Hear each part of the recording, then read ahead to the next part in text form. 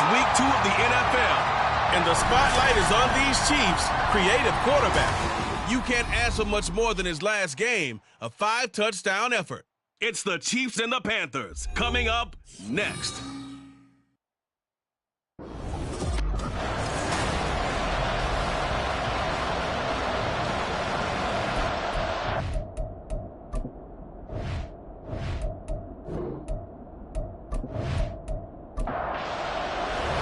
The final weekend of the summer. Hope you're enjoying it wherever you are as we are off and running on EA Sports. Here's Harris to return it.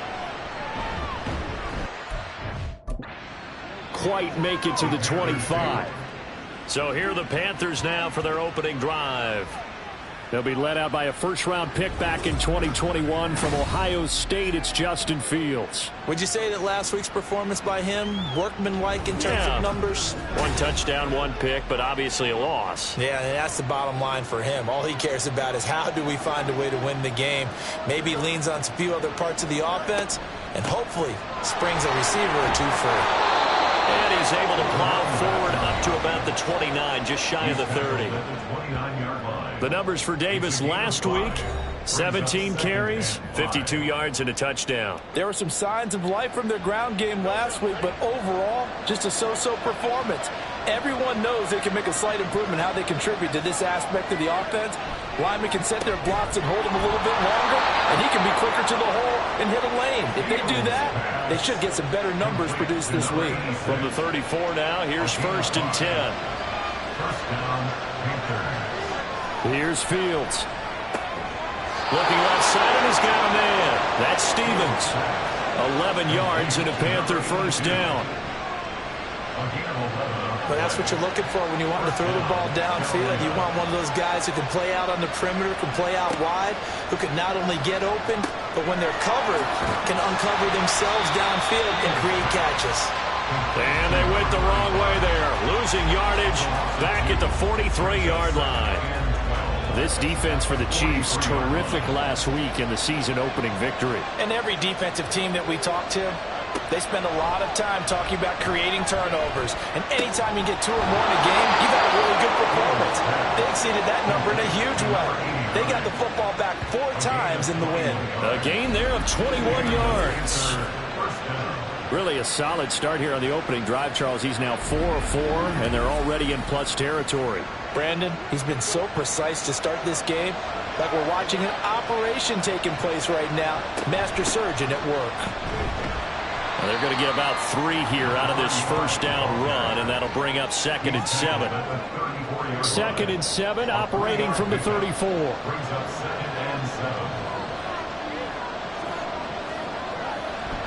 They keep it on the ground. This time it's Davis. And he'll take this close to a first down at the Chiefs' 29. A quick burst there, and he nicely bit off a pretty decent gain. And this will be play number 8 of the opening drive. It's 3rd and short. To throw is Fields. Eluding the pressure right. And he'll be brought down with a first down as the tackle's made at the Chiefs' 18. Give him 11 yards that time and a new set of downs. So from inside the 20, here's 1st and 10 at the 18. Back to throw. Fields got his man complete over the middle. It's Stevens. And that's good for a gain of 6, and that'll make it 2nd down. 6-yard pickup brings up 2nd and 4 at the 11-yard line. Fields. And that throw behind his man. He missed him. Incomplete. It's been a good opening drive offensively thus far, but you know they don't want to waste it and settle for a field goal attempt after that incompletion.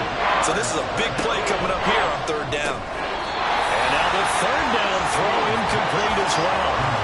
I wonder, Brandon, I just wonder, you think maybe he was worried about where he was on the field? Was he far enough? Was he close enough to the first down sticks? Absolutely. He was right there by him, and I think he was thinking first down before he caught that football. Yeah, got to catch it first, because if you don't catch it, there's no chance of picking up a first down. And all in all, a pretty decent opening drive, Charles. Pretty balanced. They had the passing game going and the rushing attack, too. I would think they have to be happy with that start because you get your ground game going, which means your offensive line and your runners are pretty happy, and then you get your aerial attack going as well, so your quarterback and receivers have smiles on their faces. Now both up to speed, awaiting their next possessions for this game. They can't wait to get started again. So here are the Chiefs now as they get set for their opening drive. And a glance here at their shifty mobile signal caller.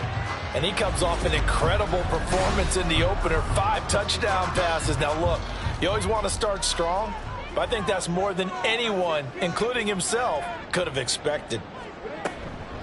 Now a play fake here on first down. This ball complete. It's ETN on the crossing route. And down he goes, but he takes it up to the 40.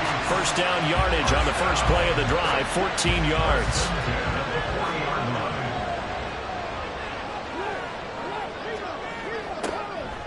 Off the play fake, he'll look to throw. ETN bringing in another one. So they'll get nothing out of that play, and it'll be second down. Counting down toward the midway point in quarter one. At the 40-yard line. Now he'll look to throw here on 2nd and 10. Throwing the out route incomplete. That's Rice. 4 yards the gain, and it'll bring up a third down. They are in need of 6 yards here if they hope to move the chains. They'll stick with the passing game as he looks to throw. Able to find the open man. That's complete. And he gets us to the other side of midfield across the 45 before going out. Back-to-back receptions for him, and it's another first down. And forget about the run to set up the pass. They're just coming out throwing. Forget trying to set anything up. They feel like they have the advantage. They feel like they have the matchups, and they're just attacking right now. Yep, going to the air on the opening drive. On 1st and 10, here's Pacheco. On a nice burst there as he'll take this inside the 30 to the 28-yard line. Another nice gain, 16 yards there, and a first down again.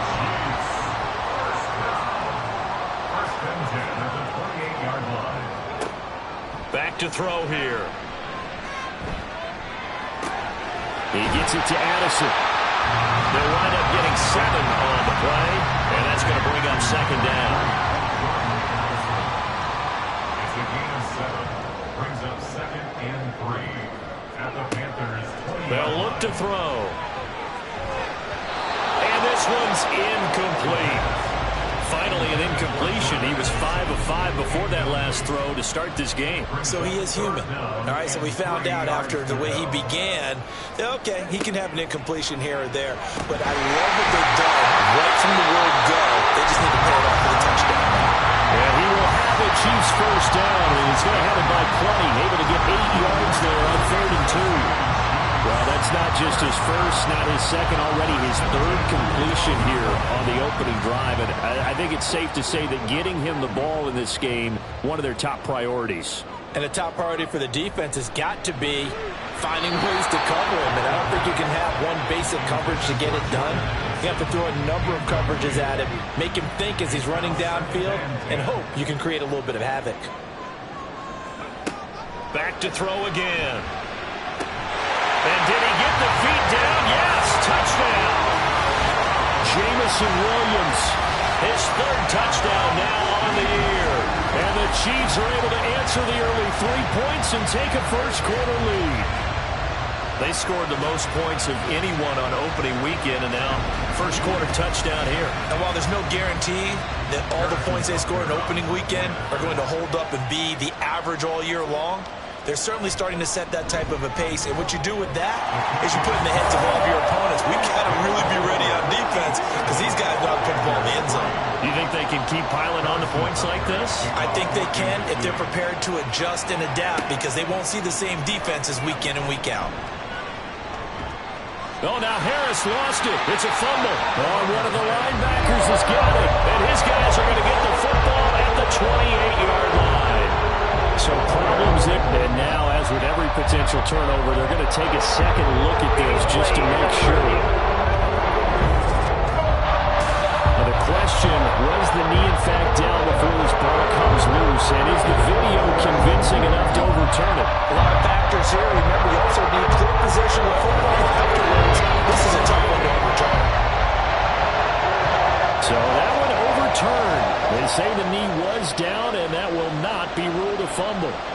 This Carolina offense at the line, ready to go. And he's taken down, a Chiefs sack. That's George Karlaftis, who fought his way through the line to bury him.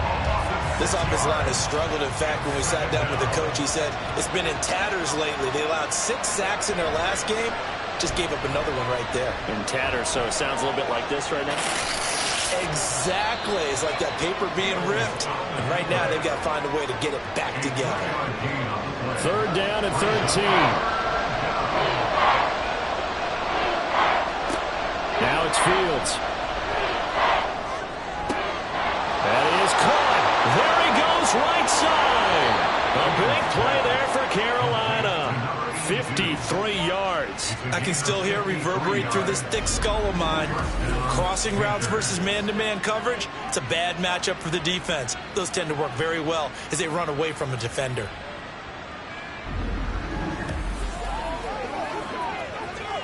So barely time to catch our breath. Here's 1st and 10 just outside the red zone.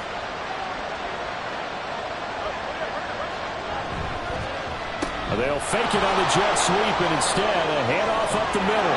And he will be brought down at about the 6-yard line. 17 more yards on that one as they keep the drive rolling. Well, think of it like you would a typical boxing match. The person is on his heels and absorbing blows is having a tough time. And that's what's happening to the defense right now because the offense is on his toes and punching, and there's another 1st down run right there.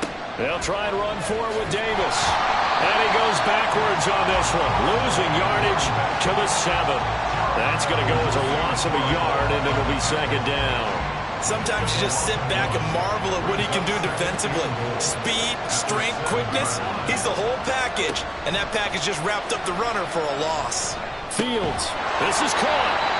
5 yards that time on the completion, and now it's 3rd and goal. How about the first quarter he's putting together out wide? Pretty impressive. I think that he likes the fact that we're playing this as a day game. You know, some guys, they respond better in the evenings. For some reason, it builds up.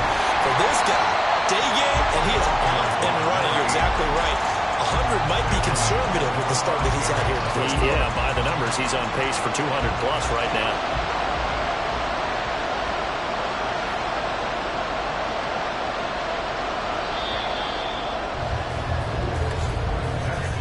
After 1, 7-3 the score on EA Sports.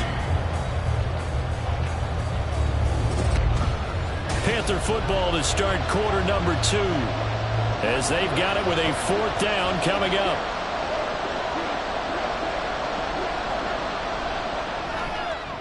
And his kick is good.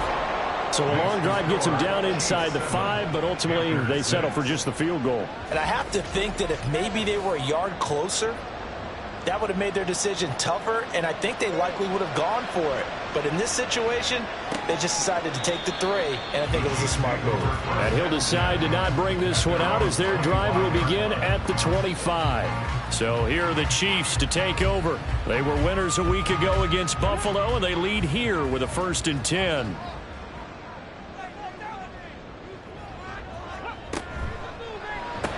And it's incomplete. Boy, he doesn't drop many like that one. 2nd down. So following the incompletion, here's 2nd and 10 from the 25. The play action fake. They'll look to throw. And he fires one incomplete. Well, they approached this drive with a lot of confidence after their last one ended up as a touchdown. But incompletions on their first 2 throws has them huddling up and trying to figure out a big play here on 3rd down to get their momentum going again. Now yet another incompletion here as they fail to connect on 3rd. Partner, we've got ourselves a ball game, and those guys on defense, they came to play. Slipped up on their first series, but they're definitely settling in now and letting it be known that points won't come so easy again. On is the punter Townsend as he gets this one away. So possession goes over here on the punt. And the Panthers will take over now 1st and 10. The Panthers now set to take over offensively. Their drive last time, it stalled out. They were forced to take the short field goal. And the key phrase, you nailed it. Forced to, because you know coaches look at these short field goals as a last resort, right? To them, that's not how drives are supposed to end. You're supposed to put 6 on the board. That's a consolation prize, like going to the county fair. You don't get the big stuffed animal on that one, do you? No, you don't go top shelf. That's bottom shelf material. And he can only manage to get a couple. 2nd and 8 coming up. From the 35, here's 2nd down and 8. It's Davis on the counter, and he is going to be stopped cold behind the line of scrimmage. A yard in the wrong direction makes 3rd down tougher. 3rd down and 9. Now Fields. Catch made right side by Wilson. And he'll only get this to about the 35, well short of the line to gain. They'll get only a yard out of that, and it'll bring up 4th down. Here's the Panthers punter now, as he's on to punt for the first time this afternoon. He punted 4 times in the loss last week as he gets this one away here. Taking it about the 16. An 8-yard return there after a punt of 47. And it's Chiefs football, 1st and 10.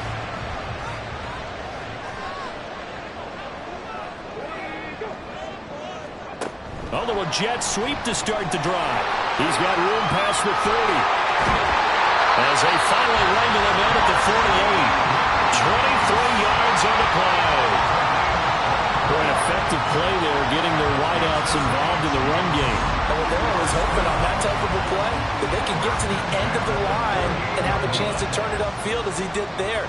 That means they controlled the blocking and took care of the defensive end or the outside linebacker to give him that lane. And I guess I need to clarify, I said getting their wideouts involved in the run game, but of course that was actually a pass as he popped it forward. Throwing on 1st down, but this one winds up to be incomplete. Here's 2nd and 10.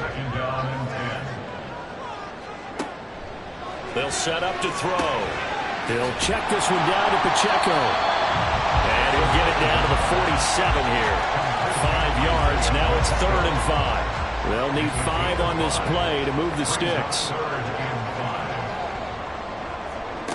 Again, he'll drop to throw. Work in the middle of the field, and he's got a man complete. And he will have the Chiefs 1st down as they're able to get the 3rd down conversion. The Chiefs at 1-0 on the year following the win in Week 1, and they were able to get that road victory in the opener, and now they look to get to 2-0 in front of the home crowd. And look, any road win in the NFL, that's huge. But when you do it Week 1, that gets you pointed in the right direction and sends notice to the rest of the league that you mean business. The Chiefs have got the passing game rolling a bit, and another 1st down. He's certainly done a nice job spreading the field on this drive, and here he finds his big tight end for good yardage. And that's what you have to do. Keep defenses guessing about where you're going to go with the football. Working with the lead, trying to get to 2-0. Here's 1st and 10. Now he dumps this off over the middle. They'll give him 4 yards there, and that will bring up 2nd down. And a nice gain and a broken tackle along the way, and really we shouldn't be surprised, should we? That's what runners do, especially the best ones. They break tackles and gain extra yardage. Finding ETN here, catching it on the out route. That good for 6 as they keep this drive right on rolling. Now a 1st and 10 at the 11. 1st and 10 at the 11-yard line. They'll look to throw again. Got a man, and he hits him in stride. Short completion, just 4 yards, and it's 2nd down. It's now 2nd and 6 at the 8-yard line. They're going to look to throw. Over the middle, complete to Addison. They'll get this halfway home from the 8 to the 4 on a gain of 4. And when you're playing a quarterback with some experience and some moxie, you enter the danger zone when you decide to blitz him, because if he's able to diagnose as he did on that play, he can hurt you downfield. He reads defenses so well. And he will take it on in for a Chiefs touchdown. It's their quarterback with his 2nd touchdown of the game, number 7 on the year. And the Chiefs are able to stretch out their lead. Well, I'd have to say that for him, that was an all-encompassing drive because it was his arm that got his team down to that point, but his legs that finished the deal. Give him credit for making it happen. Butker now to add the extra point.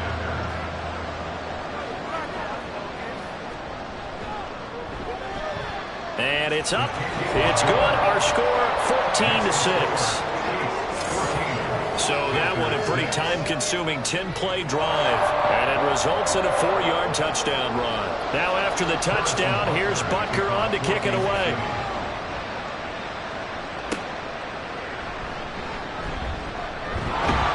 And he'll be stopped up at the 25. The Carolina offense about ready to go. Now they're about to come up on drive number 4, but so far just 2 field goals on drives 1 through 3. Wondering if the head coach has talked with his offensive coordinator and said, look, let's go ahead and press this a little bit. I'm giving you 4 downs on just about every occasion to try and get this offense kick-started and have it culminate in touchdowns. You know, maybe someday I'll press it a little bit. This might be the case. Officially, it's a 1-yard loss. That's going to bring up 2nd and 11. Fields now to throw. Well, that'll be incomplete. Well, he took a shot as he let that go. And it's going to bring up the 3rd down. We're backed up here. Tough spot, needing 11 yards to pick up the first. Throwing on 3rd down. Fields escaping the pressure right. Big yardage there on the scramble. It gets him a 1st down. Well, he and his offense were staring down what was likely a 3 and out. Zero fear from his side, though. Never doubted for a second they pick up the first. He's ready to pull the trigger on a keeper the moment it revealed itself.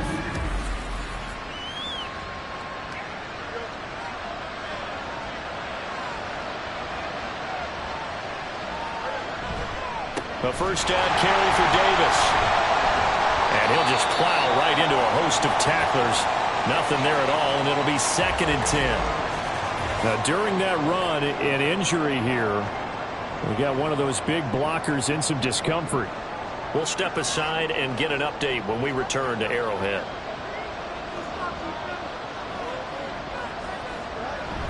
Now here's Davis to run again on 2nd. And able to break 1 tackle, but then quickly brought down. But a nice little gain. The Panthers on 3rd down. They've hit it 50%, 3 of 6 to this point. They're looking at 3rd and a few inches. A shotgun snap. Fields. He's got his target. That's complete. And he is going to have a Panthers 1st down, as that'll be a pickup of about 5 as they convert on 3rd and inches.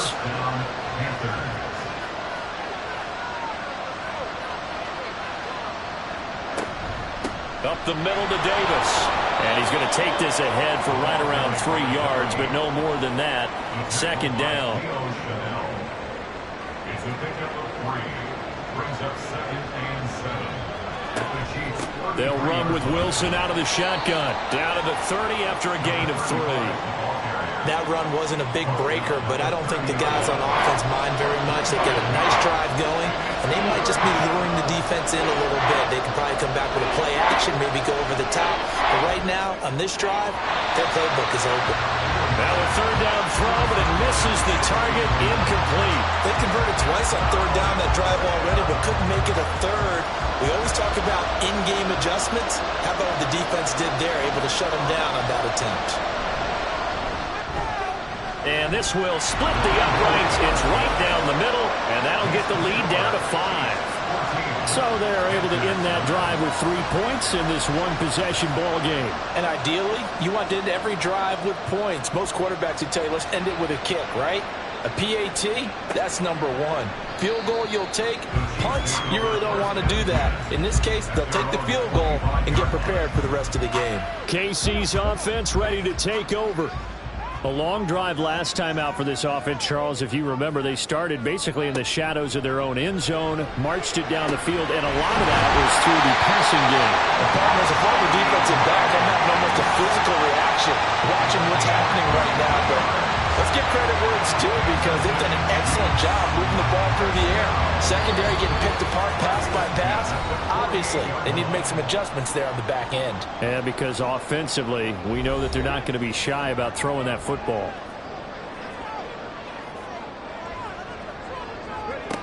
They'll look to throw now on 1st down. Oh, he's got a man wide open, complete.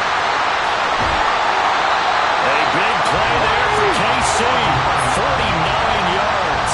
And the offense is saying to itself right now, only they were all this season because he was wide open. And once he made the catch, plenty of room to work his way downfield. That becomes a breakdown on the defensive side of the ball, one that they want to fix immediately. After the big play, a chance to finish now on 1st and goal.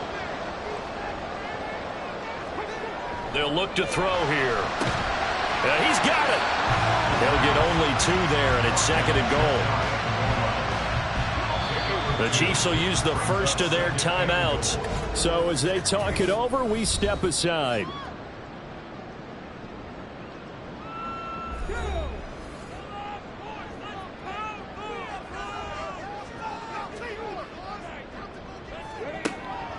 He'll drop to throw toward the end zone, but that's going to wind up incomplete. I see the surprise in your face there, partner. That is a rare incompletion from him. He's been on point this entire game. He has percentage completion-wise way up. Not that time. And he is in. Touchdown, Kansas City. A great play there. His first touchdown of the new season. And they are able to add on to their advantage. Well, this offensive unit, yeah, they were solid in the opening week victory, and now they are looking just as sharp here in week 2. And that's exactly what you want, too, because you want to get better each and every week and really ramp up as the season goes on. I know it's still early in the season and a lot can happen, but this offense, they look like they're going to be fun to watch each and every time out. Extra point by Butker is on target, and it gives his guys a 12-point advantage. Now after the touchdown, here's Butker on to kick it away. This taken in at the goal line. And he's up past the 20 to the 22-yard line. The Panthers going to go back on offense here late in this first half. And Charles, you're down multiple scores, less than a minute left here. But with that deficit, they've got to try to at least work their way into field goal range to try to muster something out of this drive. And I'm going to go ahead and date myself one more time because I want to quote an old Smokey and the Bandit lyric. They've got a long way to go and a short time to get there. But they still have time to get it done. So I'm looking forward to watching them mount this drive and see if they can get some points out of it. They try to throw on 2nd down, but this one is incomplete. Well, we've seen him catch a few passes out of the backfield in the first half. Unable to connect on that one. Certainly seems like getting in the ball in the passing game, though, is part of their game plan. It certainly is because he catches it well. And he can't find anywhere to go with it, and he goes down. Now a second timeout called for by the defense, as the clock will stop with 45 seconds to go in the first half. The Chiefs going to go back on offense here late in this first half. And with great starting field position and one timeout in their pocket, they could still come away with points here in the late going. They go play action here on 1st down. And that is incomplete. I think he's got to be careful not to force anything into coverage right there. There weren't really any throwing lanes. But the best part for him, he's got 2nd and 3rd down to fall back on. And 2nd and 10, he'll look to throw again. And he's got his big time in here.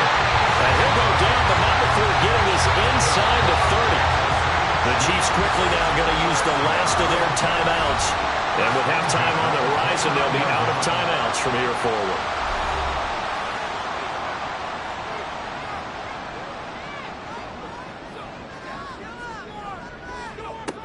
Now on 1st down, he'll drop to throw it. ETN bringing in another one. And that's good for a pickup of 10 yards. And they'll be left with a 2nd and about a foot. They'll stick with the passing game as he looks to throw. That's to the right sideline, and it falls incomplete. So many times we've seen him try to escape the pocket and do something with his legs, but in this case, the pressure was too intense and he made the wise choice to just get rid of the football and make sure no one was going to get it. Butker's kick here is good, and that will extend their lead even further. So a capper there to a pretty good first half. And I love the way that they put a chokehold on the clock and pretty much drained everything before they put the field goal on the board as they headed into the half.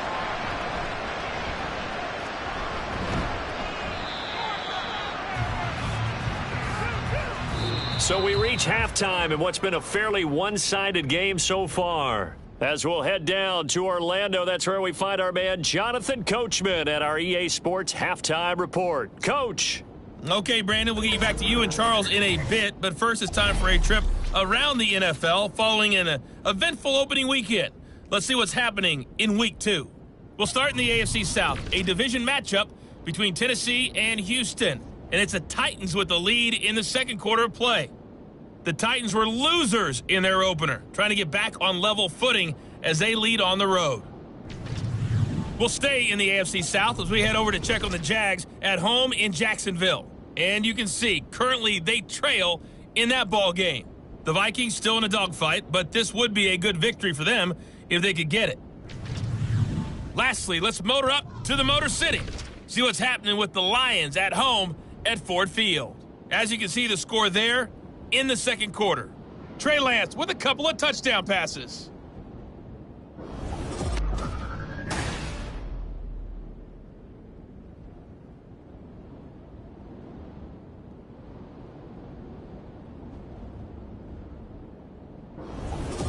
All right, Coach, thanks very much. Fine work as always as we welcome you back for quarter number 3.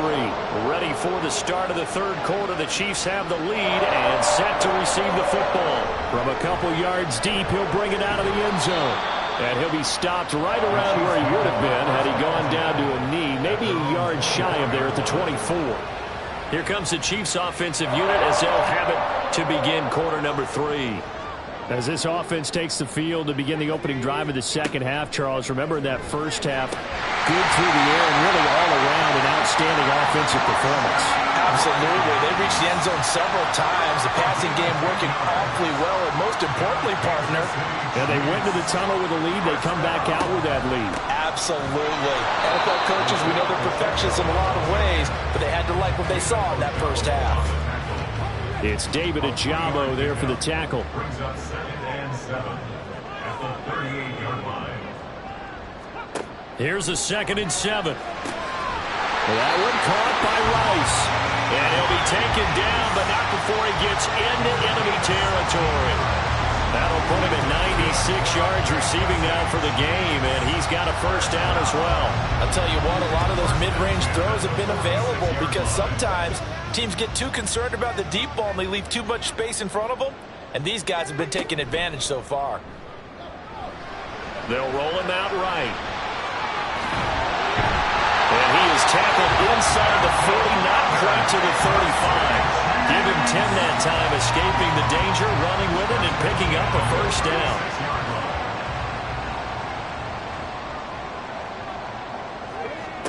They'll look to throw. That'll be caught by Rice. So the completion good for 7 there. And it'll be second down. That is his 951st NFL reception. So 49 away from 1,000, but 951. That ties him with Andre Reed. Oh, I love the trigger there because Andre Reed caught the ball any part of the field and specialized in traffic, similar to what we've seen throughout his career as well. Does not mind going across the middle and making big-time catches.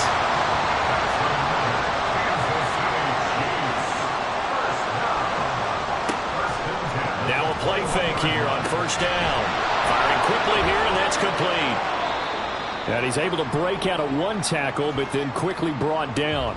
We'll get a pause here. There appears to be a Panther who is shaken up on that last play. We'll step aside and get an update when we return to KC. 2nd down and 6 now. Back to throw again.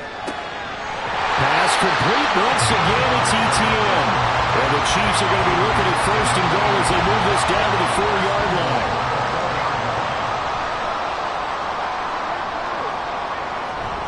Pacheco is into the end zone. Touchdown, Kansas City. Heck of a start to his season. He had 2 touchdowns in the opener last week, another one here in week 2.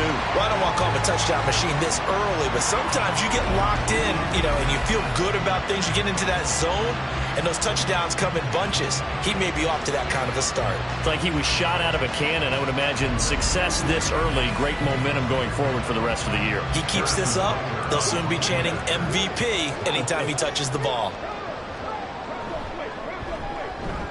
Extra point by Butker is on target, and the lead opens up now to 22 points. Here comes Harris out of the end zone. And in hindsight, probably should have taken a knee as he only gets this out to the 16-yard line. The Panthers offense now, they head back on the field for their first possession of the second half. And their halftime hole now even deeper, and they need a big drive here just to answer the first touchdown of the second half scored against them. They were down at the half. Now, as you mentioned, they're down a little bit bigger, but no time for discouragement. Just got to get back to it, right? Put your shoulder against the boulder and start pushing and try and get back to where you were to start the half. And a short pickup there as he'll take this up to right around the 20. Just a couple on the ground there, and that's going to bring up 3rd and about 6. On the draw, this is Davis. And this defense rallies, and they stop him short of the first down right near the 24. Call it a gain of 4, but not enough. The punt team going to need to be summoned here on 4th down. Now, that was a big-time play by the defense. They as well knew where the first down line was, and they didn't let them get anywhere near it. Here's the Panthers punter now as he's on to kick it away. He'll send this one into the Midwestern air, and it's a good one. This is taken at the 23. It's a 49-yard punt, but subtract 9 there for the return. And out will come the offense as they take over. The Chiefs offense set to go. This drive here beginning probably with a pair of motivated groups. Remember, the offense scored a touchdown on their last time out, looking to repeat that in Charles's defense. They were very frustrated after giving up 6 the last time on the field. And frankly, it's just a battle of wills in a lot of ways because you know they're both motivated, they both game plan for this drive, and they both have specific outcomes in mind. To me, it just comes down to who can execute better and which side can step up and assert its will over the other. Here's a play fake as they set up to throw. Over the middle, that's caught by Rice. And they'll work this down to the 40-yard line, tackled there. His big game continues. 10 catches now and another first down. First and 10 at the 40-yard line. Now back to throw. Well, he tries to force it in, and it's intercepted. Picked up by Minka Fitzpatrick. And the Panthers force the turnover. They'll take over at their own 27. Well, still down quite a bit here, several scores. But, yeah, at least that's a start, Charles, getting the interception here. And, look, we're still in the third quarter, so this thing not done yet. You're right about that, Brandon. This defense, they haven't quit on this game. They stayed with it and got an interception and handed the ball back to their offense. And what you wonder about is the team that just threw that interception, they've got to be careful about developing a sense of complacency and thinking this game is over. Now a first down throw, Fields. That's complete to his running back, Wilson. And he's going to be down at the 35, gain of 7. And at his size, he's a smaller back. You can get him the football. He can kind of get lost, make someone miss. It's good for him. Yeah, it's great for him. I like what you said there. Sometimes he gets lost in the traffic a little bit, but get him out in the open field into some space. That plays to his strengths the best and keeps him out of it where all the big boys are, you know, make someone miss in the open field. From the gun, a give to Davis. Taken down at the 42. Give credit to the defense for stringing that play out, and they gave up no cutback angle. You know he's trying to dart through. No place for him to go. A nice job there, only giving up a 3-yard gain. Here's Davis to run again on second. And he'll take this for about 4 up to the 46-yard line. But really, that was no surprise there. They've been running it well all game, and I know goals change all the time, but any team will take that type of run each and every time. Third down. So many different directions an offense can go.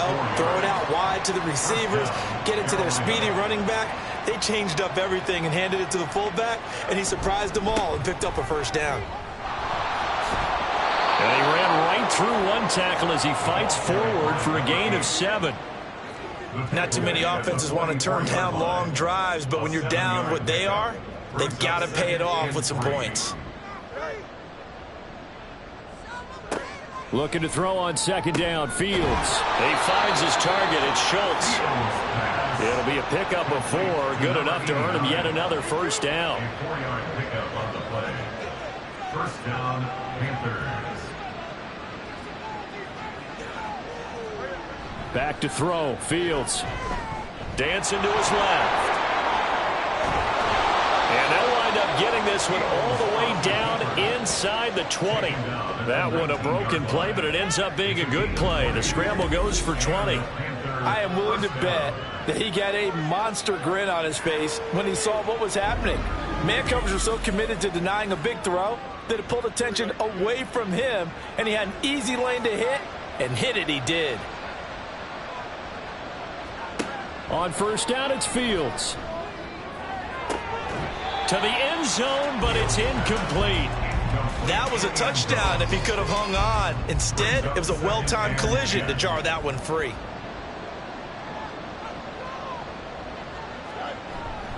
On second down, Davis.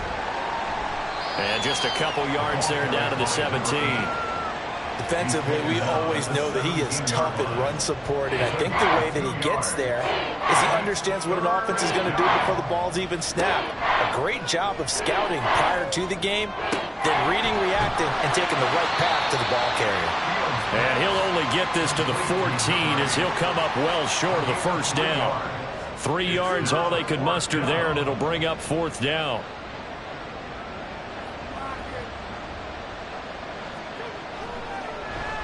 And this one is right through.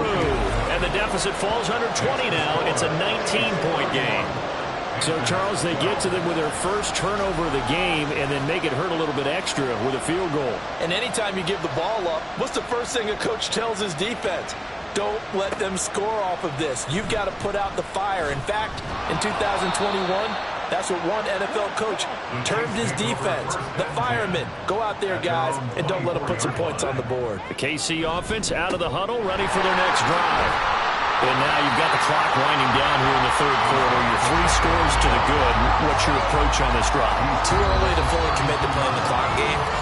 Yet at the same time, you're also not going pell-mell like you would in 2-minute offense. This is what NFL offenses call 4-minute football. Take the clock out of the game a little bit, wind it down, but at the same time, keep advancing the ball down the field. They'll operate from the 32-yard line here, 2nd and 3. Here's Pacheco once again. Shifts by him. And they get him down, but not before he takes it across the 40-yard line. 42 yards rushing for him now. He's carried the ball just 5 times. This offense really looking polished these first couple of weeks. Here's 1st and 10. They run it with Pacheco from the gun. And this one not going anywhere. They get him at the 44 for a gain of just a yard. 2nd and 9 from the 44. Brings up 2nd and 9. Pacheco gets it up the gut. And he'll get maybe a couple, if that, up to the 46. That's it. That's what you want. Straight ahead positive gain. Just keep that clock ticking. Brings up 3rd and 7. On 3rd down, he'll drop to throw. Work in the middle of the field, and he's got a man complete. And they're going to have another first down as the tackle's made at the Panthers' 38-yard line. It's a pickup of 16 there, and it'll lead to a new set of downs. Well, normally you might say start running the football. You've got the lead here in the 4th quarter, but the way that they've passed it with such success, I don't know, maybe keep throwing it. Yeah, I think you brought up something that goes against conventional wisdom, right? In this stage of the game, you would think you would switch to a running attack, but you're exactly right. They've thrown it so well throughout the game, and trusting this quarterback, I think you continue to do so. Back-to-back nice plays, 12 yards that time, and a first down. First and 10 at the 27-yard line. Looking to throw. That ball caught. It's Rice. And he is out of bounds, but first he gets it inside the 10 to the 7. Chewing up big yardage. Another nice gain there. This one goes for 20. Kansas City Chiefs. First down. Back to throw. To the goal line, but it's incomplete. They're certainly not letting up on the pressure in this one, and oftentimes you hear this expression, all gas, no break from defenses. But in this case, it's the offense still throwing the football up big in the 4th quarter. They'll drop to throw. And he rifles one incomplete. They don't get the hook up there, but you really have to marvel at how precise he's been throwing the football these last couple weeks. Oh, that's the perfect word for it, precise, because if you're at 70% or better 2 weeks in a row, you have a job as long as you want one in this league, won't you? I mean, let's face it, it's not just West Coast offense either. He's putting the ball downfield as well. A terrific job there to keep him out of the end zone. And now it'll be 4th and goal.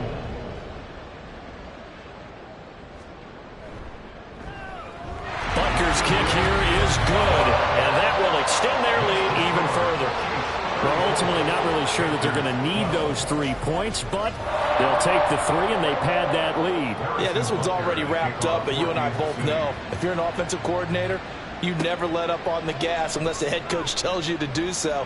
And maybe you've actually clicked him off in your headset so you can keep calling plays and trying to add to this lead. The possession of the football goes over to Carolina. And last time they got 3 points, but it was a chip shot field goal. And when you go to the sideline after a chip shot field goal, maybe the offense not too happy.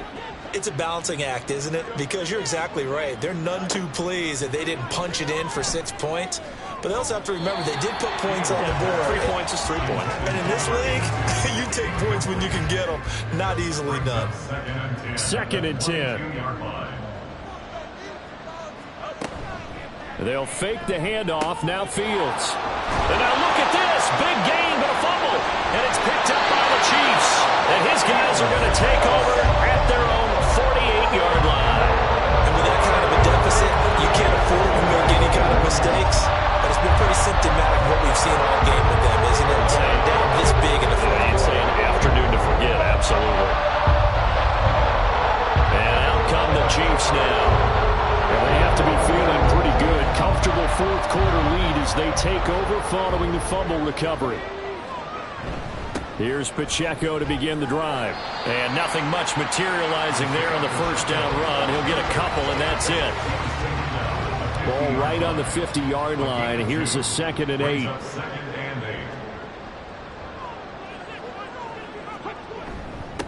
Again, it's Pacheco.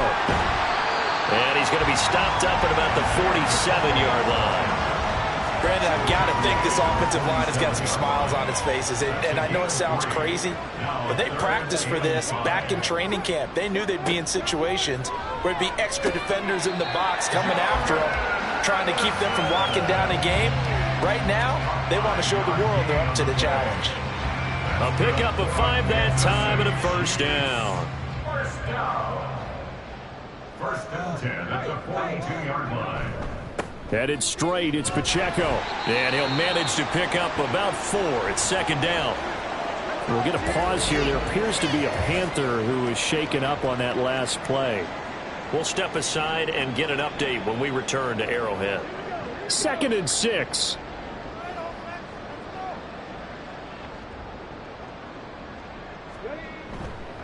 A give right side for Pacheco. And he's got some space here. And all the way inside the 15 before they drop it. But now he appears to be in some pain. We'll step aside and get an update when we return to KC. From the 13 now, they work on 1st and 10. They'll set up to throw. And in for the Chiefs touchdown. Jamison Williams, his 2nd touchdown of the afternoon. And the Chiefs are on their way to a 2-0 start. So I tell you what, Charles, I know that you don't put a ton of stock into power rankings and things of that nature, but another score here, and 2 weeks into the season, this is maybe the most impressive team in the NFL. Would you agree? Well, they've certainly sold me as they've sold you, and I agree with you, no question about it. They won easily last week. They're on their way to another lopsided victory here. They're definitely a team to be reckoned with, and they are serving notice to the rest of the league. Extra point by Butker is on target, and that'll push the lead up to 29 now.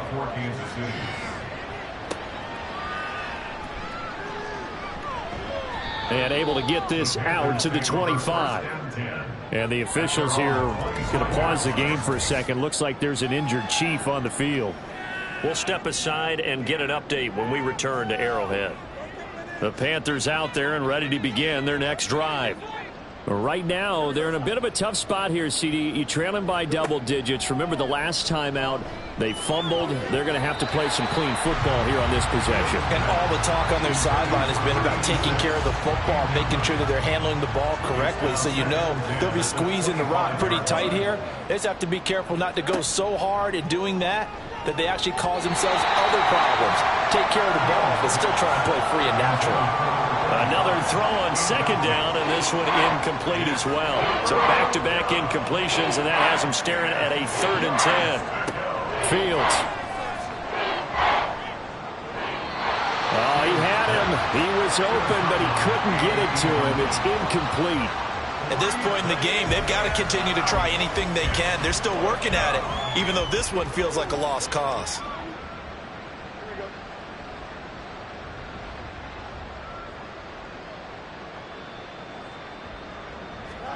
Fourth down. Fields has to have this one. That is caught. And he is going to have a Panthers first down as they manage to convert.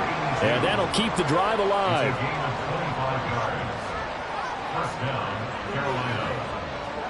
From the 50, here's Fields. Over the middle into traffic, and that's complete. That'll go for a gain of 7, and it's second down. Second and 3 at the 43-yard line.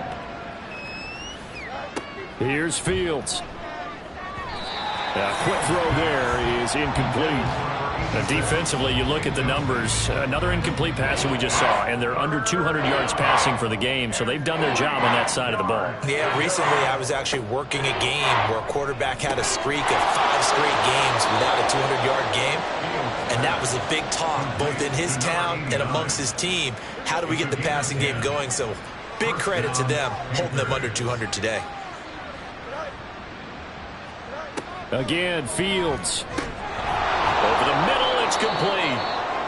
Well, hang on now. We're going to pause here. We've got an injured player. We'll step aside and get an update when we return to KC. Ball on the 28-yard line. Here's a 2nd and 4. Off play action. Fields. Oh, he's got a man wide open. Complete. And down he goes, taking it inside the 10, just shy of the 5 at the 6. First and goal at the 6-yard line. Inside give to Davis. And he will take it across for a Panthers touchdown. A great effort there. His 2nd rushing touchdown on the year. And the Panthers are finally into the end zone here in this 4th quarter. Well, they move the ball down the field through the air, Charles, and then finally they get the running game involved, and it works to perfection. Touchdown. And, partner, I kept waiting for that running game to come into play and actually saved it until the very end. Touchdown goes on his stat sheet, but you and I both know, and he knows as well, his teammates airing it out made this a successful drive. So still lots of work left to do, but here comes the onside kick. And the Chiefs are going to make the recovery. 4th quarter, they felt like they needed the football back. Unfortunately, they couldn't get it. And I know we brought analytics into the game, and someone has said here that the data says that when a team's expecting an onside kick, 80% of the time, the team expecting it, they do actually recover the ball, which is what we saw here. I just wonder if that number is much more of a anecdotal type of a number. Kind of like when the coaches tell us, well, when you score on special teams, 93% of the time you win the game. I'm still waiting to see that number is empirical. And he is met in his tracks behind the line of scrimmage. It's a loss of 4 there, bringing up 2nd down. They have 3 tight ends in that formation. That's almost a universal sign that they're planning to run the football. But how about the defense there? They met force with force and caused a stack up behind the line of scrimmage and threw him for a loss. And he'll go down here at the 35-yard line. I don't think anyone thought we'd see a run for some 2nd and now long, and that element of surprise, I think, helped make that play so successful. Nice effort on that carry, and it took what seemed like 2nd and impossible, now has him within throwing range of a first down. Over the middle, complete. It's Rice. And he is going to have the first down, and that is going to take us to the 2-minute warning. Just 2 minutes remaining here in the fourth quarter of what has been a one-sided affair.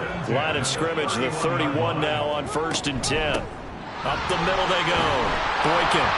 This will be stopped about 2 yards shy of the marker. 8-yard gain, 2nd and 2. Brings up 2nd and 2 at the 23-yard line.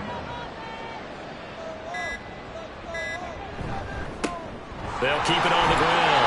Boykin. And on this one, he'll get to the 15, right at the 15-yard line. That one, a first down pickup of 8. Hate to be blunt, but it is just continuing to prove to be the case that this O-line is manhandling this D-line right now. They deserve to roll up their sleeves and show up their biceps because they're doing exactly what you just described, manhandling the defensive front. They've got the leverage, they're powering through, and they're controlling this game. And we'll get a pause here. There appears to be a Panther who is shaken up on that last play. We'll step aside and get an update when we return to Arrowhead. On 2nd down now, Boykin. And he's brought down just outside of the 10 at the 11. 5 yards on the carry there, and it leaves him with 3rd and about 6 yards to go. Brings up 3rd and 6.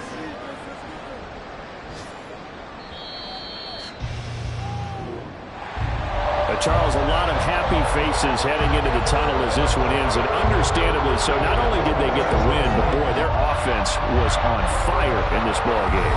And partner, I have no idea what the top speed is of one of those high-end sports cars. What's the top gear you can get into? This offense, they certainly were there in this one, huh? Everything clicking for them in this contest, the kind of performance that they're going to cherish.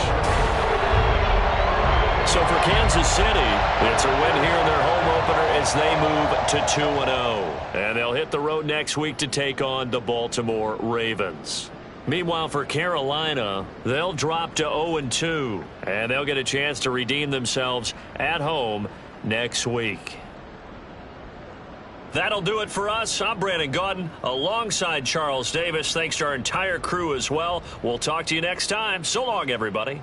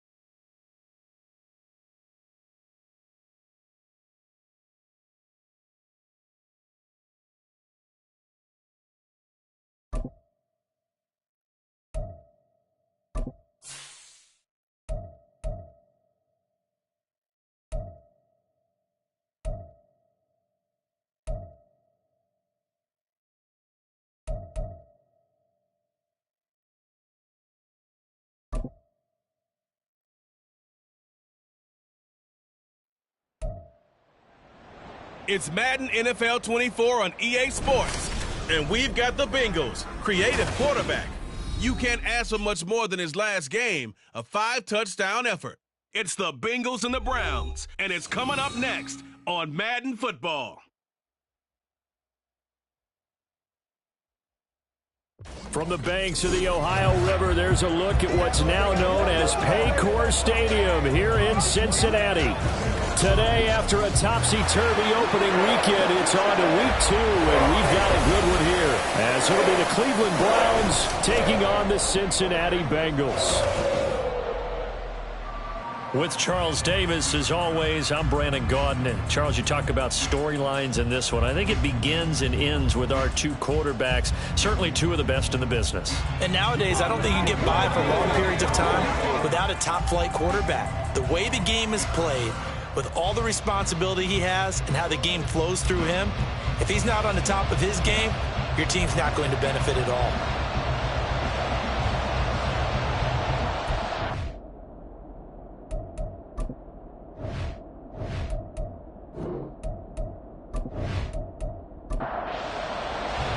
The final weekend of the summer. Hope you're enjoying it wherever you are as we are off and running on EA Sports. Run back here, so they'll bring it out to the 25. Here come the Bengals now to take over. And a look at a guy, definitely got a little razzle-dazzle to him. Can do it with his arm or his legs. Their mobile QB. Well, he started his season the way that everyone wants to start their season, with an absolute bang. AFC Offensive Player of the Week. Let's see where he goes from here. Set the bar high. Week 2, we'll see what he can do. They'll come out throwing here on first down. Wide open receiver. And they nearly get this all the way to midfield. Mark him down at the 49. That one goes for 24 yards. So one play, and they're already just shy of midfield. And just 1 yard here from the 49 to the 50. The numbers for him from a week ago: 15 carries, 84 yards. A key component of his team's offense. He will certainly stay in that role if he keeps producing like this each week. Expecting to make a run and not only matching, but exceeding those numbers as this one goes on. From the midfield stripe, they'll look to throw. And that'll be incomplete. Took a pretty good shot as he tried to pull that one in. Couldn't hang on, third down. They'll come to the line here needing 9 yards to pick up the first. Back to throw here. And he will not make it back to the line of scrimmage as he's going to be taken down. It'll go in the books as a sack and a loss of a yard, but more importantly, it leads to fourth down. So on fourth down, on is Brad Robbins to punt for the Bengals. This is away, but boy, headed straight for the sidelines. And this one will not be returnable as it sails out of bounds. So here come the Browns for their first drive on offense. They will be led out by the Heisman Trophy winner from 2018, drafted #1 overall the subsequent year, Kyler Murray. And last week's loss came despite a clean game on his end, throwing the ball with 2 touchdowns and 0 interceptions. His job this week is simple. Do it again. Continue to avoid turnovers and hope that what sunk them last week resolves itself this time around. And he gets forward up the middle, but only for a couple. It'll be second down. These are his numbers from last week's contest. 16 carries, 52 yards. Just an all-right day from him last week. He really didn't break out for the huge yardage he had hoped going in. I talked with him before the game, though, and he knows this is a new, fresh opportunity. He's put last week. He's got a man, complete. And they'll get this well past midfield before being stopped just before the 35. It's a gain of 34. I guess we got a good idea about what the game plan is for attacking this secondary. No beating around the bush with this crew. His first throw of the game is a deep shot, and it connects. That's a tendency breaker right there, because normally you build up to the big shot, but not in this case. Throwing on first down is Murray. And that one drops down, incomplete. Good coverage there, forced the ball free, and it's second down.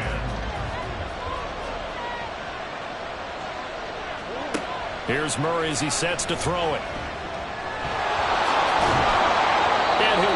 inside the 30 to the 29-yard line. Give him 7 there on the tuck and run, and they're in better shape now for third. Coming up here looking for 3 yards to pick up the first. Play action. Now it's Murray. Throwing quickly there, but it's incomplete. That'll bring up 4th down as his Cincy defense stands up on third.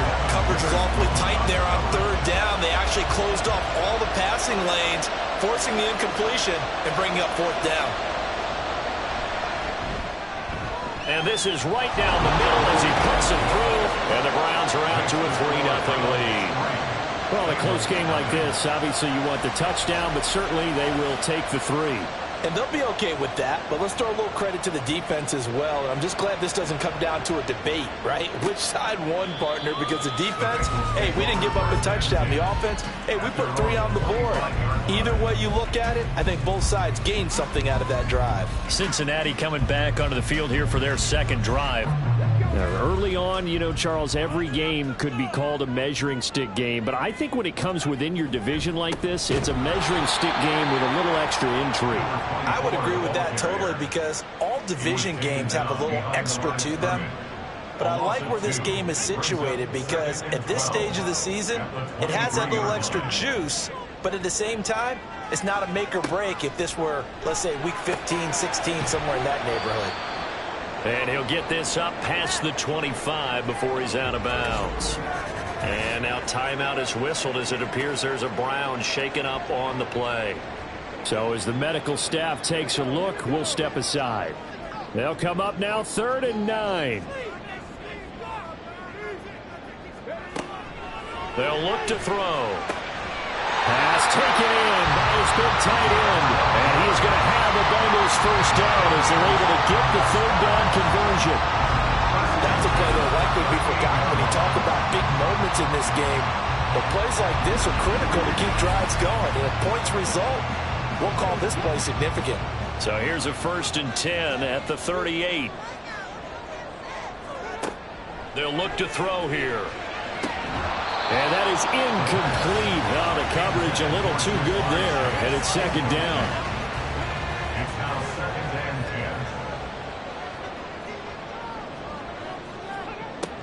10. They'll look to throw again. It's a short one here, complete to his tight end. 9 yards, and that leaves him just short, so it'll be 3rd and less than a yard.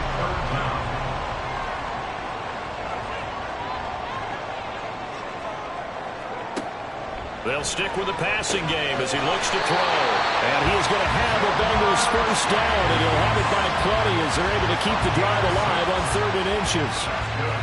The Bengals are 1-0 on the year following the win in Week 1. They were winners their last time out, so they'll be looking to make it 2 in a row.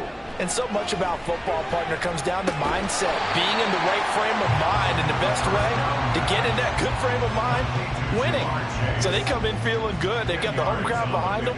I think they're going to be tough to beat in this one. At the 37-yard line. Now a give right side. Downing. And he's going to get it down to the 33-yard line here. 4 yards the pickup, 1st down. 1st and 10 at the 33-yard line. They'll keep it on the ground. Downing. And he'll get this just inside the 30-yard line. I feel like I could see what he was thinking on that carry. Wanted to follow that big tackle through the hole. Ended up only getting 4 yards on the carry. I think he had designs on that one being bigger. 2nd and 6. And he's caught right at the 10-yard line. And down he goes, taking it inside the 10, just shy of the 5 at the 6. 23 yards, the final tally. Coming into this ball game, this was an offense that wasn't just talking about the notion of ball control. They were preaching it. They wanted to win the time of possession battle, and they've done so here. This drive's taken up quite a bit of the first quarter. Now they are set up 1st and goal. Buying time to his left. And he'll take this into the end zone for Bengal TD. It's their quarterback. His 6th touchdown of the season. And the Bengals have answered that early field goal to take a first quarter lead. Nothing like understanding where your escape hatches are as a quarterback. Here he's looking, but he knows he doesn't want to force anything. So when nothing avails itself, He slips past the rushers, takes it right up the middle, and takes it into the end zone. Evan McPherson now for the PAT.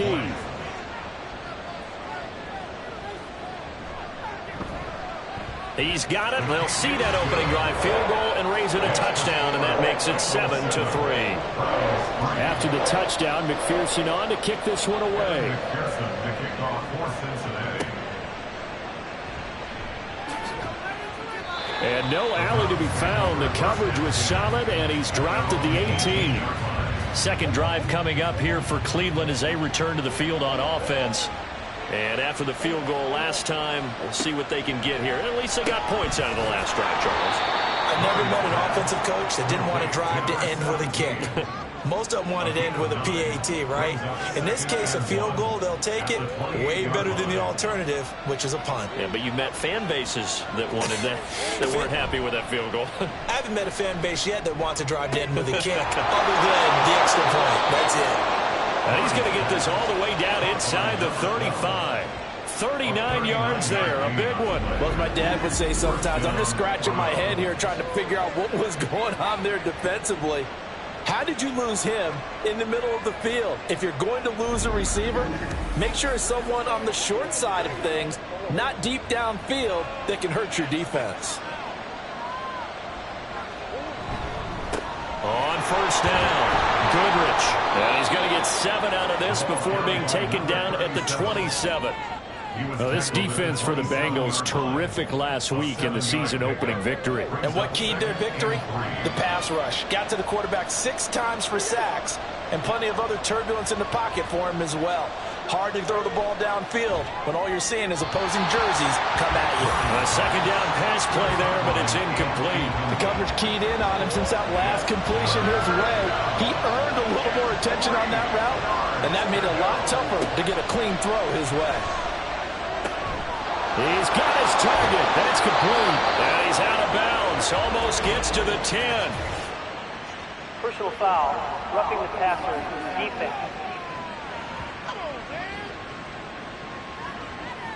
So a critical mistake, roughing the passer. Now it's 1st and goal. Here's a handoff out of the gun. And he'll take it into the end zone for a Browns touchdown. A great play there. His first rushing touchdown on the year. And the Browns have regained the lead. Well, we have seen the stiff arm get a bit of renaissance here in recent seasons, and that was pure strength there as he forced his way into the end zone. And when you think of guys who use the stiff arm so effectively, I go back to guys like Earl Campbell, Walter Payton, some recent guys like Marshawn Lynch. Let's go to the Wayback Machine. Bronco Nagurski, he dealt out a wicked stiff arm. To try here for the extra point.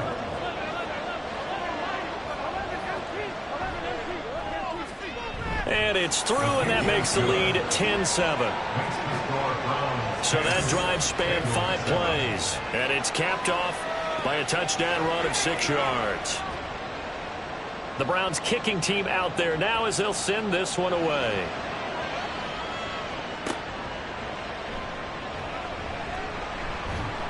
And he returns this to the 22. The Bengals offense now, they head back onto the field. And they'll just simply be looking to build off the confidence of the last time out where they scored a touchdown. And confidence is powerful, isn't it? When you've scored once, you feel like you can go back out there and get it done again. Doesn't matter what the defense throws at them. They feel like they're in a groove right now, and they want to get out there and show it. Yeah, hoping to stay in that groove here this go around. Timing is so important on a route like this because he's going to line up out right, then cut straight across the field. I think the ball might have come out a count or two too late, because by the time he was able to secure it, not much of a chance to turn it upfield. And Chase going to pick up a Bengals first down as he'll get this up to the 39. First down. 1st and 10 at the 39-yard line. Off the play fake, he'll look to throw. Under a heavy rush, and down he goes. Multiple players getting home there for an 8-yard loss. And this is what you've got to do against a quarterback like him. You've got to keep him in the pocket and not let him get to the perimeter, because once he gets outside, that's where he can really hurt you.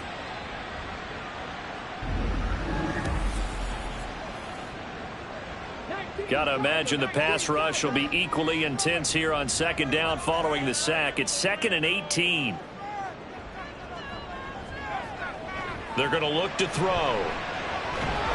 And the pressure gets to him again. They get to him for a loss of 4, and it brings up 3rd down on the sack. And that is the 3rd sack this offensive line has allowed this first quarter. Yeah, that puts him on pace. Let me do the rudimentary math here. To be sacked 12 times in a game. I know he's not going to go for that. I wonder if it's going to reshape what they decide to do on offense in terms of play calling. Well, I can tell you what, when he popped up, shaking his head, frustrated right now behind center. Now here's Brad Robbins now.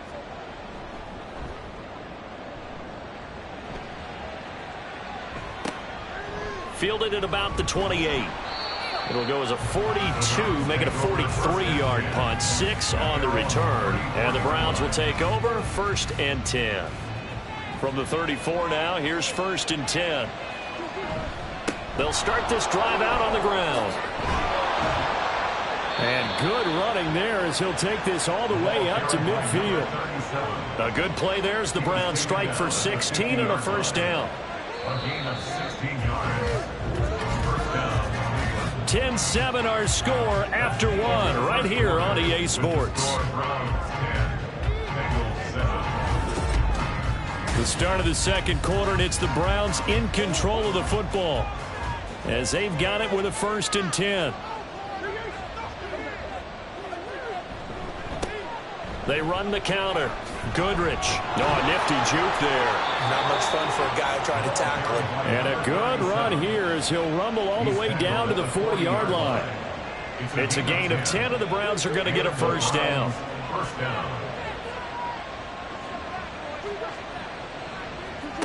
Throwing now is Murray. And that one drops down, incomplete. Good coverage there, forced the ball free, and it's 2nd down.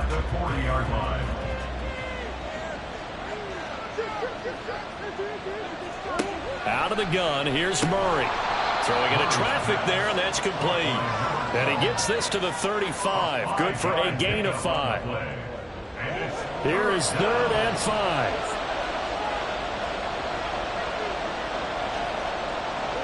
Here's Murray. Work in the middle of the field, and he's got a man complete. And he is going to have a Browns 1st down as they're able to get the 3rd down conversion. As an unbiased observer, I think it would have been interesting to see what they would have done if they hadn't gotten the 1st down there. But since they did, I guess the point is moot. And they're right there in that middle ground, field goal range, punt, go for it. But as you said, they picked it up. 1st down, Murray. This will be incomplete. Oh, a dream chance for a D lineman, but he couldn't pull that one in. Now it's 2nd and 10. Murray to air it out again. And this time he's got the hook up. It's complete. And he's got another 1st down as the tackle's going to be made at the Bengals' 12-yard line. They give him 14 yards that time and a fresh set of downs. They'll run on 1st down. Goodrich. And he is into the end zone. Touchdown, Cleveland. A great effort there. His 2nd touchdown of the game, his 3rd on the year, as his guys are able to extend their lead. So his strong first half continues as he finds the end zone here for the 2nd time. And definitely good blocking at the point of attack, and you just have to love watching the way he can create space down near the goal line, and he's able to take it into the end zone. No going for 2. They'll kick the point after.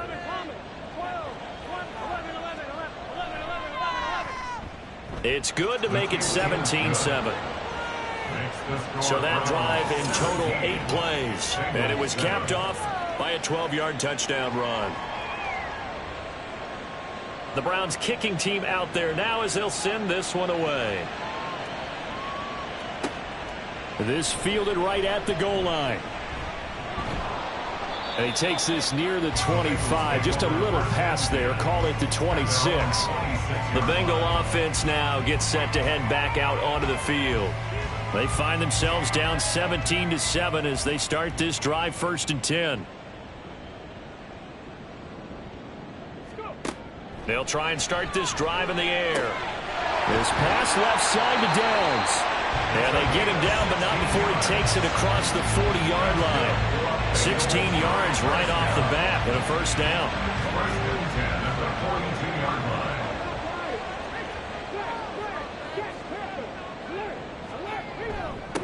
Now a handoff up the middle. Downing.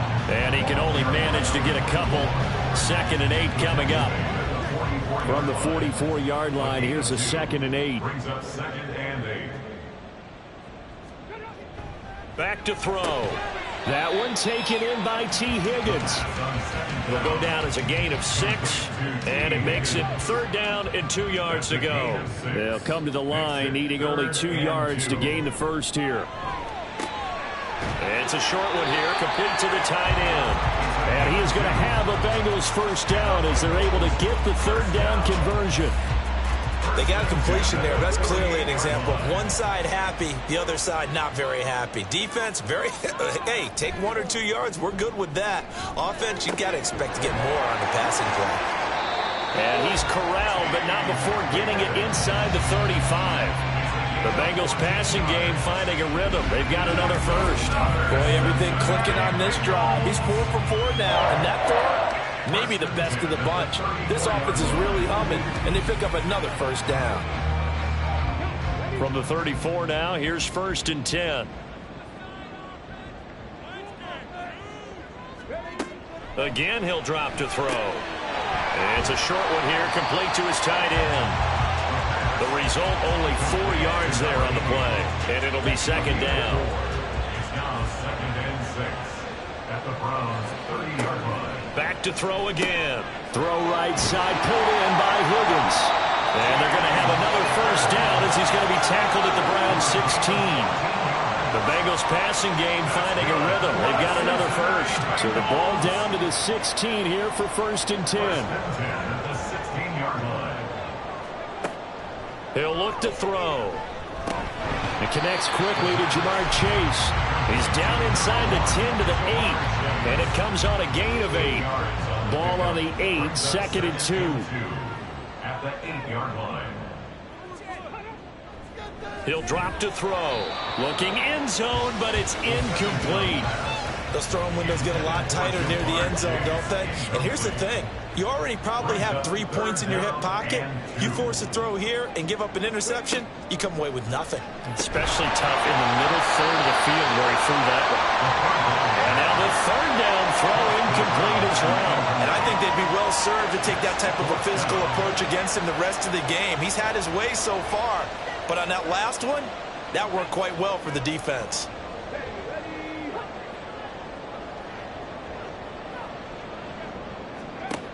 Looking to throw. That is caught. Touchdown, Bengals. A great play there. His 1st touchdown here of the new campaign. And the Bengals' decision to go for it pays off with 6 points. They took a pretty big risk right there going for it on 4th down. But, hey, not only did they get the 1st down, forget about that, they got in the end zone. Yeah, because normally you're just thinking, can I get enough yardage to get it past the sticks and pick up a 1st down?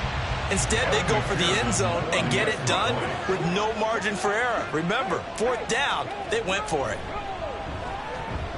Extra point by McPherson, up and good. And the lead's down to a field goal at 17-14. After the touchdown, McPherson on to kick this one away. From a yard or 2 deep, here comes a return. And he's able to get this across the 20, but not by much, as he's marked down officially at the 21. There again is the running back as he trots onto the field. And he's well on his way to a 100-yard game. He's already more than halfway there. We're only in the 2nd quarter. And what I've always loved about running backs is they'll tell you, I had no idea how many yards I had. Right. Those guys have an innate sense of where they are in a ball game and how many yards they've accumulated, because you know they're always working towards 100. He's been working well towards 100 here. On 2nd down, Goodrich. And he'll be stopped up at the 26 after a gain of only a couple. Typically, we think it's the strong safeties that are better tacklers, especially closer to the line of scrimmage amidst traffic.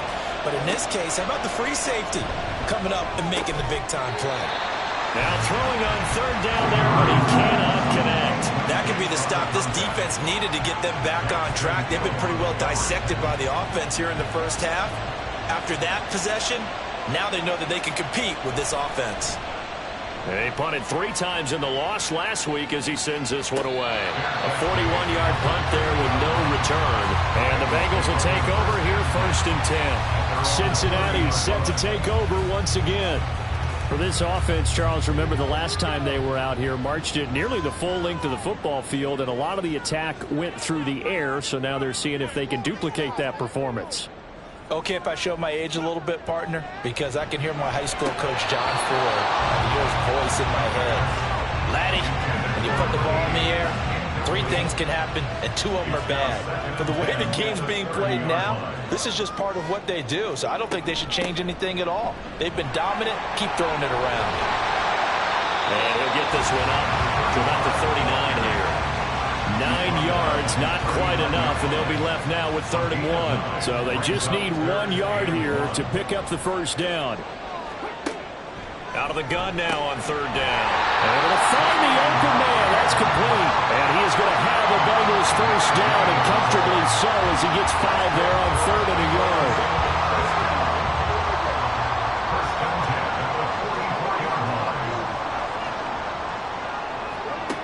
Now they'll throw here out of the gun. Caught by Cobb. So no gain on the play, and that'll bring up 2nd down. Well, that was a simple throw and catch, but even with that completion, 0 yards gained, so they're behind schedule on down and distance. I think they were hoping to get it to him. He could make a man or 2 miss, but that window closed quickly. Now a dump off here complete, and they're able to work this to the 25 before it's all said and done. Getting it to him in space pays off big time. That winds up going for 31. He was not the primary target. They expected to get the ball downfield. Instead, checked it down. An old coach of mine used to say to us all the time, when they check it down, that should end the down. In this case, though, he foiled that in a big way and turned it into a big play.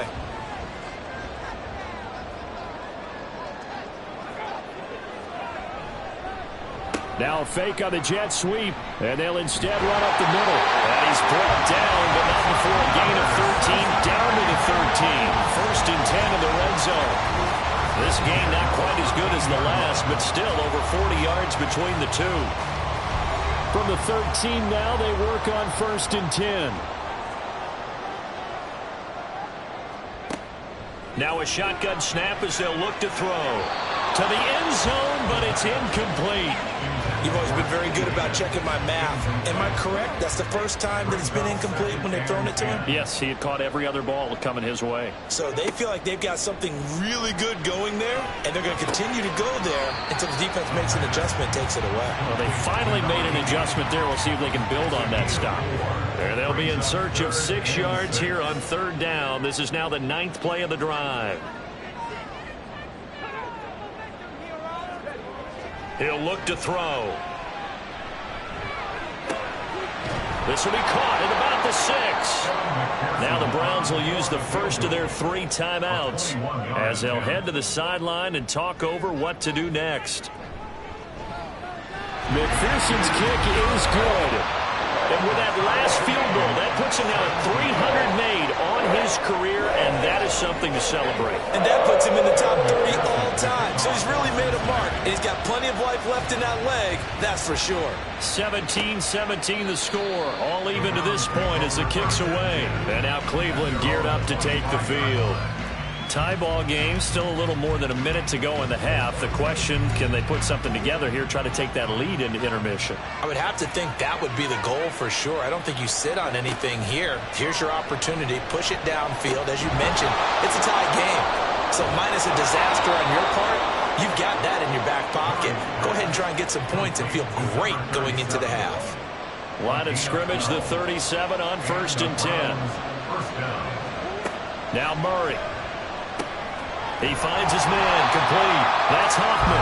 Now that play is blown up, losing yardage back at the 35. That one unable to develop, never got going. A loss of a couple, and it's second down. We'll put that one in the win column for the defense. Trying to contain tight ends in the passing game is so difficult nowadays, but they did in a big way there. Behind the chain, 2nd and 12.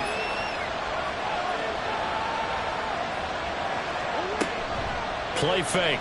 Murray. Throwing left side, it's complete.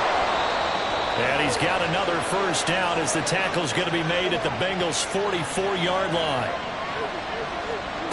Throwing again, Murray. Throw out wide is incomplete. And not a common sight, at least on this drive. A momentary setback, though, for this passing game that has been moving well this series. Good thing for them, though. Still 2 more downs to connect and try and pick up another first down. Another throw on second down, and this one incomplete as well. And that's the knowledge you gain from being in this league for a long time. He's learned the hard way when to give up and fight another down. And that's a smart move to throw it away. Now yet another incompletion here as they fail to connect on third. The frustration evident there because he couldn't find anyone on third down, and he left no doubt that he was throwing that one away. The Browns send out their punter now as he'll kick it away for the second time. And this punt sails over the sideline, and the spot, it looks to be right at the 25-yard line. And we will likely not see another play here as they take the knee and head into the intermission all tied. So nothing separating these two teams as we head to the break all square. As we'll send you down to Orlando, and we check in with Jonathan Coachman for our EA Sports Halftime Report. Coach. Okay, Brandon, we'll get you back to you and Charles in a bit, but first it's time for a trip around the NFL following an eventful opening weekend. Let's see what's happening in Week 2. We'll start our tour out in the City of Angels, Los Angeles, and that's been a back-and-forth game, all tied in the second quarter. Next, we head down to Houston to check on the Texans at home at NRG Stadium. And they were losers in that one as they fall to the visiting Tennessee Titans.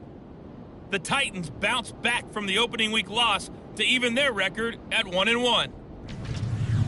Finally, let's get to the desert to check on the Cardinals at home in Glendale. As you can see the score there in the second quarter. Jackson Smith-Njigba, 2 touchdown catches on the afternoon.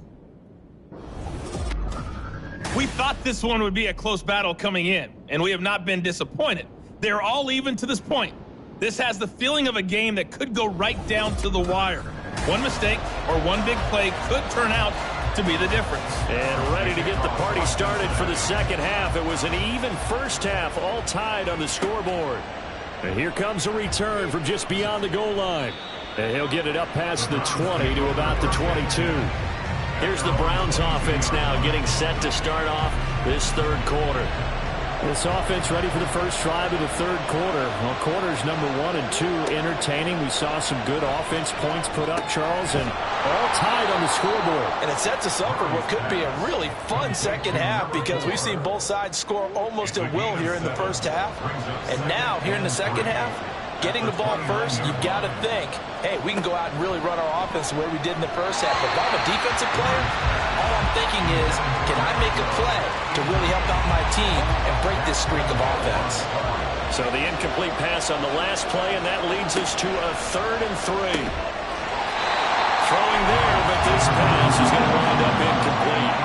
And so many times we look at the opening drive of the third quarter as a tone setter, and many coaches do emphasize it, and that's a strong performance there defensively to force incompletion and, more importantly, force a quick punting situation. It's taken to the 26. 43 yards on the punt, 7-yard return, and the Bengals take over 1st and 10. Now we take a glance at the offense as they work their way back out for their first possession of the second half. Now a play fake here on first down. It's a short one here, complete to the tight end. And he gets this up across the 35 before he's out of bounds. from the 38 now. Here's 2nd and 5. A gain of 5 brings up 2nd and 5. They'll look to throw. Connecting over the middle with Downs. And he slips up past the 45 before being tackled. And now timeout is whistled as it appears there's a Brown shaken up on the play. While they come out and take a look at him, we will step aside for just a moment.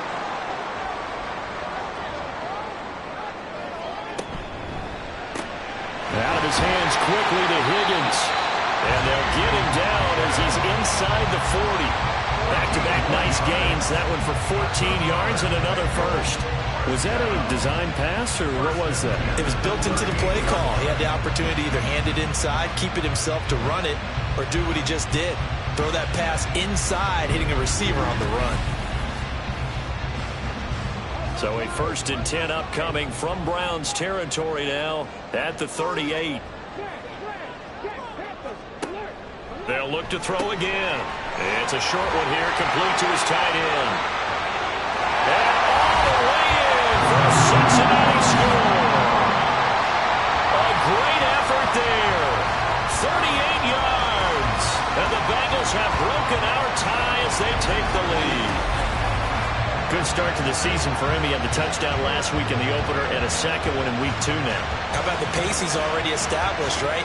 Not sure he can keep it up for an entire season, but don't burst the bubble because he thinks that he can. Do guys go into a season with a goal for touchdown scored or yardage? What do you think? I think every single one of the guys who's going to touch the football, they all have those types of goals. They all have those types of thoughts. And then they just have to see how the season unfolds if they can stay with it. Unfolding so far so good for him.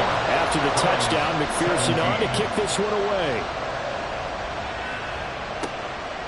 And there will not be a return here. It's a touchback, and it'll come out to the 25-yard line. The Browns offense heading back out to take possession.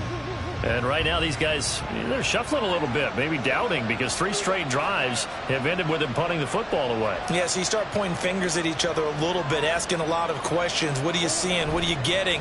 Maybe trying to narrow down your playbook a little bit and maybe get simpler rather than more complex in order to try and fashion together a drive. And this will be a gain of 5 as he gets it to the 30. Ball on the 30. They'll come up with a 2nd and 5. Throwing now is Murray. Oh, heck of a move. And they bring him to the ground just shy of midfield. The coverage may be too good that time as he breaks away for 19 with his legs and a 1st down. Fast, slow, it doesn't matter. If you give a quarterback enough room to escape, he can hit you for a big gain. You've got to give him a little more focus moving forward.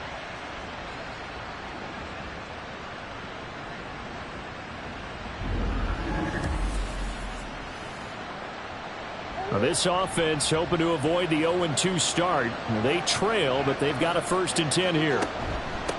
On 1st down, Goodrich. And the result here, a pickup of 8. Leaves him with 2 to go on 2nd down. Good yardage there on 1st down. Exactly what you want. Get yourself set up to keep making 1st downs, keep the clock running. And if they're smart, you're starting to milk the clock. No hurry before you run your 2nd down play. They'll get 3 as the drive continues. It's a 1st down.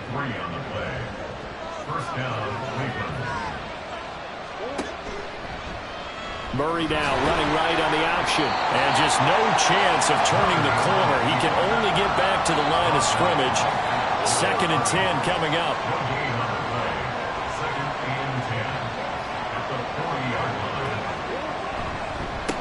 Up the middle they go. Goodrich. And he'll get 4 here down to the 35-yard line.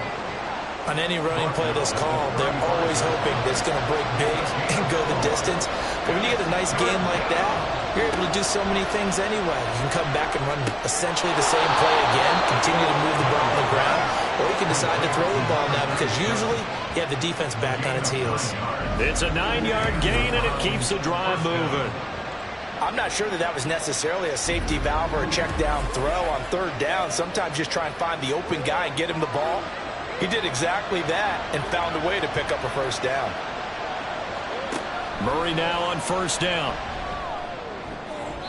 And that one too wide and incomplete. It sort of looks like they still have some fight in them on this series because it seemed like things were headed for the red zone. But if this defense gets 2 more stops, they can keep them out of that area. Murray again, 2nd and 10. Fighting him off. And he's got another first down as the tackle's going to be made at the Bengals' 12-yard line. A good pickup there for the Browns, 15 yards.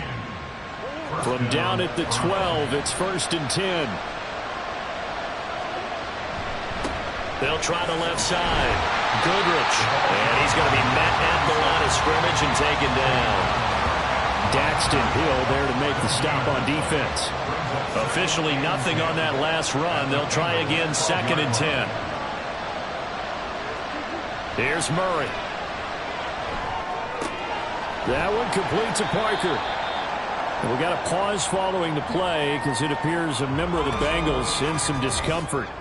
Hopefully, obviously nothing serious here. Medical staff, though, going to take a peek, and we'll take a break. 3rd and 5.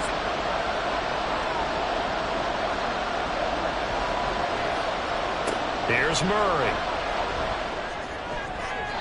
He had a man open, but he missed him, and it's incomplete. And the other day they told us when we've got 3rd and 5 or less, we have to be able to convert. And I guess every team would say that, Charles, but an opportunity missed there. What they were trying to tell us is they believe it's a matchup game at that point. And they liked some matchups that they had, thought they could exploit them, unable to do so on that play. So the response to that touchdown on the other side to begin the 3rd quarter. Look, just 3 points, but still a response nonetheless. You're exactly right about that because I think you needed to answer back with something, even though it's not 6. Just enough to send a message that says, hey, we're not going away. And he's up past the 20 to the 22-yard line. Out comes this field general once more, leading his offense back onto the field. He's played well. Good first half. He's continued that here in the 3rd quarter.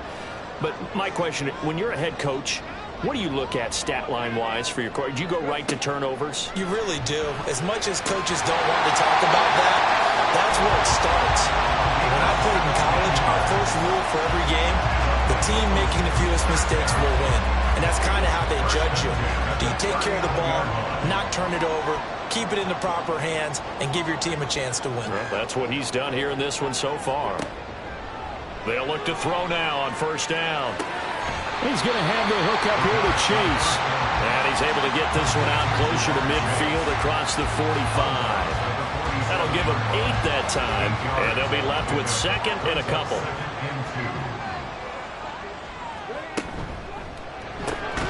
And he'll go right back to Chase. That's caught again. And Chase going to pick up a Bengals first down as he'll get this across the 50 to the 49. Again, he'll drop to throw. Over the middle, he finds Higgins. Call it a gain of 6 on the play, and that'll make it 2nd down. It's a pickup of 6. Brings up 2nd and 4. Here's a play fake as they set up to throw. Got a man open, it's Chase. And they went the wrong way there. Losing yardage back at the 43-yard line. And for the Browns, a nickel set here on 3rd down. Back to throw again. He gets it over the middle of Cobb. And he is going to have the Bengals first down. They needed 4. He doubled that. He wound up getting 8. And we got a pause following the play because it appears a member of the Bengals in some discomfort. Working with the lead, trying to get to 2-0. Here's 1st and 10. Now a handoff up the middle. Downing. And nothing much materializing there on the first down run. He'll get a couple, and that's it. 2nd down and 8. 2 yards on the pickup. It's 2nd and 8. Malcolm. And they'll be inside the 25 now at the 24. 9 yards to pick up there, and it's a first down. Looks to me like maybe there's a little attrition setting in with this drive. Because when you see that type of a run, I get the feeling the defense getting a little bit tired. And that's the last thing they need, especially when they look up at the scoreboard. Steps away. And he is brought down at the 22 after a gain of 2, and it brings up 2nd down. This is 2nd and 8. A gain of 2 brings up 2nd and 8. Now they'll switch it up here and look to throw. This will be caught inside the 10. And brought down, but not before they get it inside the 10 to the 7. That gain of 15 gets them on the doorstep, 1st and goal. I'll tell you what, this offense is playing looking to keep away right now. They've come out here in the 3rd quarter, possessed the ball for quite a while, and they keep on converting. Nice pitch and catch there to set up the 1st and goal. He'll drop to throw. Open man is Higgins, and he's got it. Touchdown, Cincinnati. A 7-yard touchdown grab, and the Bengals will add on to their lead here in the final minute of the 3rd. Circle that drive because that might be one to remember. Well executed to give them a little cushion. Well, let's take it into the boxing ring. You talk about them commanding it, keeping the fight where they wanted to, whether it's in the center of the ring or putting them on the ropes because it was jab, jab, jab, and finally, the haymaker to put that drive away. Extra point by McPherson, up and good. And that pushes the lead up to 11. After the touchdown, McPherson on to kick this one away.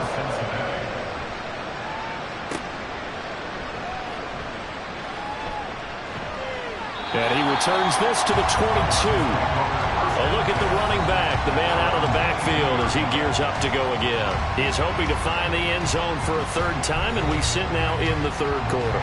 And nothing would excite him more, but I think even more so, his offensive line. Anytime you've got a guy scoring that many times, that means you've done a really nice job in front of him. You're always giving props to the big fellas up front. It's always a good idea. This is a massive man. So 2nd and 10, 3rd quarter. Thanks for tagging along with us here from the Queen City of Cincinnati. They'll keep it on the ground. Goodrich. And he'll be brought down on what's going to turn out to be the final play of this 3rd quarter. 3 quarters have come and gone. You are watching the NFL on EA Sports. Back now in Cincinnati. It's the Browns with a deficit. They're trailing, but with the football here to start the 4th. They'll run on 1st down. Goodrich and to the 42-yard line here and brought down there. 90 yards rushing for him now as he has been tremendous all day long. A good position to be in here, 2nd and inches. Here's Murray as he sets to throw it. And that one's going to come up a little short. It's incomplete. And on 3rd and inches, we're going to get a whistle and a timeout. And as the two teams talk it over on their respective sidelines, we take a break. And he will have the 1st down as he's brought down up near midfield. It's a 7-yard gain there, and it's good enough to move the chains. 2 1st downs have him up near midfield now on 1st and 10. Rifles one, and that's going to be intercepted. Picked off by Devin Witherspoon. And the Bengals will take over here as they get it up to the 43-yard line. Well, certainly not on their side offensively. They had to take some chances, but that interception will further hinder their already slim chance at victory. Yeah, and you're talking about time not on their side, but it certainly is on the defense's side, and they understood that. They knew they had to press it a little bit, and they planned accordingly, and what a benefit for them, able to pick that one off and hopefully put this game away. They'll start on the ground here on 1st down. And a good burst there gets him 7 up to midfield. If you can keep getting gains like that, Charles, with the lead here in the 4th quarter, I mean, keep running it, right? No doubt about it, but what the offense coordinator has to do is understand. They're going to continue to stack the line of scrimmage. What runs do you have in your arsenal that'll work against a stacked box and continue to move the ball? Now following the completion, we're going to get a stoppage here for an injury. Well, now they're going to come out and take a look at this injury, and we'll be back in a moment. They'll look to throw here on 1st down. He will find his man Chase complete. And he works it past the 30, almost to the 25. The play goes for 19 yards, gives him a new set of downs. Now, this offense really looking polished these first couple of weeks. Here's 1st and 10.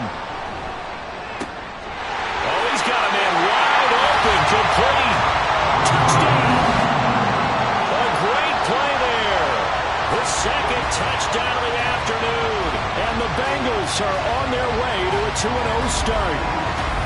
Boy, he has been fun to watch throwing the football in this one. It's certainly not fun for that defense, though, Charles. Now up to 4 touchdown passes in this ball game. Yeah, we're supposed to be neutral, but I'm feeling their pain right now because he has absolutely carved up this secondary. A clinic on how to attack the defense and take them out of the game.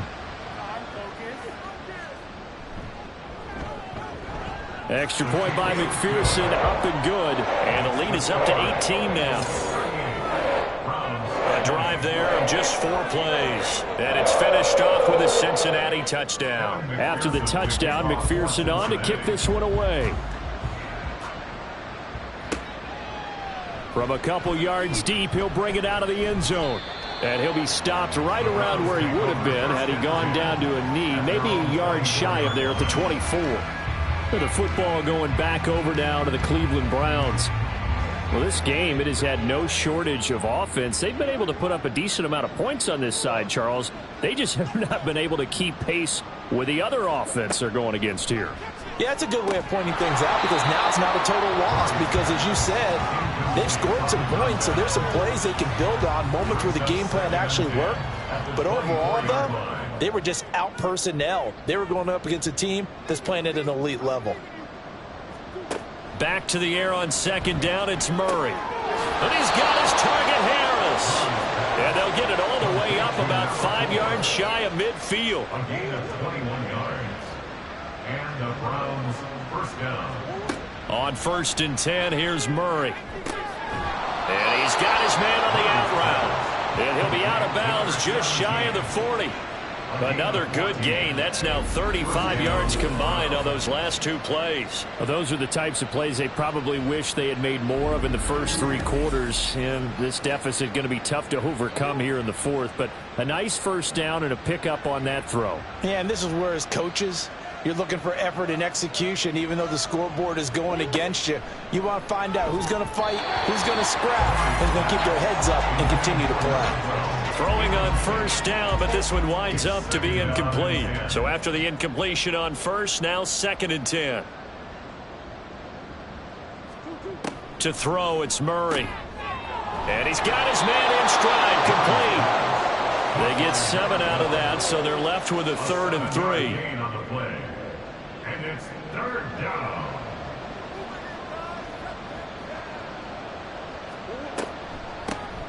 Up the middle they go. Goodrich. And he is going to have a Browns first down, and he was able to get it by plenty. A gain of 8 on 3rd and 3. Man, these guys may not win this ball game, but you certainly can't fault the effort of this man here today. He's been a real thorn in their sides all afternoon. And that last carry puts him over the 100-yard mark. And now a throw on 1st down there, but it's incomplete. Once again, they'll come up on the 26-yard line, 2nd and 10. Murray now. He gets it complete to Harris. And he's got another first down as the tackle's going to be made at the Bengals 14. A gain of 12. And the Browns first down. From the red zone, here's the Heisman Trophy winner, Murray. And he's going to go down. Sacked right around the 17. A loss of 4 that time on the sack, and it brings up 2nd.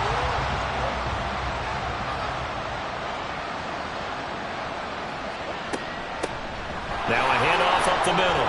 Goodrich. And he's going to be brought down just shy of the 5 at the 6.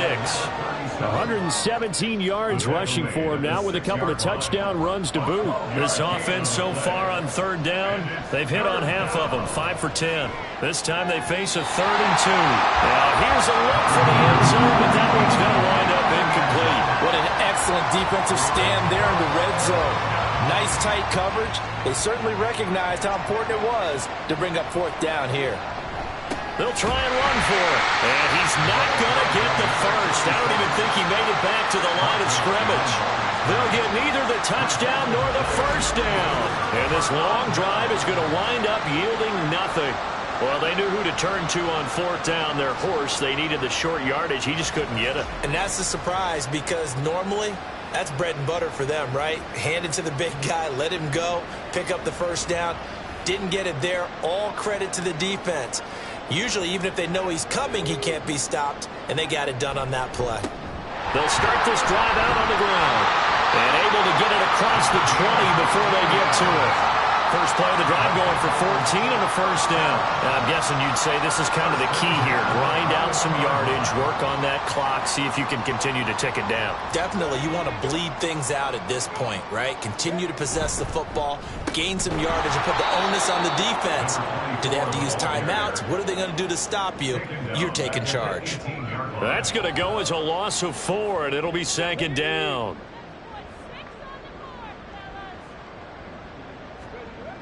They're going to look to throw. Quick hitter here. It's complete. A good pickup there. 13 yards as they get closer for third down. Third down and 1.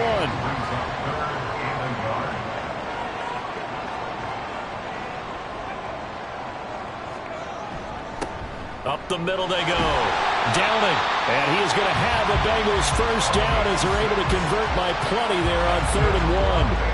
Brandon, when a defense just simply can't get off the field on third down, and we all know how important that down is for both sides of the ball, you often feel like you're just a step behind whatever they're doing offensively. And one of the differences in this game, no doubt, third down conversion, and that is going to be a story they'll talk about after this one. Now a 2nd and 2. Brings up 2nd and 2.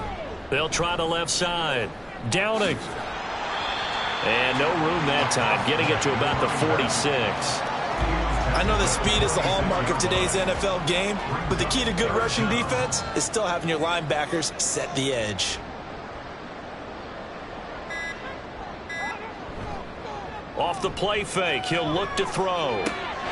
Able to find the open man. That's complete. And they're going to have another first down as he's going to be tackled at the Browns' 26. That gain on third down, good for 28. The passing game continues to be their friend. Even with a stable lead here in the fourth, Charles, they're going back to that well. Yeah, with their overall philosophy, you know that they trust their quarterback. He's been able to throw it well. They continue to throw these safe passes. Who can blame them?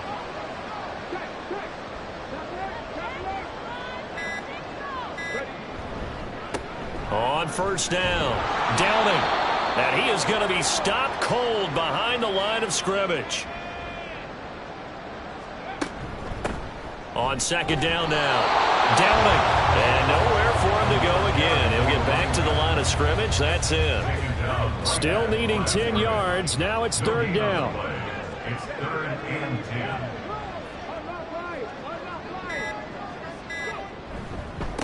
They'll keep it on the ground. Downing. And he will take it on in for a Bengals touchdown. A great effort there. 27 yards as his guys are able to push that lead out a bit further. We see this a lot on third and short yardage, especially down here in the red zone. They're going to sell out to stop the run, try and hold them to a field goal. But once the running back gets past the first wave, the resistance can evaporate after that. And he not only picks up the first, but he takes it all the way into the end zone. Extra point by McPherson, up and good. And they open a lead up now to 25. After the touchdown, McPherson on to kick this one away. Taken at the goal line. And he brings us out past the 20 to the 24. Now the Browns offense, they get ready to head back onto the field. Well, CD, it's all window dressing at this point. I mean, the best they can do is end the game with a nice drive to maybe build some momentum to move forward into their next contest. Yeah, and with how lopsided this game has been, even one score might not do a lot of cosmetic good on the scoreboard, partner, because it's just about looking forward at this point. Get a touchdown here, give yourself some positive momentum and reps to focus on when you get back to practice in the next couple of days.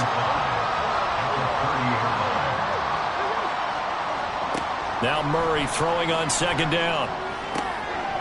It's brought in by Harris. Now the Browns will use the first of their 3 timeouts as they'll stop it with 40 seconds remaining in this fourth quarter. Wide open receiver complete. Now the Browns signal for the second of their timeouts. That'll leave them with just 1 remaining in this fourth quarter of play. Throwing middle, and it's It's complete. You got the big lead defensively. Willing to give them that underneath stuff, right? And this is why you work on your tackling. Tackle them after the catch, inbounds, keep the clock running. Just go ahead and bleed the game out that way. From the 23, this is 2nd and 3. Now Murray again. Wow, and that is incomplete. Even with such a big lead late, the effort hasn't lapsed one bit. If the offense wants to score some points in this one, they're going to have to earn it. These guys are not giving up anything. Murray going to try to throw on 3rd down. He throws it on the move, but can't connect as it falls incomplete. At this point, down big, you'd have to imagine this defense are just going to sit back, blanket the field as best they can. Yeah, this is actually the easy part of the game for them because, just as you noted, they can sit back, keep everything in front of them. But they've blanketed the field the entire game using a variety of coverages. Now on 4th down here, that pass knocked away and incomplete. They had to go for it with such little time remaining, and the Bengals will get the football back. So he'll take a knee here to wrap this one up, and he's going to want to keep that game ball. He was sensational. So this one in the win column now for the Cincinnati Bengals. And it was their defense that led the way, allowing just 3 points, that lone field goal in the entire second half. And remember the old adage, offense sells tickets. Defense does what? Wins championships. And in this game, maybe a championship wasn't won, but a game was by the defense, right? Held them to just a field goal. That's a heck of a job. I mean, when they went out there with that determination and a pretty good game plan, pretty good idea what they wanted to accomplish, just love the execution, love the tenacity, love the way they finished. So for Cincinnati, it's a win here in their home opener as they move to 2-0. And they'll hit the road next week to take on the Houston Texans. Meanwhile, for the Browns, they'll drop to 0-2. And they'll try to rebound next week on the road in Washington. So for our entire crew, alongside Charles Davis, I'm Brandon Gaudin. Thanks for watching, everybody. We'll see you next time.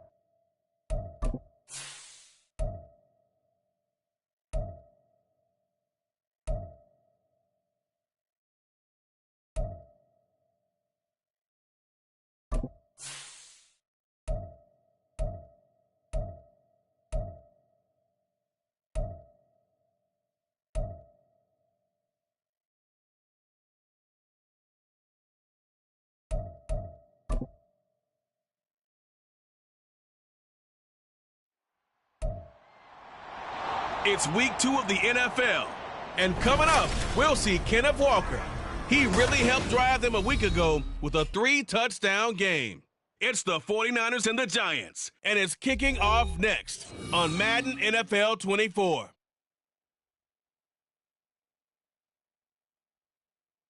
We're about 40 miles south of Candlestick Point as we welcome you inside Levi's Stadium in Santa Clara.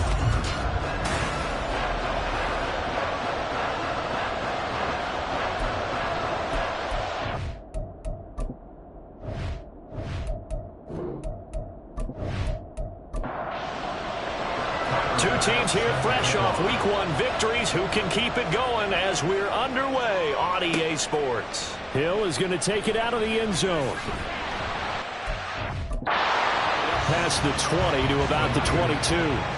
So here's the first drive now for the 49ers. And leading the charge, their lefty QB. If you ask coaches at any level to design their ideal leader of a team, I think they're going to check every box with this guy. He's got the poise to handle responsibility. He stays calm under any kind of pressure, and he brings out the best of his teammates each and every week. They'll come out throwing here to start the drive. And he can't get rid of it. He's taken down. They'll wind up losing 3 there on the sack. Good pressure, and it's second down. At the 19-yard line.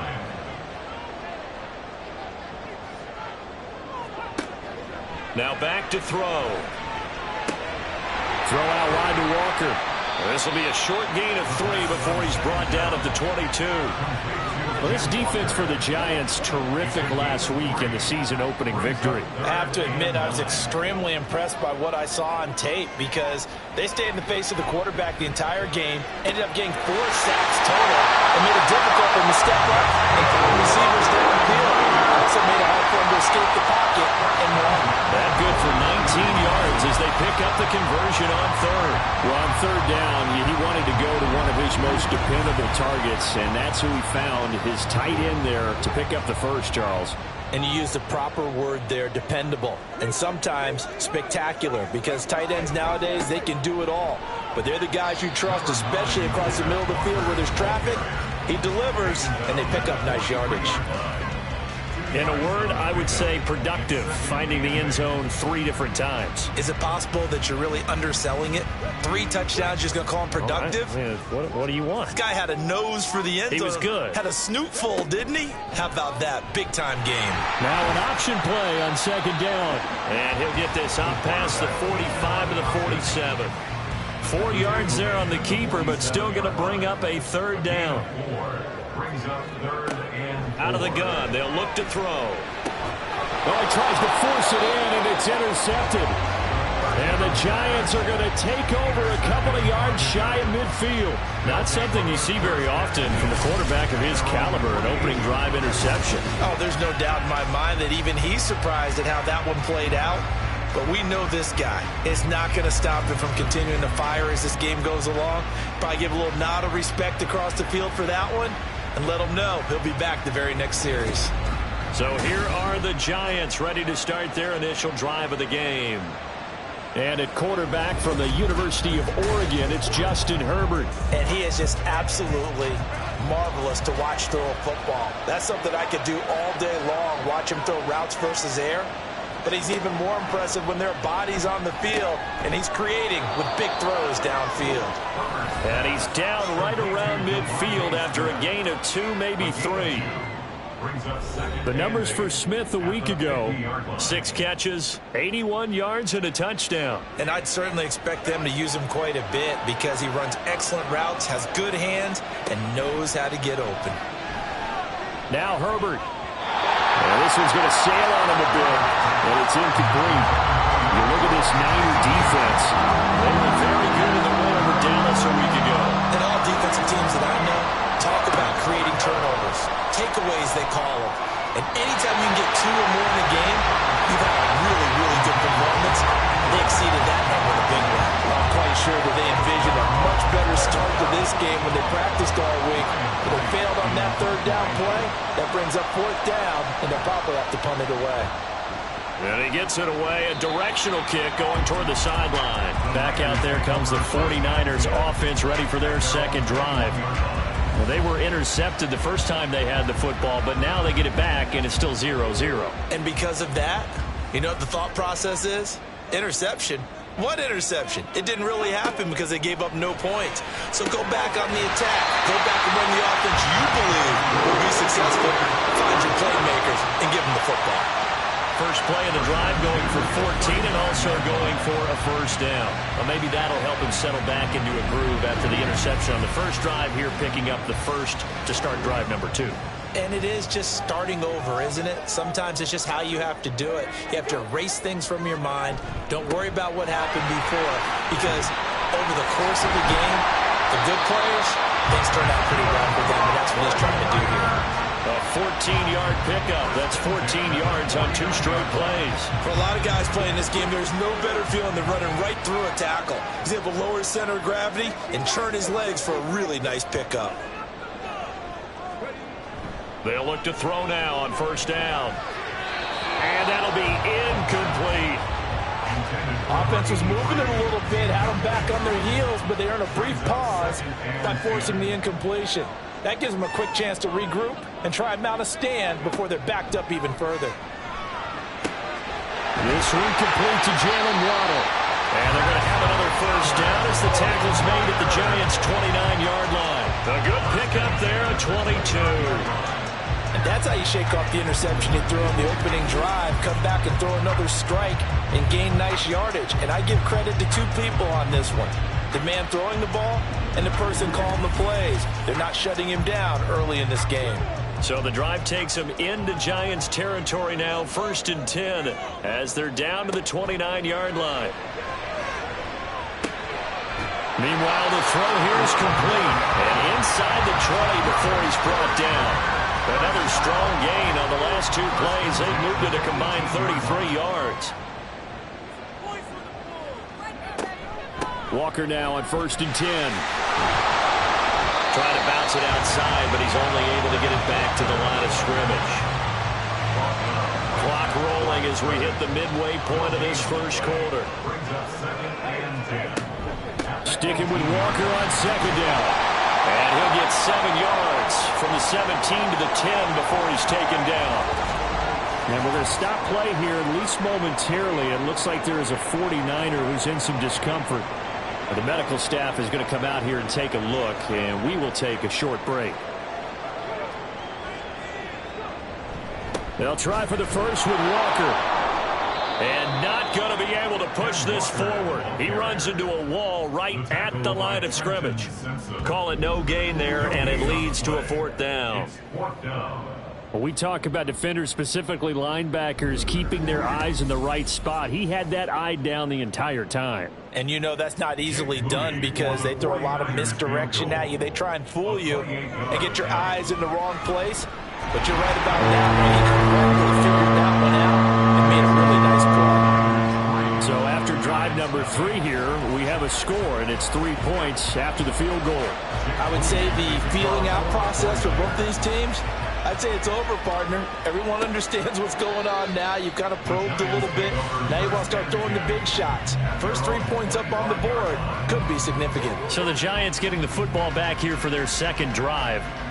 And the last drive, their first drive, 3 and out. What changes here, if anything?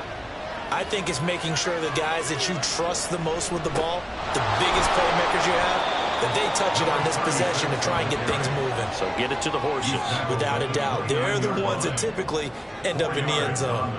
2nd and 6, just inside the 30. Here's Herbert. Looking for Pettis, but that's intercepted. And into the end zone. A pick 6 for the 49er D as they score a touchdown. An excellent play there, CD, on the pick 6. And I think were they a nickel? Did they have an extra DB out there? Yeah, Brandon, I think they were in standard nickel, not the Buffalo, as teams like to call it, meaning 3 safeties for big nickel. They just want to take away the quarterback's throwing lanes, and that's exactly what they did and came through with a big-time pick 6. Jake Moody now for the point after.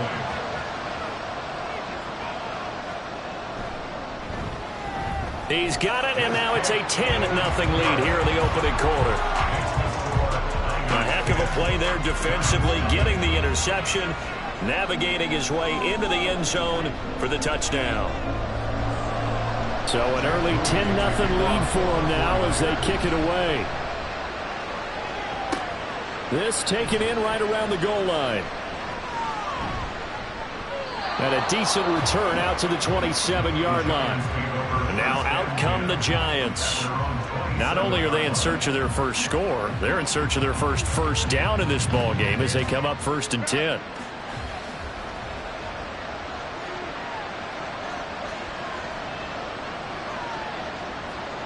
Fresh off of 6 the other way, it's Herbert. It's caught. Smith. They sure put the coverage guys in a stress on that one. They thought they were going deep. Ends up curling inside for a nice chunk of yardage. At the 37-yard line. Hands it off out of the gun. And good running there as he'll take this all the way up to midfield. First down for the Giants as they pick up 12. Well, you're down early. How do you get back in the game, maybe establish the run? I think they're trying to do that. Now, I'm with you on that one, and what I like about the message is that there's no panic from the head coach. He's already told his offensive coordinator, let's run the football, let's get things settled down a little bit and find our way back into this game. From the 44 now, here's 2nd and 4. Herbert off of play action. Over the middle, he finds Pettis complete. And he's dropped right at the 40.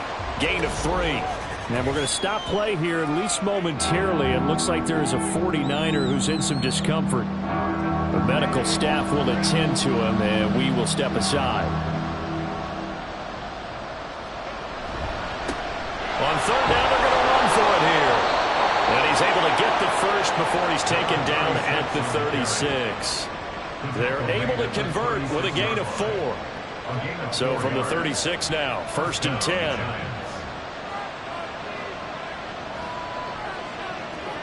Here's Herbert. Oh, he's got a man wide open, complete. And all the way inside the 15 before they drop him. A well-executed 22-yard gain. You can almost hear the sigh of relief coming from their sideline and from their point on the field because this has been a tough start for them thus far. A much-needed first down there. They needed something good to happen. Plays like that will continue to help them dig out of this hole. From the gun, he'll hand this off. He takes us down to about the 12 for a gain of 3. And that call makes sense because they've been throwing it well on this drive, and once again they show passing formation, showing the shotgun. Then they ran out of it. That's a nice play by them defensively, though, to hold it to a short game. Now a 2nd down throw for the end zone, but it's incomplete. Great coverage there all around. Really didn't have any options to throw the football. Very little chance that that one was going to be completed. Every receiver was locked up. Going to throw on 3rd down with Herbert. And this is going to be caught. No, they say it's incomplete. A misconnection there. He's hit on just 50% of his passes thus far. That's not where you want to be. Now you see the evolution of the game. You go back to the quarterbacks of old, 50% would be terrific because they threw the ball downfield almost every time they threw it. Now with the short passing game, you should be above 60% just to be in the average range. So that kick gives them their first points of the game, CD, and it comes on the 3rd drive, but hopefully for them that's a spark that gets that offense going. Yeah, and I would say if you're the offensive play caller, as you look at your sheet, you're trying to find that part on there that unlocks bigger points. They've struggled with a few drives so far, finally got 3 out of it. How do you find the end zone? That's what he's searching for now. The 49ers getting set to trot out there. And they're not going to play this conservative, I don't think. They had the field goal last time, and they're up, but they're looking to put a drive in the end zone. Oh, I agree with you totally. No one goes out on the field and says, all right, let's just settle for 3 except in certain situations, trying to ice a game, that sort of deal.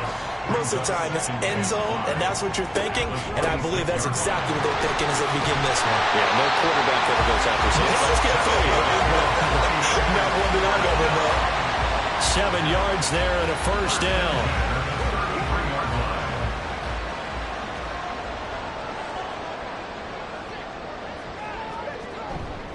Again, it's Walker.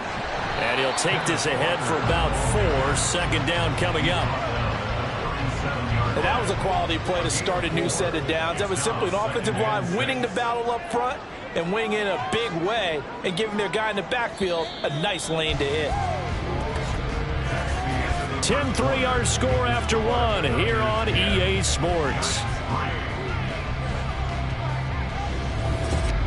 The 49ers with the football here to begin the second quarter. From the 37, they work on 2nd and 6. As they've got it as we resume action. They'll send the big tight end in motion right. On 2nd down, it's Walker. And he's going to have a Niners first down as the tackle made it about the 43-yard line. And Brandon, you know that expression? He just does what he does. It sounds trite, doesn't it? But in this case, it's perfectly apt. This is one of the better runners in the NFL. And all he does is just find avenues, find ways to pick up key first downs and big runs. And a good run here as he'll rumble all the way down to the 40-yard line. 57 yards on the ground for him now on 9 carries. Working with a lead, trying to get to 2-0. Here's 1st and 10. Now they'll switch it up here and look to throw. Throw left side, complete to McCloud. And he's going to get this inside the 30. A good gain again. That's now 31 yards combined on those last 2 plays. And a good quarterback facing zone coverage. If he has just a little bit of time to survey the scene, that's what's going to happen. No doubt about it. If there's no pressure, he's going to continue to pick them apart because he'll have all that time to find someone open downfield. You can only cover for so long. So maybe they want to go to a zone blitz scheme, get a little bit more pressure. Remember when Carolina did that against Denver? They lost the game ultimately. They dropped the defensive end out, and he ended up with an interception in that game in Super Bowl 50. Maybe some sort of scheme like that to try and get more pressure at the passer. Walker will get into the end zone for a 49er touchdown. So his great start to the season continues. He found the end zone time after time in the opener last week, and he does it again here in week 2. And Brandon, we have a lot of coaches sell us week to week that there is no momentum, there is no carryover. Every game is its own entity. But after what we saw him do last week and now punching one in here, I'm starting to think that there is a carryover, and he's feeling it. Moody good with the extra point, and the lead is now 17-3. So that drive takes him down the field in 8 plays. And it was Kenneth Walker finishing things off with a touchdown run. So here's Moody back out there now to send this one away. And he'll elect not to return this one, so they'll bring it out to the 25 on the touchback. The New York set to take the field. It's been very much a slow start for them. 3 drives and just the 3 points, CD. Yeah, if you're into the points per drive ratio, that answer is 1. And that's not going to get it done in a ball game. They've got to find a way to finish these drives in end zones, not having balls go through goalposts. Well, they had the run for no gain. Now they'll try again from the 25 on 2nd and 10. They'll fake the handoff. Now Herbert. Now a quick throw there, but it's going to be incomplete. I would say it'd probably be a good idea for him to reintroduce himself to his receivers at the half because they're definitely on different wavelengths. But I also don't advocate waiting that long. Next series, before you get out there, hey, let's get together, guys. Let's get this thing moving. And he will have a Giants first down as they're able to get the 3rd down conversion. And now we're going to get a stoppage as, yeah, that looks like Jackson who's shaken up. So as the medical staff takes a look, we'll step aside. So here's a 1st and 10 at the 38. Herbert. And it's incomplete. Took a shot, couldn't connect. So another incompletion there. He's hitting on fewer than half his pass attempts in this one, and that is not a winning formula. Yeah, so let's make sure we give a little bit of credit to the defense here. They're giving him a lot to think about. And down he goes. The 49ers get there. Nick Bosa showing his strength and quickness there, a loss of 4. The offense on 3rd down, they've hit 2 for 4 thus far. This is 3rd and 14. Herbert now. Complete. Smith has it. And he can only manage to take this thing to the 38, well shy of the first down. It'll go as a gain of 4. And that's going to bring up a 4th down. And here's Ryan right now as he'll punt it away for the second time.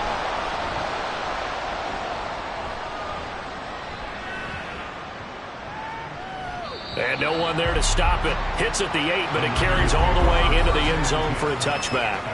Kenneth Walker headed back out there. Handful of carries last time out there. Finished it off, Charles, with a short touchdown run. Yeah, and that's pretty nice for him to be able to do that because normally where they were on the field, it's going to take some muscle to get in there, right? It's going to take some power because things are so stacked up. Well blocked. He was able to get into the end zone somewhat safely. Yeah, that's the thing. Several of those carries last drive, he had some good holes, some good options. The tight end in motion right. Up the middle, here's Walker. And he is met at the line of scrimmage, and he goes down right there. And we're going to stop play here, at least momentarily. It looks like there is a 49er who's in some discomfort. While they come out and take a look at him, we will step aside for just a moment. Back to throw now on 2nd and 10. And this one incomplete. Too much contact to hold on to that one, and it's 3rd down. Now, right where this set of downs started, they need a full 10 here to pick up the 1st down and move the chains. Pass taken in by his big tight end. And he is going to have a 49ers 1st down as they're able to get the 3rd down conversion. This is a pretty significant moment, a pretty cool moment. He just went over 50,000 career passing yards, and we might as well go ahead and measure for the gold jacket. Make sure you measure it right, too. Make sure it fits perfectly when he walks out there for that ceremony. 50,000 yards in the NFL. Wow. Longevity, talent, a little bit of luck along the way, and a whole lot of people helping him get it done. Another big gainer that time. This one goes for 19 yards. So many times in my career, I've heard coaches talk about completions are one thing. As long as we're there at the catch and we get guys on the ground, we can live with that. But if you're going to give up 10, 12, 15 yards after the catch, then your defense is going to be in a lot of trouble. And this will leave them a yard short. Nice pickup of 9 yards on 1st down. At the Giants' 25-yard line. It's a short one here, complete to the tight end. What a methodical drive this is turning out to be. That time 9 yards, and the sticks move again. So from the 17 now, here's a 1st and 10. They'll look to throw again. Over the middle, that's caught by McLeod. And they'll get him down after a pickup of 8, 2nd and 2. 2 yards left on 2nd down from the 9.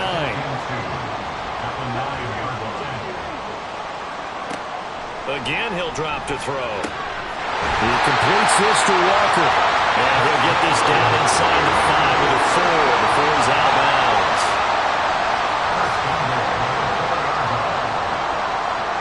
They'll send one of those 2 tight ends in motion. Here's Walker. And across the goal line into the end zone. Touchdown 49ers. Kenneth Walker. 2nd touchdown of the game and 5th on the year. And the 49ers take a 3-touchdown lead. Well, I think even he's chuckling a little bit now. What a start this is to a regular season. Charles, you remember 3 touchdowns on the ground last week in the opener, and he's got 2 more here. Pretty incredible. Yeah, he has to be a little bit on the incredulous side, doesn't he? Is this how it's going to go all year long? If I'm dreaming, don't wake me up. Moody good with the extra point. And the lead now to 3 touchdowns at 21. And this will not be brought out. It's a touchback. Here's the Giant offense now as they get ready to take over here. They're down 3 touchdowns to this point, needing to put something together as they have it 1st and 10.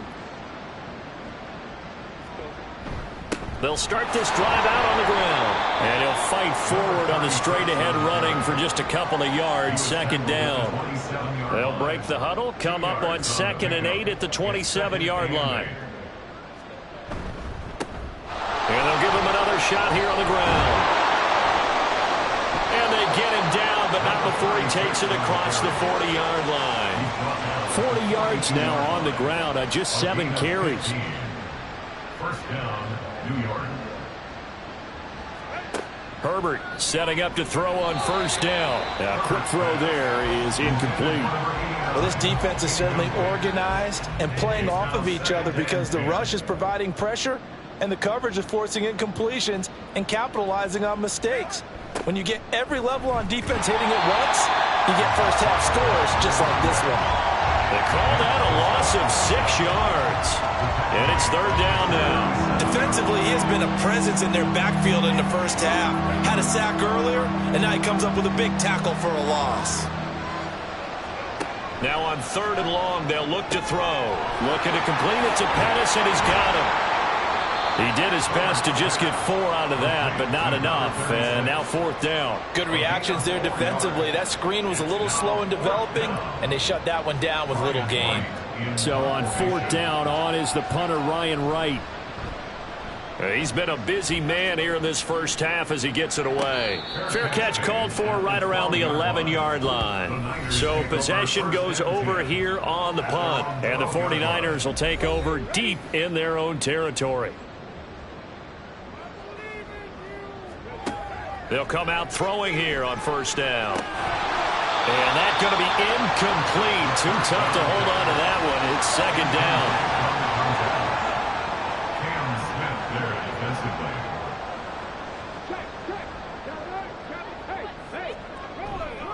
On the counter, it's Walker. And he is met in his tracks behind the line of scrimmage. 2 yards the loss, and now third and 12. And we've hit the 2-minute mark in this first half of action.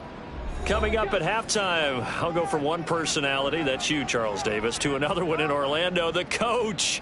He'll have stats and scores from around the NFL. You and Jonathan Coachman both larger than life. No doubt about it. But you're stuck with me in this booth. Yes, and he's miles away and smiling. And happy. They only punted twice in the win last week as he gets this one away. And New York set to take the field. Over on the sideline, hoping to hit that reset button between possessions. Last time out, they had to punt it away. This time, hoping to finish this thing off in the end zone. So they'll come up first and 10 now from the 33. Justin Herbert looking to pass. Underneath to his tight end, Wilson. So the completion good for just 3. And it'll be second down. Now it's Herbert. At the 36-yard line. And this one is incomplete. Zone coverage there, and they were playing deep. That makes it obviously a little bit harder to run by guys. And that time, it was not much of a window to get the ball in there, and it winds up incomplete. Able to find the open man. That's complete. And he will go out right near the 35-yard line. Well, following the play now, they're going to stop the clock here as a man is shaken up. Hopefully, obviously nothing serious here. Medical staff, though, going to take a peek, and we'll take a break. Again, Herbert. And this one complete to Smith. So the completion good for 6 yards, and that's going to bring up second down. Creeping up on a minute to play in this first half. 49ers, 29-yard line. Here's Herbert now on second down. And he drops it incomplete, and their struggles continue here. It's another zone defense. It looks like it's open for possibilities, but they did a nice job patrolling the middle of the field and forcing an incompletion. Back to throw here, Herbert. That is caught, and they'll have it in the red zone before he crosses over out of bounds. He's got his first catch here before halftime, and it goes for a first down. Now, that's the kind of big play you'd like to see. This first half, it hasn't gone their way, and they could use a shot in the arm, something to perk them up a bit. And they get one here in the passing game. Herbert operating from the red zone. Oh, he dropped it. And that's pretty indicative of the way this one's gone. Here's second and 10. Here's Herbert. And he's got it. Touchdown, Giants. A great play there. His first touchdown of the new season. And the Giants get a late score here in the final minute of the first half. Well, that touchdown certainly helps, but they've got to go ahead and convert, get to the half, and figure out how to keep chopping down this lead in the second, don't they? Yeah, they still need to regroup, and they still need to end the second quarter strong. A little bit of time left. The extra point by Bass, up and good. And that cuts the lead to 24-10. After the touchdown, Bass to kick it away. Hill is going to take it out of the end zone. And tackled at the 21-yard line, so a net negative there of 4 yards. Well, the Niners going back on offense now late in this first half. Already enjoying a 2-score lead here late in the second quarter. Not a ton of time left. We'll see if they can work this at least into field goal range and try to get 3 to add on even more to their lead. And now a throw on first down there, but it's incomplete. And that was all about the defender making life difficult for the receiver. Very tough for a guy to hold on to the football through all that contact. He ends up forcing the incompletion.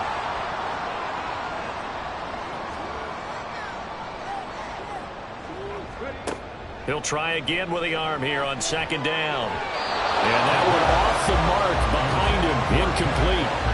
A couple of quick incompletions, and now they're just one more away from getting off the field. They've got options now. Could they dial up a blitz here or just drop everyone into coverage to crowd the throwing lanes?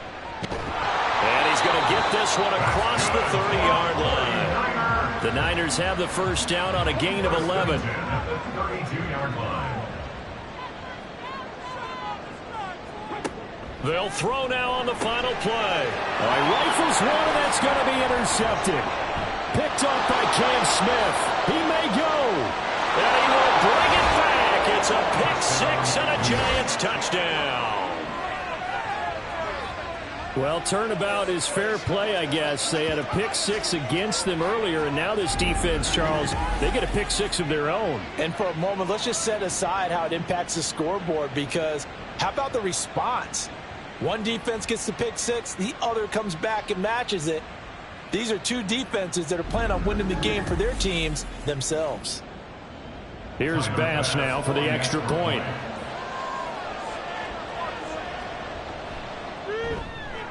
He's got it, and it's 24-17. So we have reached halftime with a touchdown. That's the difference on the scoreboard. As we'll send you eastward to Orlando. Standing by with that EA Sports halftime report now is Jonathan Coachman. Take it away, Coach. Okay, Brandon, we'll get you back to you and Charles in a bit. But first, it's time for a trip around the NFL following an eventful opening weekend. Let's see what's happening in Week 2. We'll start our tour out in the City of Angels, Los Angeles. And those two are tied up as they play the second quarter. Next, we head down to Houston to check on the Texans at home at NRG Stadium. And they were losers in that one as they fall to the visiting Tennessee Titans. 35-7 was your final in a one-sided affair. Finally, let's get to the desert to check on the Cardinals at home in Glendale. As you can see, the score there in the second quarter. Jackson Smith-Njigba, 2 touchdown catches on the afternoon. It was a strong first half for the former Spartan, Kenneth Walker. He had a nose for the end zone as he wound up with 2 touchdowns on the ground in those first 2 quarters.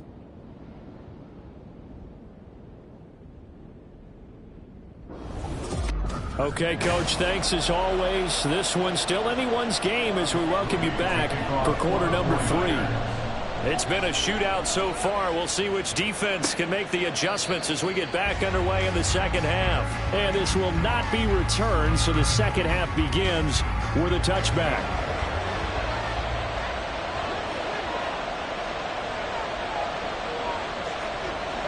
On 1st and 10, Herbert. And the Niners get there and bring him down. A well-designed corner blitz that gets him for a loss of 8 yards. He found his way into the backfield, and he simply would not be denied.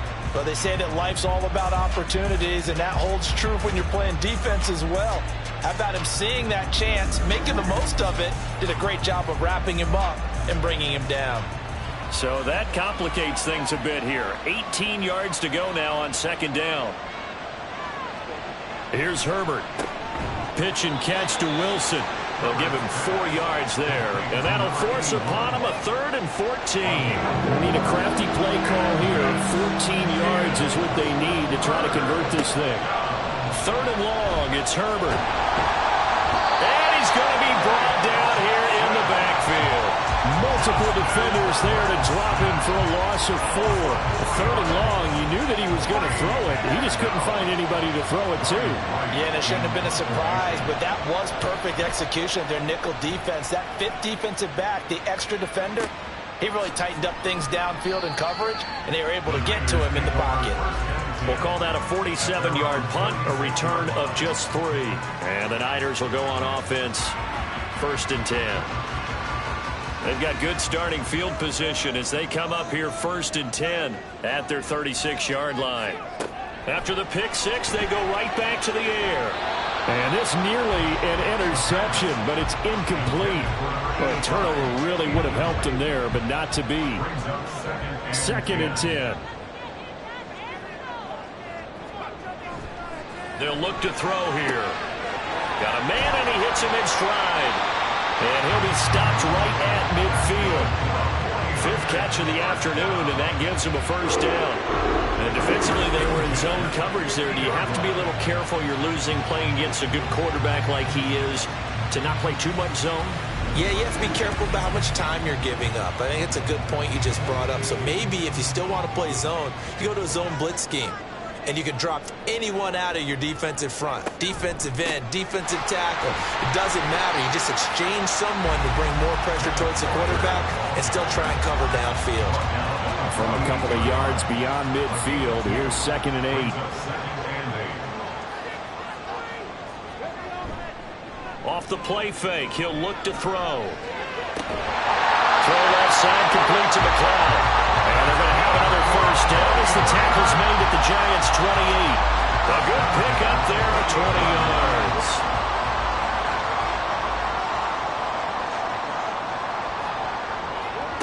On 1st down, he'll drop to throw. And a throw right sideline is complete. Touchdown for the Niners. A great effort there. 28 yards. And the Niners go up by 2 touchdowns. Always important to get the first score of the second half. Now you start to pull away a little bit and get some breathing room going. And now we find out about the fortitude of the group that's behind, because they were counting on getting into the game a little bit more, right? Maybe they get the first score. That doesn't happen. It looks almost insurmountable, but it's not. Let's see how hard they play the rest of the game. Moody good with the extra point. And the lead now up to 14. From a yard or 2 deep, here comes a return. And he's up past the 20 to the 22-yard line. New York's offense back out there and set to go. See if they can put this drive in the end zone, Charles, because it's been a little bit of a rough go at times. They've had to punt the football a ton in this ball game because of stalled-out drives. So are you saying that you're kind of tired of seeing the punter run out there and do his thing during this game? Is that what you're trying to say? Well, I mean, I'm okay with it. I have a feeling that this offense, they don't want to see the punter again. And frankly, the punter doesn't want to run out there anymore himself. He would love to see his offense put together a drive and give his leg a rest. This offense in desperate need of a conversion as they come up on 3rd down.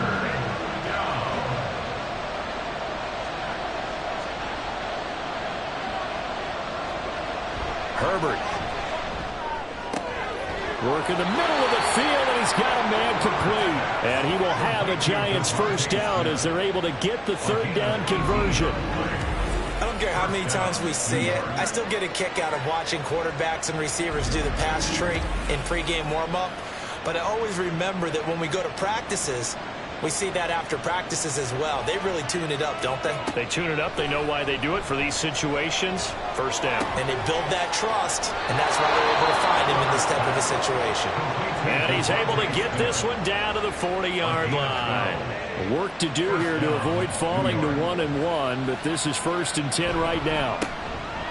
Now a handoff running through the middle. And he gets this to the 35. Good for a gain of 5. Oh, that That's a thing of beauty right there. Look at how quick those blockers fired off the line once the ball was snapped. That was an O-line on a mission, all in sync, and the defense is lucky that play only picked up 5 yards. Oh, the turnover fest continues. Here's another interception. And the Niners are going to take over at their own 11-yard line.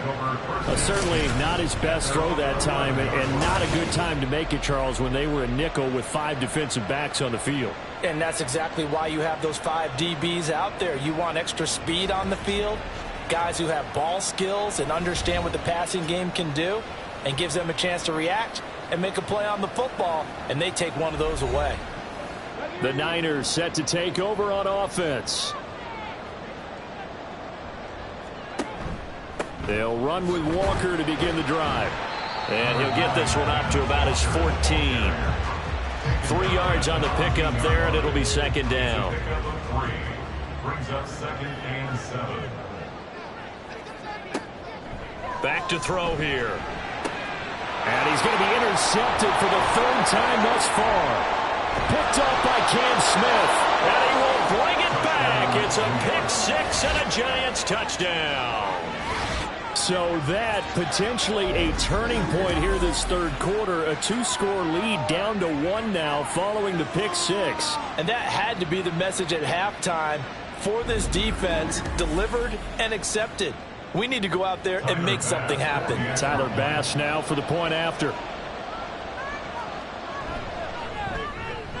And that'll cut the lead down now to a touchdown.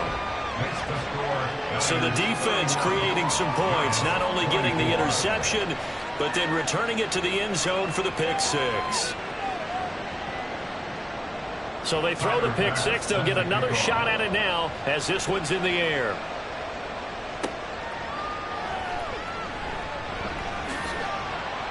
And he'll be tackled just shy of the 25. San Francisco set to go on offense once more. And the points, they have come fast and furious in this quarter. You really don't want to be on the defensive side of the ball right now, do you? Because you're either thinking, my replacement may get an opportunity. Your head better be on the swivel. Totally. Or maybe I just need to get out of the game for a while because I just can't slow these guys down. They've got to figure out a way to disrupt these offenses. And typically, one guy makes a big play, and that can help change things. They'll be looking for disruption on both sides right now. Here's 2nd and 8. And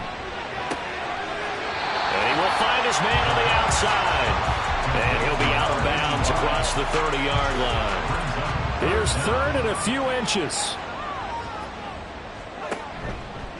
And they'll try and run the option to pick it up. 6 yards in the wrong direction that time. Not only that, but it brings up 4th. Well, so much for that possession. Yeah, I think he tried to do a little too much there, partner. He tried to keep it himself. End up getting buried in the backfield, and that brings up 4th down. Here comes the 49ers punter now, as he's on here to punt it away.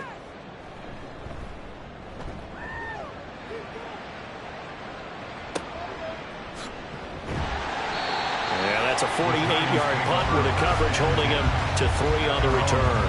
And it'll be Giant football, 1st and 10.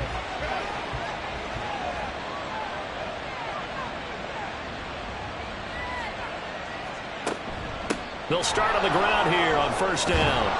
And he's brought down, getting this one up to about the 35. 50 yards rushing for him now as he's run it 11 times. They held him in check in the first half, but that's his longest carry of the game right there. So would this be the definition of fresh legs since he didn't get much done in the first half? Now he has a great opportunity. He's taking full advantage of it. Throwing on 1st down, but this one winds up to be incomplete. 3rd quarter of a tight football game as we come up on a 2nd and 10. Now Herbert with it, looking to pass. Throwing the out route, incomplete.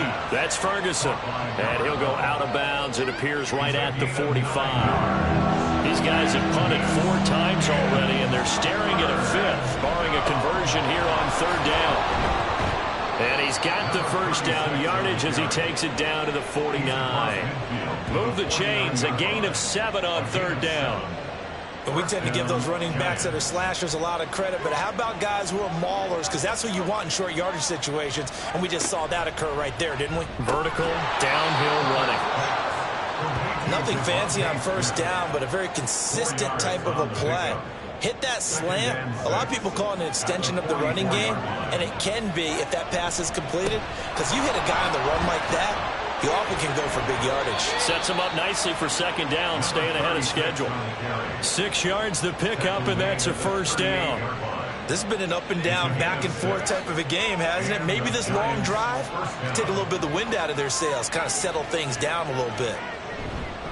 Right back to him on first down. And he's taken down inside the 30.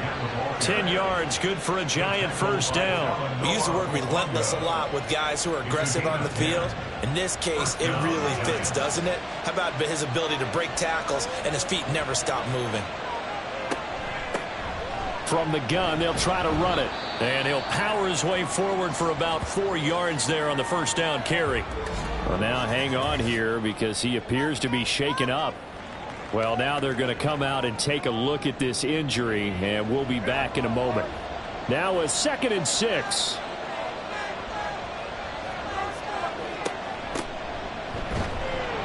And he is going to be stopped cold behind the line of scrimmage. Now they're staring at a 3rd and 8. That last play backwards a yard. They're in search of 8 yards here as they hope to convert the first down. Going to throw on 3rd down with Herbert. Underneath to his tight end, Wilson. And he'll be out of bounds as he gets this down to about the 21 or 22. Short completion, just 4 yards. And it'll be 4th down. Now that's going to be a tough one to explain when they get together and watch the game film, isn't it? I mean, they had the right call, had the out route. He's got to know where the first down sticks are. Yet he steps out of bounds that close. Not their best play. Back now here in Santa Clara. 1 score down. Here we go. They're going to go for it here on 4th down. Pass taken in by his big tight end. And he is going to have the Giants first down by a couple of yards as they get 5 there on 4th and 3. Now a handoff up the middle. It's Holloway. Just a yard on the first down carry, so it's 2nd and 9. Just not a whole lot of room to operate there on that carry. No, not at all. They did a really nice job staying in their proper places and not allowing any lanes to open up. On 2nd down, it's Holloway. And they get to him quickly here as he's stopped right around the 13. They follow up the first down 1-yard run with a minimal gain of 2. 3rd down and 6. A shotgun snap for Herbert. And he'll be taken down at the 2-yard line. Herbert able to show his wheels as he gets the first. Well, there you go. Save your best scramble of the day for a big-time situation in the 4th quarter, picking up the first. You don't want to use it up early, right? You want to make sure you save it for that exact moment, that key time, and that's what he did, although you and I both. And he will take it all in for a Giant touchdown. A great play there. His 2nd rushing touchdown on the year. And the Giants are an extra point away from tying this game here in the 4th. We are set up for a fantastic finish now. A 4th quarter touchdown here. We're an extra point away from a tie football game. And I know they're thinking about possibly going for 2, but I'd go ahead and kick this one and just get it back to level. Bass on for the extra point. And we are tied here in the 4th quarter. That drive, a long one, spanning 15 plays. Now this one setting up for a great finish. All tied in the 4th as the kick's away. And makes it across the 20 as his guys will set up shop at the 23-yard line. San Francisco's offense returns to the field. They no longer have the lead after that last touchdown, all tied up in the 4th quarter.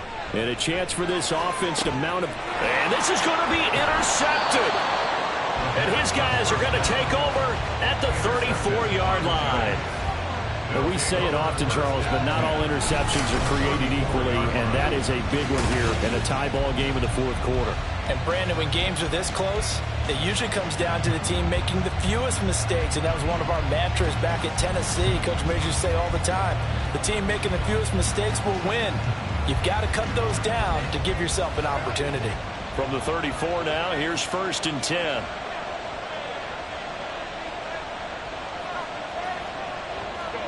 After the turnover, here's Herbert. And his throw is incomplete. He didn't just deny a big throw there. He broke that one up in the red zone. An excellent play, one that may help save points on the board when this drive is over. On 2nd down now, it's Holloway. They get 6. That'll leave them with 3rd and 4.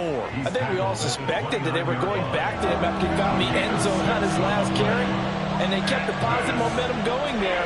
Another nice run by him. And they'll bring him down 1 yard shy after a pickup of 4. Temptation there certainly to go for this, but I think you have to kick it, right? Well, the temptation coming from the fantasy owners, right?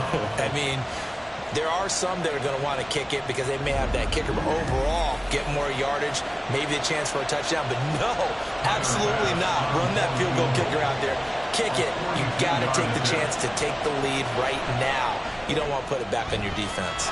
The kick by Bass is good, and they have taken the lead here in the fourth quarter.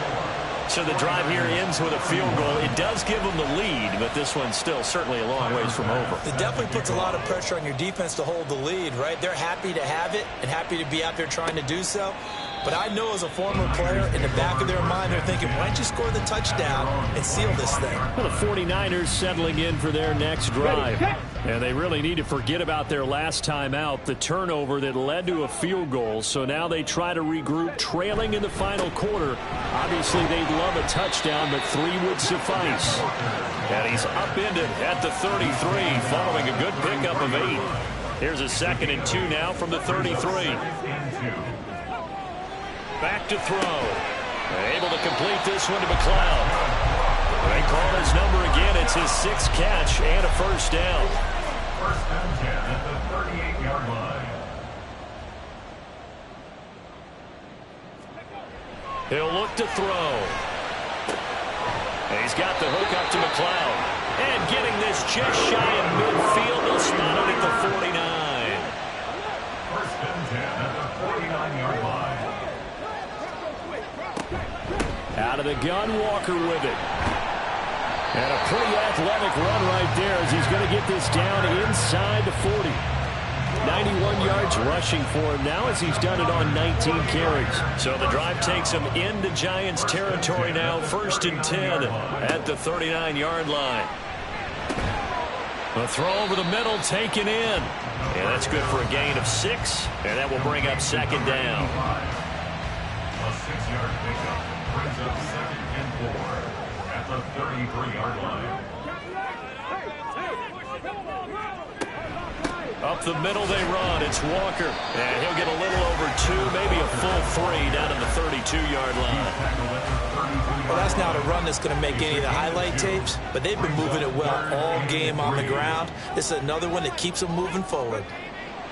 On 3rd and short, they'll try and pick it up through the air. Able to find the open man. That's complete. And they're going to have another 1st down as the tackle's made at the Giants' 15-yard line. That one good for 16, and the drive will continue. And here we are in the fourth quarter, partner, to watch them drive for what would be a go-ahead touchdown. And you and I both know this is where you need a quarterback who can keep his cool back there. Not just for himself, but to keep the rest of the team relaxed too. Line of scrimmage, the 15. It's 1st and 10. They'll look to throw. Right back to Jalen Waddle for another catch. So give him 5 yards there on the pitch and catch. And it's 2nd down. Brings up 2nd and 5 at the 10-yard line.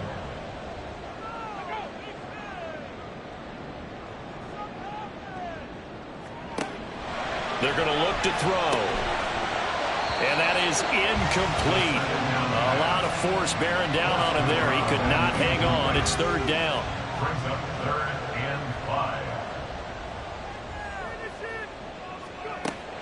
back to throw again. Toward the end zone, but that's going to wind up incomplete. Another throw there off the mark, and obviously he's battled all of the interceptions. Things just haven't been true to form for him. I don't know. What do you think's going on out there, CD? That's a great question, and my suspicion is he's been coached really well to not show that he's having a problem. You know, they always tell you no matter what, you keep throwing the football with confidence. But we're not seeing a confident thrower right now. He's off balance, the passing game's off balance, and the defense is taking advantage. And here comes a return from just beyond the goal line. And they'll get him down right around the 25, actually the 26 officially, so a net gain of 1 there. And the Giants ready to come out now. And we essentially have a brand new ball game. After that last field goal has tied us all up, we brace for what should be an exciting rest of this fourth quarter. And he's tackled a yard short of the marker. Good gain of 9 on first down. Under 4 to go now as the clock runs and they come up on second down. Up the middle they go. Holloway. And he'll be brought down shy of the 40 at the 38-yard line. They'll get 3 as the drive continues. It's a first down.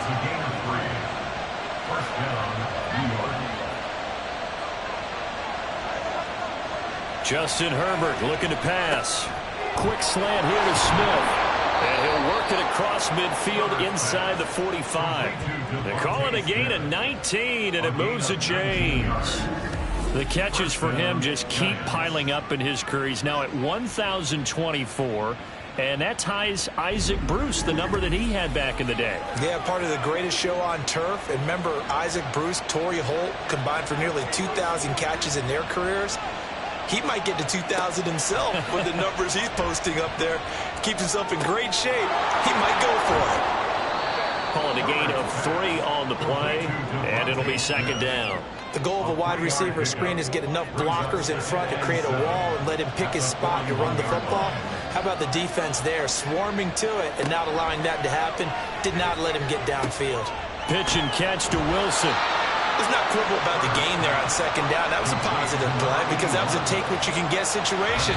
Got out to the tight end. Now gives a much better opportunity to convert on third down. Getting down to the good stuff. All tied with 2 minutes remaining on EA Sports. Well, this feels like a late season game, even though it's just week 2. Here's a big third down. They'll try the left side. It's Holloway. And he's out of bounds. Almost gets to the 10. Probably had 60,000 thinking pass right there, including us in the booth. Yeah, no doubt about it. That was a big call, big guts on that one. And guess what? That run, it'll pay dividends. Running game working. They'll stick with it on first down. And he'll be taken down here at about the 11. They'll come up now. 2nd and 9. Brings up 2nd and 9.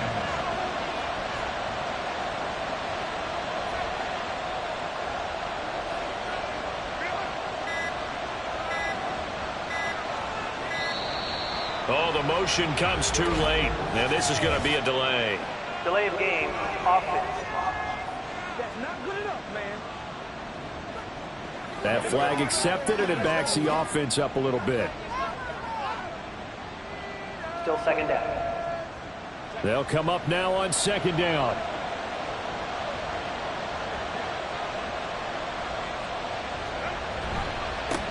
They'll keep it on the ground. Holloway.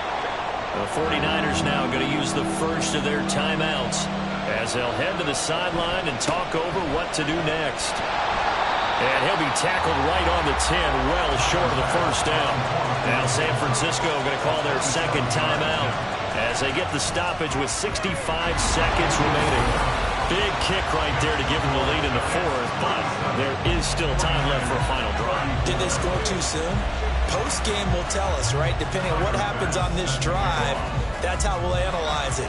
If the other team scores, they scored too soon. If they somehow hold on, they managed the clock exactly right. So now the Niners down by a field goal, a little over a minute to go. How will this thing pan out? We'll watch as they come up on first down.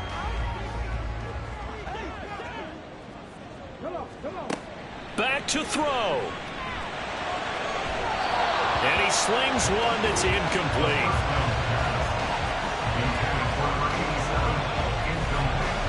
Inside a minute to go. Here's 2nd and 10 now. Back to throw. Throw left side complete. That's Walker. I really like the angles that the tacklers came from on that play. They secured inside, took away the cutback.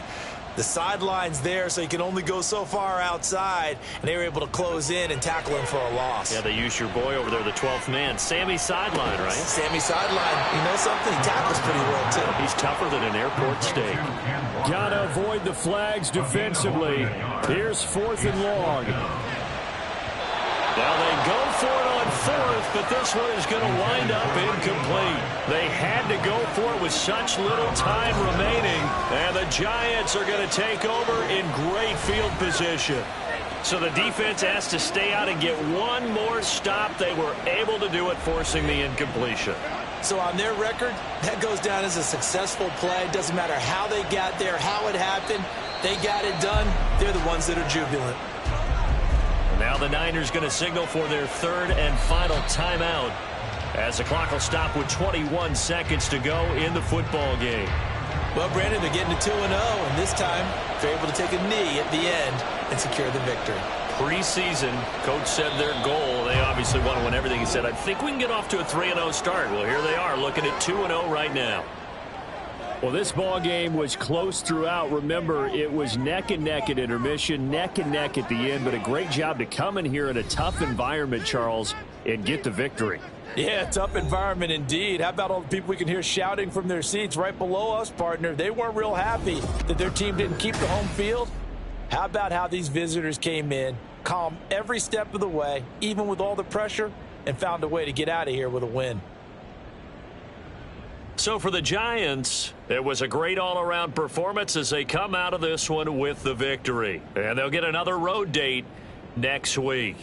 Meanwhile, for San Francisco, they'll fall to 1-1. And they'll get a chance to redeem themselves at home next week. So for Charles Davis and our entire crew, I'm Brandon Gaudin. Next game, guess what? Charles and I will be here again. It's the NFL on EA Sports.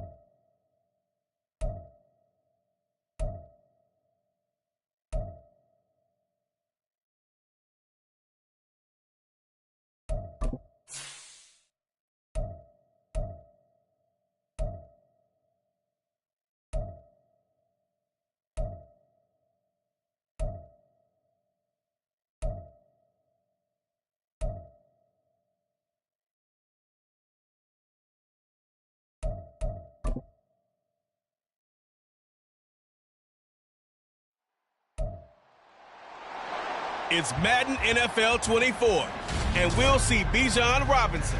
He was an unstoppable force last week with well over 200 yards. It's the Falcons and the Bears on Sunday night.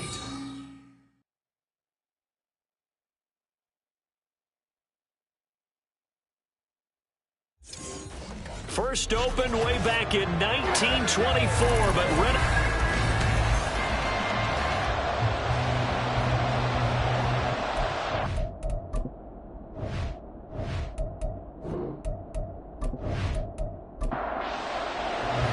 The final weekend of the summer. Hope you're enjoying it wherever you are as we are off and running on EA Sports. We're going to be made right there at the 25-yard line. So here come the Falcons now to get the football for the first time. And leading him out, their veteran quarterback. And he was terrific in the opener, threw 3 touchdown passes, and make no mistake about it, he was eager to get right back out and do it again. So I think we'll see him try to test his secondary quite a bit as this game goes on.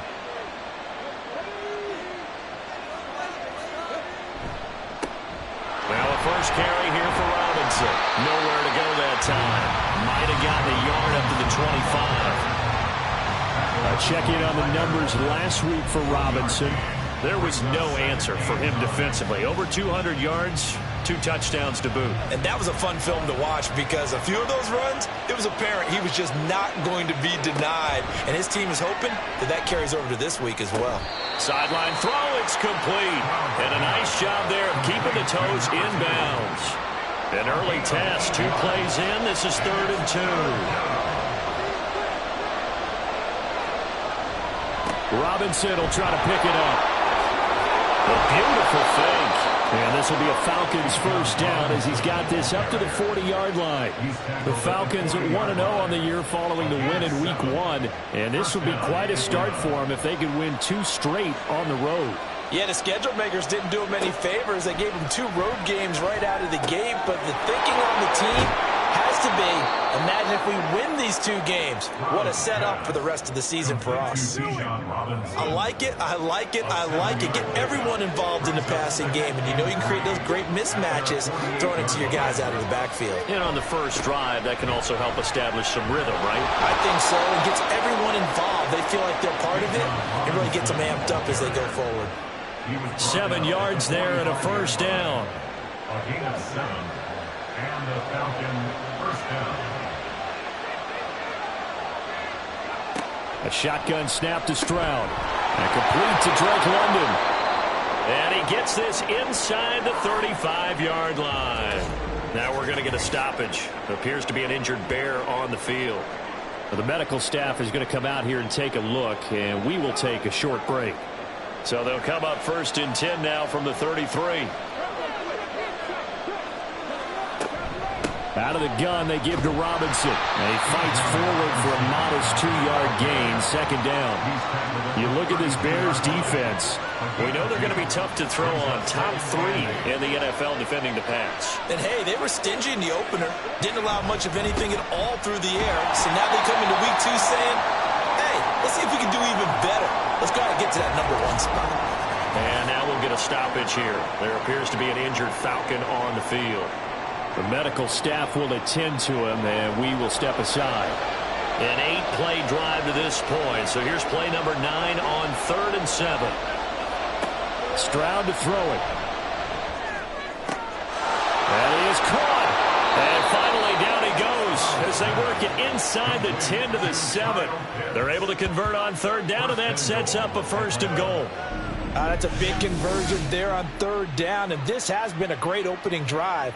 You know, at this point, they'd hate to settle for 3, but they've created a fresh set of downs and a 1st and goal. 1st and goal, a chance for an early statement here on the road.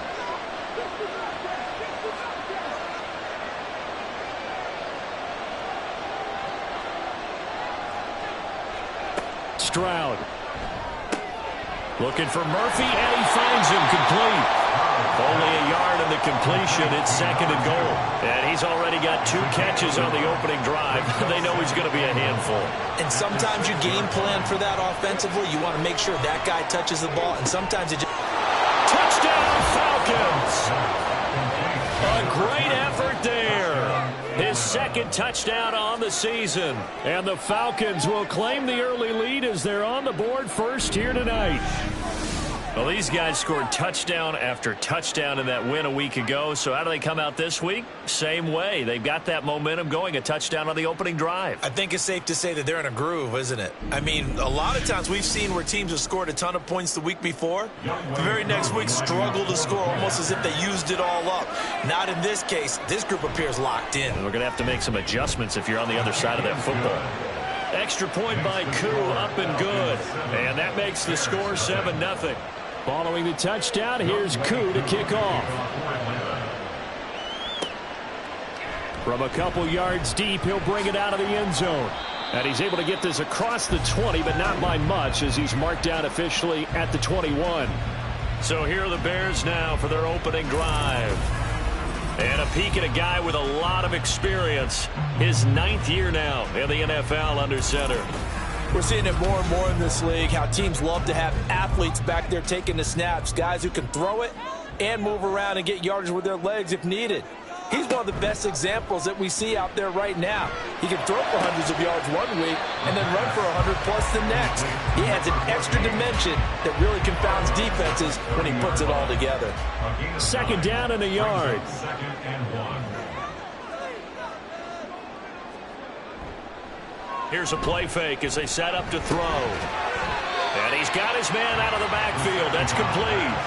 It'll be a gain of just a yard, and that'll leave him with a 3rd and just a yard. Brings up 3rd and 1. Here's a give up the middle. And he'll be tackled right on the chalk at the 45. First down for the Bears, a gain of 15. Plenty of things to talk about here, partner, but to me, their defense gave up a touchdown on the first drive. How about how they're responding, coming back? That's a big 3rd down pickup to keep their drive alive. Counting down toward the midway point in quarter 1. Now a play fake here on first down. And a quick throw here, that's complete. And he's able to take it across midfield before going out of bounds. So they'll get 8 out of that completion. And that'll bring up a second down in just a couple. 8 yards on the pickup. And they'll run on the inside handoff. And he'll get it down here to the 43. The numbers for him from a week ago: 19 carries, 58 yards. Not a horrendous week last week running the ball, but definitely room for improvement for their numbers. No doubt they made some slight adjustments to how they're going to call plays this week in hopes they can kick those numbers up a notch. Right back to him on first down.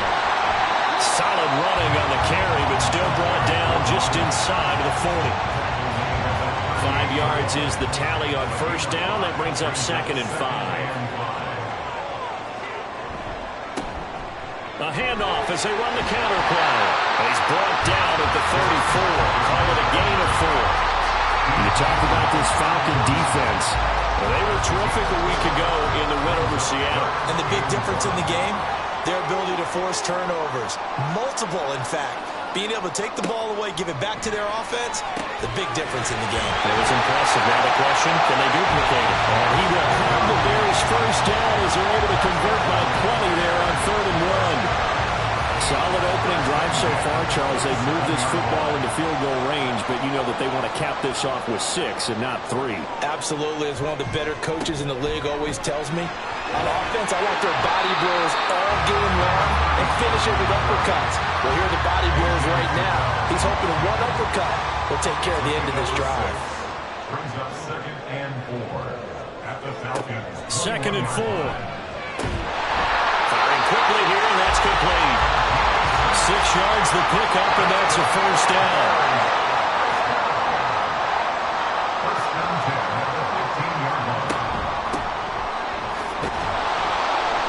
And he is met in his tracks behind the line of scrimmage. 2 yards the loss, 2nd and 12. Part of their struggles last week was getting these negative plays on 1st and 2nd down. That's something they have to be wary of as this game continues. Here we go on 2nd and 12. Throwing quickly there, but it's incomplete. An incomplete pass on that last play, and that means they'll need to come up with something here on 3rd down. They'll drop to throw. And that is incomplete. So 2 third down conversions on this drive, but not able to get a 3rd, and now they deal with 4th down. Now we've got a field goal coming up here for Chicago. From the right hash, just a 34-yard attempt. And his kick is right there. It's good. And they are on the board, but still trailing. It's 7-3. So both teams come away with points on their opening drives, and they still trail. They answered the touchdown with a field goal, but at least able to break that goose egg here early.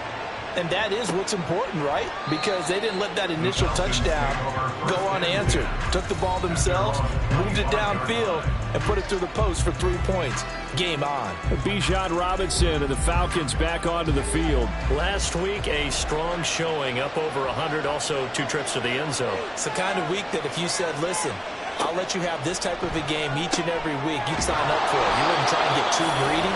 But let's face it, good runners always want to be a little bit more greedy at the end, try and squeeze out every last yard. He's going to try and duplicate that and exceed it in this game. On first down, here's Stroud. That's into the hands of Pitts, the tight end. And he'll be taken down, but not before he works it past the 50. 14 yards there and a Falcon first down. Someone sharp in this game. I mean, a touchdown pass on the first drive and comes right back, and he's flinging it around really well here. Really nice throw there to pick up the first down. You kind of just feel a laser focus and confidence about him, and I think we saw that this week, didn't we? Talking to him and the coaches, they felt good about his performance coming up. Yeah, I was really impressed with that last practice we saw when they went through 2-minute drill, when they went through all the different situations. Ball hardly hit the ground, and I thought, yeah, he might be locked in for this one. Well, so far, little to no resistance by the defense on this drive alone. 3 passes, 3 completions, 3 first downs. They're taking it to him, and it's paying off. They'll throw it with Stroud here, 1st and 10. This to Pitts, and he's got him. Touchdown, Atlanta. Kyle Pitts, his first touchdown here of the new campaign. And they are able to add on to their advantage. Well, he's regarded as one of the best athletes among NFL tight ends, Charles, and it certainly was on display right there. And as we've seen this league continue to grow and develop, I think the tight end position is becoming harder and harder to defend because now it's elite athletes playing that position, not just the big guys who can block. How about his ability to get downfield and make plays against any defense? Koo able to connect on the extra point, and that pushes the lead up to 11.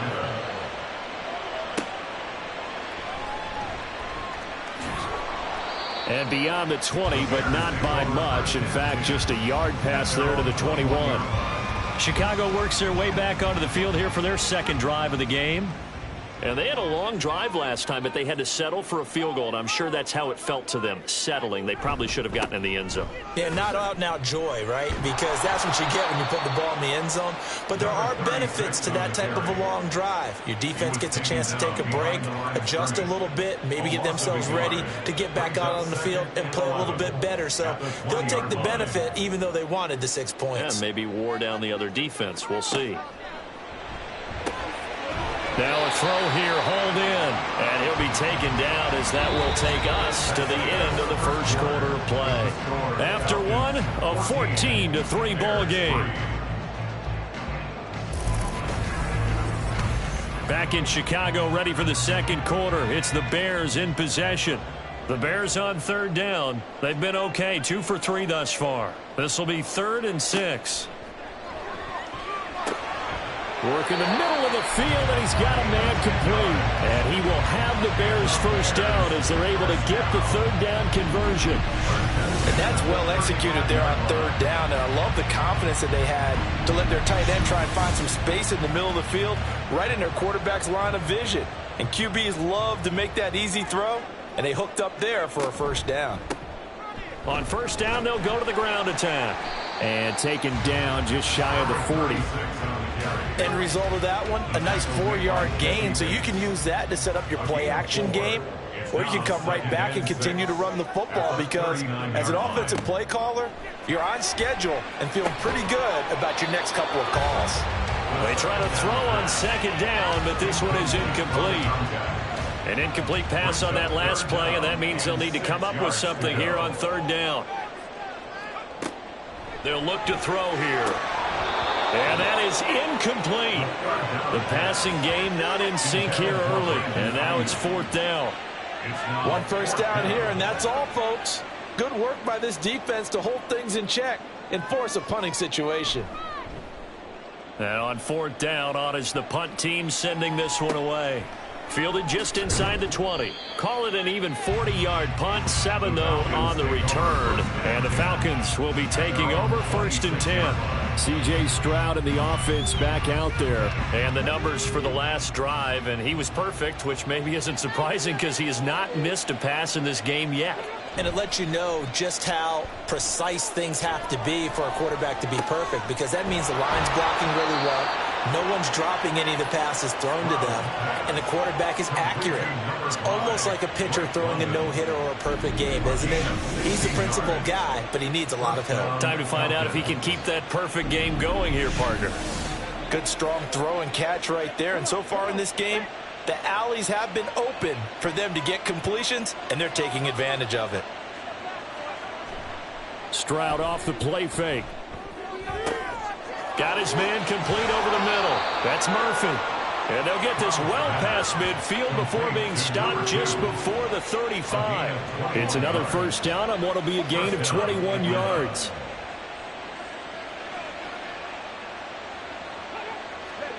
Stroud looking to throw. He finds his man complete. That's Murphy. And this will go as a gain of 7 as he gets it to the 30-yard line. It's a gain of 7. Ball on the 30 now. Here's 2nd and 3. At the 30-yard line. And they'll go play action here with Stroud. This pass is caught by London. And he's going to have another first down as the tackle's made here at the Bears' 14. That one good for 16 as the drive continues. Here's a 1st and 10 at the 14-yard line. Here goes Stroud again. Throws right back to London, complete again. The result, only 4 yards there on the play. And it's 2nd down. 4 yards on the pickup. 2nd and 6 at the Bears' 9-yard line. And Stroud now to throw. Caught on a slant. Touchdown. Drake London, a 9-yard touchdown grab. And the Falcons add 6 to their lead. Well, just a sensational start for this offense, Charles. 3 drives, 3 passing touchdowns. Is that like mentioning a perfect game in baseball, or are we cool to do it here in football, partner? No, I think you can do it here in football. I think perfect game in baseball, that's its own category. Yeah, I think you're right about that. Could not imagine a worse start for that secondary, or let's face it, a better one for this offense. No chance they stop passing now the way that it's going. I think they'll continue to press the ball downfield and hopefully reap the same results. This taken in at the goal line. And not much happening on the return as he'll get this to about the 23. The Chicago offense set to get started. And this, let's face it, an important drive if they're going to get back into this ballgame. Think about going into the locker room down 21-10 as opposed to 21-3. 21-10, a little more optimism, a little more bounce around the locker room, a little more discussion about how they're going to finish this thing off. 21-3. I think discouragement clouds that locker room. Yeah, and I think a touchdown much bigger than a field goal on this drive just to get into the end zone and get that momentum. Despite writing it down on my notes, I never give enough credit to the offensive line, and we have to here. The protection, that's what made this play a success. Quarterback had to wait for his crossing route to develop, and that takes a little bit of extra time. Excellent job by the big fellas up front. And now a throw on first down there, but it's incomplete. Certainly appeared to take away his first read, and by the time he tried to look elsewhere and find an open target, the coverage was too good. That one falls incomplete. Solid running on the carry, but still brought down just inside of the 40. 43 yards rushing for him now to this point. In need of a conversion on third down. They had the big play to start the drive. Not much sense. They'll try and pick it up by running the option to the right. And an excellent job of finding the opening as he's got this now all the way down to the 22. A solid job using his legs. 16 yards and a first down on the keeper.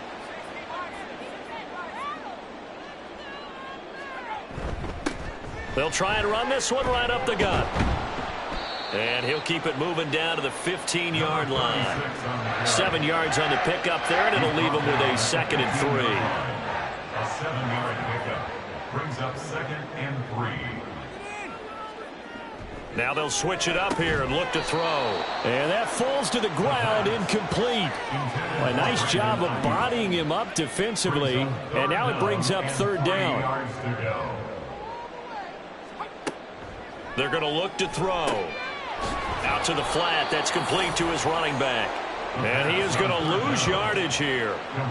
It'll be a loss of 4 yards on the play. And that'll bring up 4th down. That's a nice clip and save sequence there defensively because they did everything as they would have wanted to. They forced the 3rd down, blanketed the field with coverage, nowhere to go with the football, forced the dump off to the back, and even then they closed quickly and got him down behind the line of scrimmage. You name it, they did it well in that last sequence. So no problems at all on that one. And you know, there's virtually no win. This is a kicker's dream here tonight. It absolutely is, isn't it? So to me, with no wind, it should be a passer's dream as well, right? But in this case, the defense held out. They had to force the field goal. And only able to get this to the 19, so probably should have opted for the touchback. Time to get another look at Drake London and the Falcons offense. Last drive, the touchdown, 4 catches, really good. He was. They were not good on the other side trying to stop him. What do they need to do? Well, this is where the entire staff has to. And they get to Stroud, nowhere to go, and he goes down. It'll be a loss of 7 on the sack, and it brings up 2nd.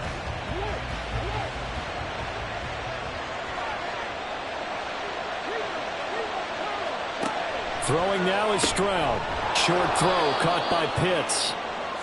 They really love to get him into one-on-one opportunities, and this is one way. Work him out of the slot and create a mismatch. Who's going to cover him? Corner, safety, linebacker? He's got a way to beat all of those positions. Stroud on 3rd down now. He's going to fire one deep, middle of the field. And he knocks the ball away and it falls incomplete. That might be the 3rd down stop that they needed because they've had a lot of trouble slowing down this offense in the first half. This might be their opportunity to get off the field. On 4th down, the punt team is on as this is sent away. Pulled in at the 24. It'll be a 51-yard punt that time. And the Bears take over. Getting set to go again as we look at the back, heading onto the field again. They're behind in the first half here, CD, but it's not through any fault of their running back. He's had a strong start to this one. And you're right about that, partner, because watching him play, you would think that his team is in the lead. He has been a lot of fun in this contest. Now let's see if they can actually make some. They've got his man complete. And he's going to get this all the way down inside the 35. A gain of 37. And that might be exactly what they needed to wake up this home crowd. They haven't given them much to cheer for so far. And never underestimate the effect the home crowd with you can have on a game. So the big play changes the complexion of things. Here's 1st and 10 just outside the 30. He'll drop to throw. Gets it off to Freeman. It'll be a gain of 5, and it'll be 2nd down. It's a gain of 5. Brings up 2nd and 5 at the 29-yard line. They'll set up to throw. That's complete. It's Brandon Ayuk. And that's going to be good for another first down as the tackle's made at the Falcons' 19.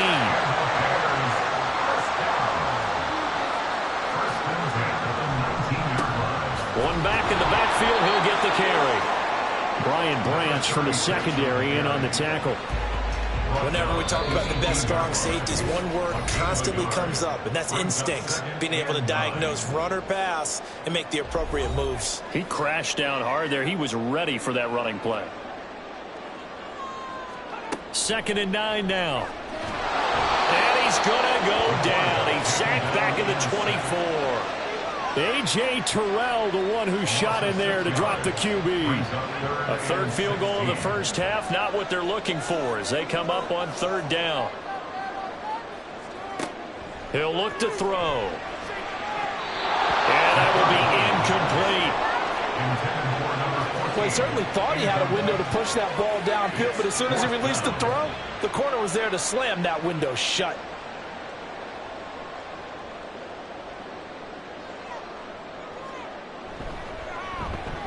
And his kick is good. And they're hanging around here as the lead's down to 12. So he's been a busy man here in this first half. That's 3 field goals for him now. And not just 3 field goals, but 3 for 3. So even though the offense has struggled a bit putting it in the end zone, they've still been able to come away with points due to his leg. And he won't return this one. He'll go down to a knee, and they'll start at the 25. Atlanta prepped and readied for its next possession. It was still more than a minute to go in the half. Time to try to mount a drive. And I would think that they would have to. This is today's NFL. You got to push it whenever you get an opportunity. You can never have enough points with the high-powered offenses that you face. And analytics will tell you, try and score when given the opportunity. Now here's Stroud. He's going to drop this underneath for Robinson. And he's going to be dropped following a pickup of 7 past the 30 to the 32. They'll operate from the 32-yard line here, 2nd and 3. At the 32-yard line. Back to throw. Here's Stroud. This one hauled in, and again it's Robinson. Now the Falcons going to use one of their timeouts as they get the stoppage with a little over 50 seconds to go in the first half. He's got his target. That's complete. And he is going to have a Falcons first down, and he'll have it by plenty as they're able to keep the drive alive on 3rd and inches. First down, Falcons. Stroud. That's going to be caught by Pitts. The Falcons going to use the second of their timeouts as they stop it with 28 seconds to go in the first half of play. Stroud's throw taken in by London. And he'll go out of bounds after taking it a little further down inside the 40. Just need a yard here, 2nd and 1. Here's Stroud. Over the middle, caught by London. And they have a first down and well into field goal range also at the 16 now. Back-to-back receptions for him, and it's another first down. Now here's a timeout as they're going to get it with 8 seconds remaining here in the first half.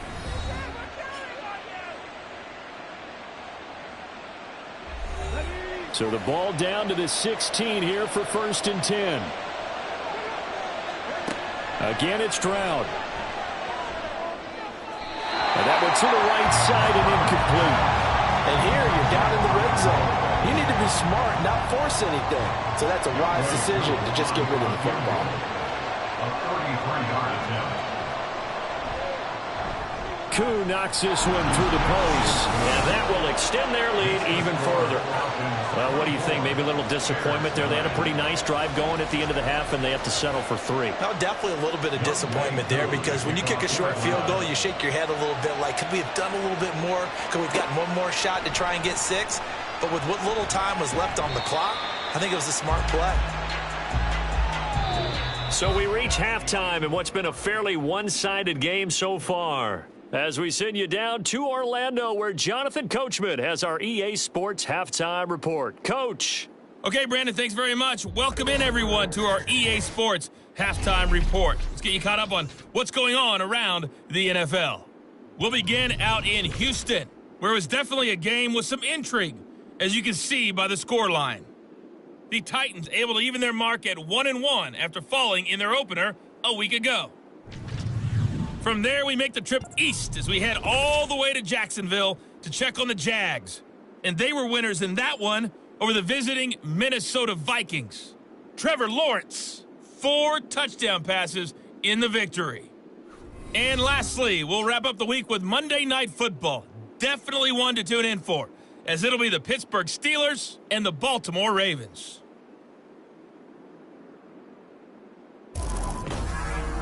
The highlights are fairly one-sided to this point. It's a 2-touchdown difference here at the break, but I wouldn't call this one over just yet. I think there could still be some fireworks yet to come. All right, Coach, thank you very much. As we welcome you back for quarter number 3.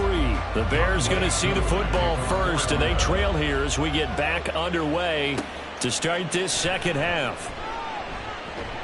And he won't quite make it to the 25. So here's the Bears offense now as they get set to start this third quarter. Well, the first half, they struggled a little bit to keep pace offensively, CD, down 2 scores here. So how do they make some changes coming out of the locker room? Well, they've studied what they did in the first half. They've seen what the defense is throwing at them. Now they want to have a plan of attack against it. So you come out, you're not going to get all the points back on one drive, but get started on it. Start chopping into that lead, and maybe it'll inspire your defense to help out as well. A loss of a yard there to start out. That leads to a 2nd and 11. And they'll keep leaning on the running game. Back to the ground. And he'll manage only a couple here up to the 25. You know that old expression, it's not my night? It hasn't been his so far. I don't know if the legs are a little bit heavy. Sometimes having to hang out all day and play doesn't exactly play to your advantage, but it's been a tough go for him. Every time he looks up, somebody's there defensively. That was the same case on that play. Here comes the Bears punter now, as he'll kick it away for the second time.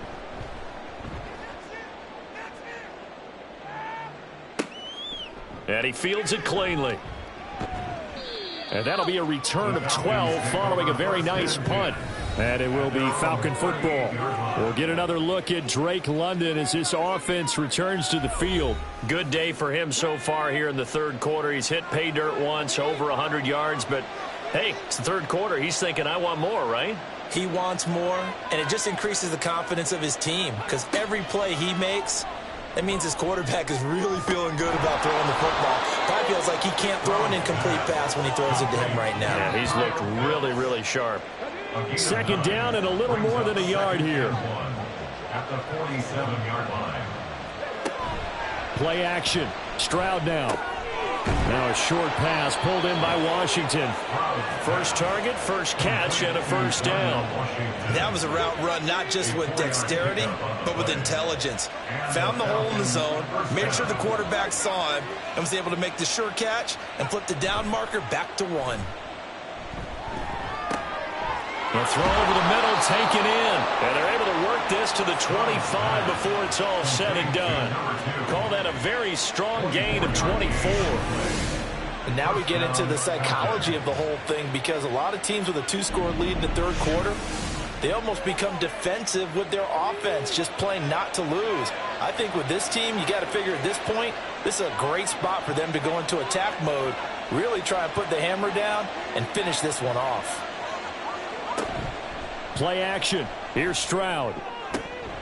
And incomplete on the deep ball. Let's give this defense some credit now. They let the guys get downfield, but when push came to shove, they stood their ground. And now they'll likely force a field goal attempt. Second down and a run by Robinson. And it's been like this all night long. Nowhere to run as they stop him behind the line.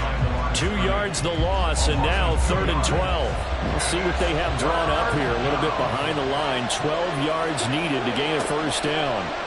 A shotgun snap to Stroud. Work in the middle of the field, and he's got a man complete. Touchdown, Falcons! A great play there. His second touchdown of the game, his 3rd on the year. And the Falcons have moved out in front by 3 touchdowns. Well, partner, he has carried them in this ball game, throwing the football. All 4 touchdowns through the air, and that's really helped them get this nice lead. And I know it's a team game, but right now, he is truly the focal point. Every touchdown his team has so far has been the result of his arm. How about him throwing it downfield, creating big plays? I don't know how you slow him down unless you can make him uncomfortable in the pocket. Extra point by Koo, up and good. And the lead opens up now to 22 points. And no chance to get away as they'll get him down at about the 17-yard line. The Bears offense now getting ready to take over. I kind of feel like they've reached a do-or-die point in this game, Charles. If they're going to try to pull off an impressive comeback, it has to start right here, right now. Yeah, now they've got a final chance to get out of this situation, but they also understand they've got to move the ball and move it fast. In addition, they need to save as much time so they can get 2 more possessions. 2nd and 5. Throwing middle, but it's incomplete. Another attempt, another incompletion, and when I look at the scoreboard and where we are in this game, it comes to mind that they have to start getting the ball in the hands of their playmakers. Throw it to the guys that maybe can take a short. No, he tries to force it in, and it's intercepted. And he's able to get it back to right around the 27. Well, that's a drive killer right there. Not a really confident throw either. This one was kind of up for grabs, and it's going to come down the hands of the wrong team.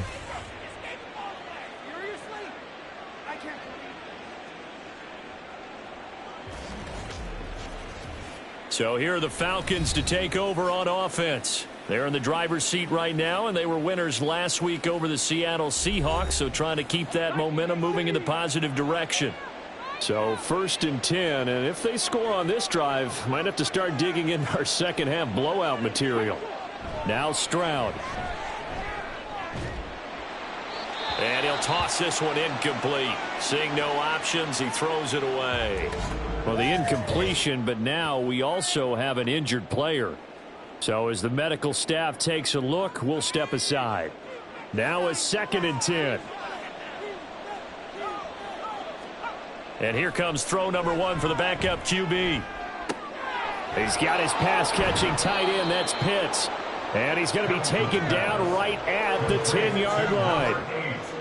They're just going to run a drive route here with their tight end. Let him get upfield about 10 yards and then move toward the middle of the field. This ball's right on target, and it results in a 1st down. This will be stopped about 2 yards shy of the marker. 8-yard gain, 2nd and 2. The tackle made at the 3-yard line. It's a gain of 8.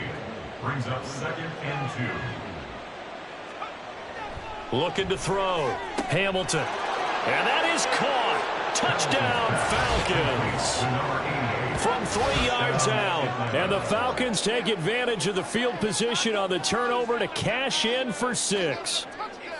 So they're able to capitalize there on the short field, and that might prove to be the score that turns out the lights. The party's over. Oh, sorry about that. That's an old reference there, folks. But, yeah, they've been the better of the 2 teams by far, and that's great complimentary football right there. Defense gets the turnover, sets up the short field, and the offense goes right out and scores to open up a pretty sizable lead. Koo able to connect on the extra point, and that'll push the lead up to 29 now. This fielded right at the goal line. And he returns this to the 22. The Bears now ready to take over again. Well, we haven't exactly been treated to a nail-biter in this one, CD, and if they cannot score here, this one's pretty much all but over. Are you saying that you feel like people are starting to think about getting out of here, maybe beating the traffic in order to get home or to their final destination? Yeah, I don't think there's a whole lot of reason to hang around, especially if they can't score here. Yeah, you're right about that, because it has been pretty clear who the better team has been in this one. And in a league that we talk about every game being a one-score game as we go into it, watching this blowout, let's just say it's been unusual. It's a pickup of 10 and a Bears 1st down. 1st and 10 at the 33-yard line. He'll look to throw. He's going to find his running back. It's complete. And he's going to get a solid gain of 9 before being brought down. 2nd and right at a yard. From the 42-yard line, here's 2nd down at a yard. And now here's a carry heading left. And he'll be brought down right at the 45-yard line. 2 yards on the pickup, and that's all they needed to move the sticks. 1st and 10 at the 45-yard line.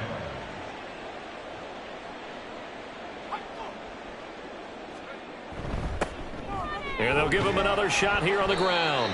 And no room that time, getting it to about the 46. Just a yard on the pickup there, and it'll bring up a 2nd and 9. Brings up 2nd and 9. One back in the backfield, he'll get the carry.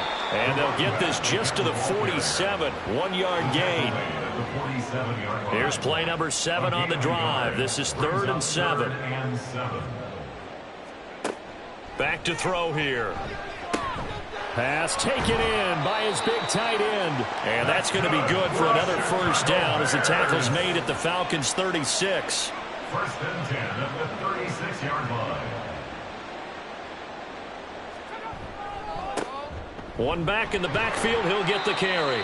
And he'll take this down to the 33.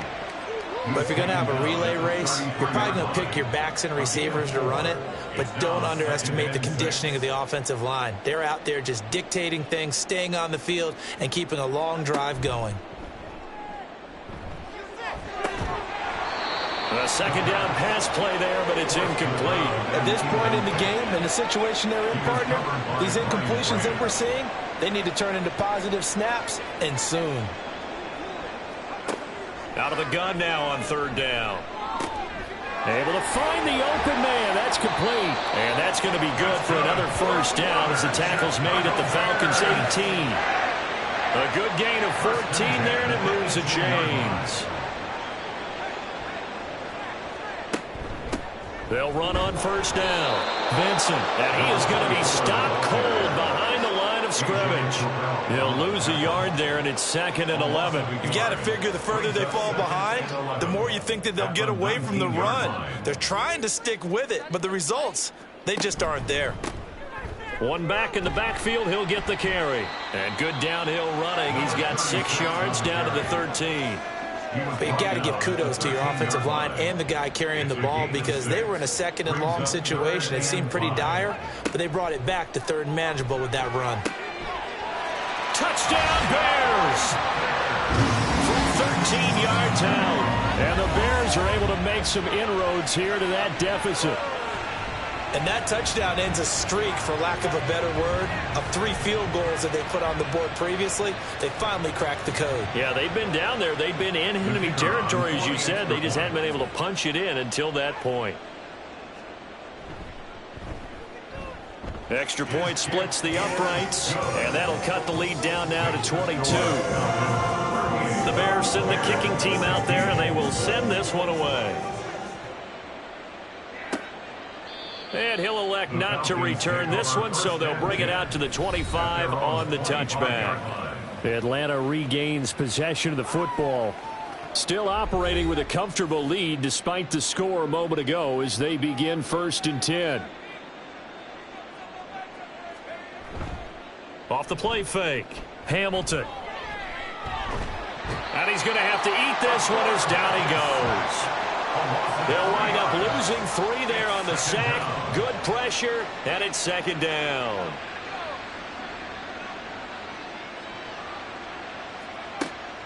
Back to throw. Hamilton. Looking middle, and that's complete. Hamilton's pass. Complete to number 88. It's a gain of 13. But it brings up 3rd down. 1 quarter remains here on a Sunday night. This is the National Football League on EA Sports. Back now at Soldier Field. A lot of folks starting to make their way to the parking lot. Their guys trail big here to begin quarter number 4. On 3rd down, Robinson. There's Robinson showing the flash. And he takes this all the way down to the Bears' 35-yard line. 54 yards rushing now on 8 carries for him so far. Well, that's one of the main responsibilities of a safety in any defense. A long way downfield before he's able to corral him, but that's why you have him on the field, the last line of defense. He made the play. I don't know if it'll be remembered. They're probably so mad that the run went for that long. Wonder if they were thinking pass in that situation as opposed to run and being caught a little bit out of position. Fortunately, he was able to track him down. Back to Robinson now on 1st down. And this time the yards won't come so easy as they'll in fact tackle him behind the line. 2 yards the loss, 2nd and 12. At the Bears' 36-yard line. Off the bootleg. Hamilton. Now a short pass pulled in by Washington. He'll go down as a gain of 6, and that'll lead here to a third down. It's a gain of 6, and it's third down. Looking to throw. Hamilton. Quick hitter here. It's complete. And inside the 20 before he's brought down. The Falcon passing game looking good on this drive as they get the first down. And this was a nice example of an offensive coordinator scheming his guy open. Just a little underneath route, just trying to free up some space, and it worked awfully well. Got him not just space, but plenty of room to run after the catch to pick up really nice yardage. That's another gain of 15 on back-to-back plays. I think he has to be saying to himself, how did that not wind up a touchdown? Remember, he just need the tip of the ball to cross the plane. It's not going to get there, but they're going to be set up in great shape with first and goal. 2 big plays in succession. Not sure this D knows what hit him, but now they got to get ready. It's first and goal. Robinson. Oh, he's going absolutely nowhere as he is hit behind the line. That's going to wind up a loss of a full 3 yards on first down. That's a really alert defense there because they saw the heavy look come in from the offense, countered it with extra linebackers who brought a little bit of speed and heft, and able to... This to Pitts, and he's got him. Touchdown, Atlanta. Kyle Pitts. A beast in the red zone with his second touchdown of the game. And the Falcons are on their way to a 2-0 start. And, Charles, they continue to have trouble stopping him as he's into the end zone yet again. Yeah, that's multiple series now that have ended with him in the end zone. A perfect plan on how to utilize him best when they get in close. Extra point by Koo, up and good. And that'll push the lead up to 29 now. Bears 16. And he'll get it up past the 20 to about the 22.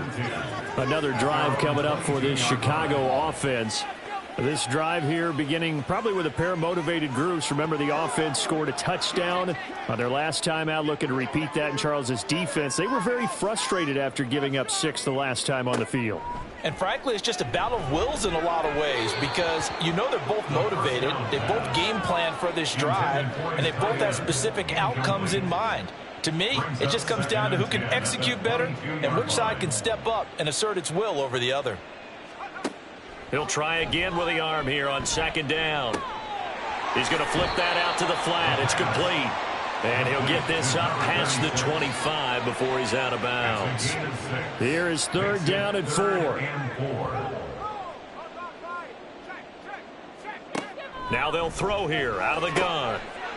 It's a short one here, complete to his tight end. And he will have the Bears first down as they're able to get the third down conversion. So here's a 1st and 10 at the 38. They'll look to throw again. It's a short one here, complete to the tight end. And a 5-yard gain gets him to the 42. It's a gain of 5. Second and 5. Second and 5 at the 42-yard line. They'll stick with the passing game as he looks to throw. That is caught. And he's able to get this one out closer to midfield across the 45. Here comes third and about a foot.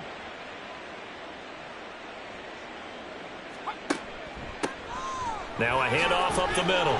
Vincent. And he will have the Bears first down as that'll be a pickup of about 5 as they convert on 3rd and inches. From Falcon territory now, here's 1st and 10 at the 48-yard line. Looking to throw. Being chased out left. And he is tackled inside the 40, not quite to the 35. A nifty bit of scrambling there. 12 yards, first down. He'll drop to throw. And he will find his man on the end route, complete. And inside the 20 before he's brought down. So here's a 1st and 10 now, down inside the 20. Now a quick throw as they get it to Ayuk outside. Now we're going to get a stoppage. It appears to be an injured Bear on the field. While they come out and take a look at him, we will step aside for just a moment. Here's 2nd and 10.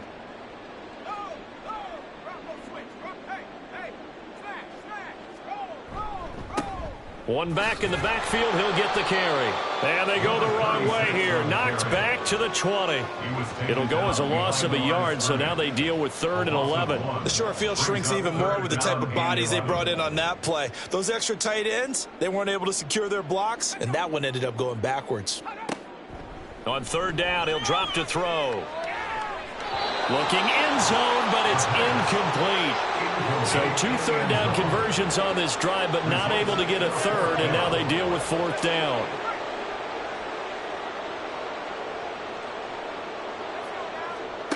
As expected, they're going for it to keep the drive alive. And it's incomplete. They cannot convert, and they turn it over. The Bears tried it on 4th down, unable to convert. And this long drive is going to wind up yielding nothing. Well, they were looking for a clutch play there on 4th, unable to come up with it. How about that defense, though, huh? How about that D? Yeah, momentum swing. And, you know, I remember playing how much 4th downs were emphasized. You know, because, as you said, it's a momentum play. It's also a big test for you. You know, if people are going to go for it on 4th down, they believe you're not up to the challenge. You want to show them differently. From the 26, they'll line up on 2nd and 4. A run for Murphy. And he will lose yardage and be backed up to the 24. It'll be a loss of a couple on the play, so now 3rd down coming up. And it's 3rd down. Back to throw. Hamilton. And he's got his man on the out route. And he's going to have a Falcons 1st down as they're able to get the 3rd down conversion. Well, this one probably not the close game you would expect or hope to see in prime time, CD. But, of course, that wasn't their intent in preparing for this one. They said they felt like their offense was ready to put up some points. And, my goodness, it has been a dominant display in front of a national audience. Yeah, they thought it, and it certainly came to fruition, didn't it? They've been dominant in so many ways in this one. If you weren't paying attention to this group before, you certainly are now after seeing this type of victory from them. On 2nd down, another shot for Robinson. And he's dropped right at the 40. Gain of 3. Well, now after all of this, hang on here because he appears to be shaken up. Hopefully, obviously nothing serious here. Medical staff, though, going to take a peek, and we'll take a break. 3rd and 4. Operating from the gun. Hamilton. Pressure, and he's taken down. A Bear sack. Multiple players getting home there for an 8-yard loss. Brandon, that's just football 101. If you're out of the pocket, you've got to get rid of the football in this situation. You cannot take a sack in a 2-minute drill.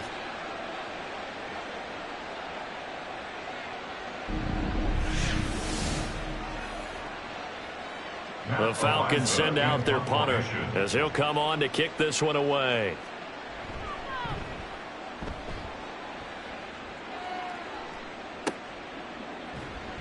Just a 2-yard return there following a punt of 48. And it will be 1st and 10 as they take over.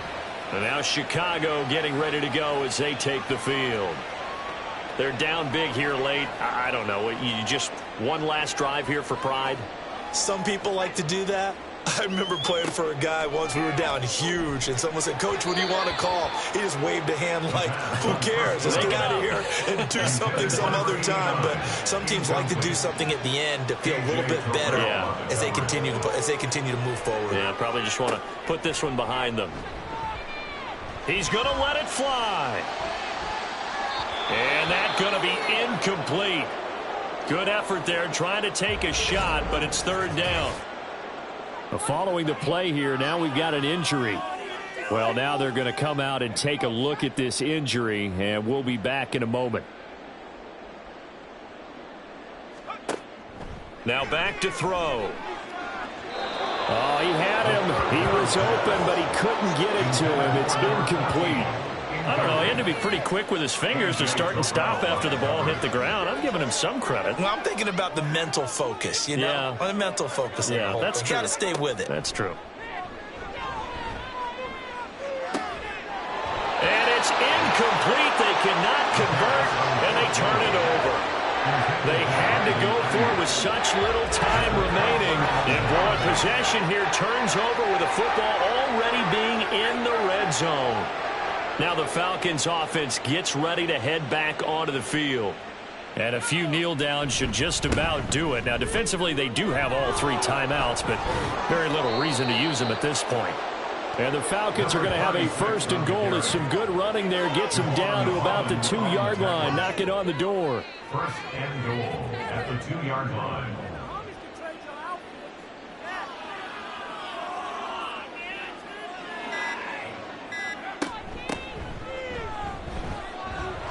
And he will get into the end zone. It's another touchdown. This thing is ugly. Looking like they're well on their way to a 2-0 start. All smiles right now on that sideline, isn't it? As well there should be. It's hard to win a game in the NFL. We hear it all the time. We know that it's difficult. But guess who's smiling? But inside is thinking 24-hour rule because we're going to have to play again next week. Boss man. Oh, without a doubt. The head coach, he wants them to feel good, but at the same time, find a way to keep improving. Koo able to connect on the extra point. And this one was over a while ago as they just add on to that big lead. Young Wei Koo to kick off for Atlanta. And he's up past the 20 to the 22-yard line. At the line, prepping for their next drive, the Bears offense. One final shot. They'll look to throw. Now a desperation throw deep downfield. And that will be incomplete as time has run out on this football game. So time runs out. It's a victory for the Atlanta Falcons. And even playing on the road, the class of this ball club just too much to overcome. Yeah, deep down, I think even the fans knew how this one was going to turn out. All right, they just came to support their team, hoped they'd see some good football, and they did. But they didn't really expect their team to win. In fact, they probably came in and said, let's win the tailgate. Because that's where we have the advantage, and I bet they did that. So for Atlanta, it's a dream start. 2 wins in 2 early road games. And they will head back home next week. Meanwhile, for Chicago, they'll drop to 0-2. And they'll get a chance to redeem themselves at home next week. And for Charles Davis and our entire crew, I'm Brandon Gaudin. You've been watching the NFL on EA Sports.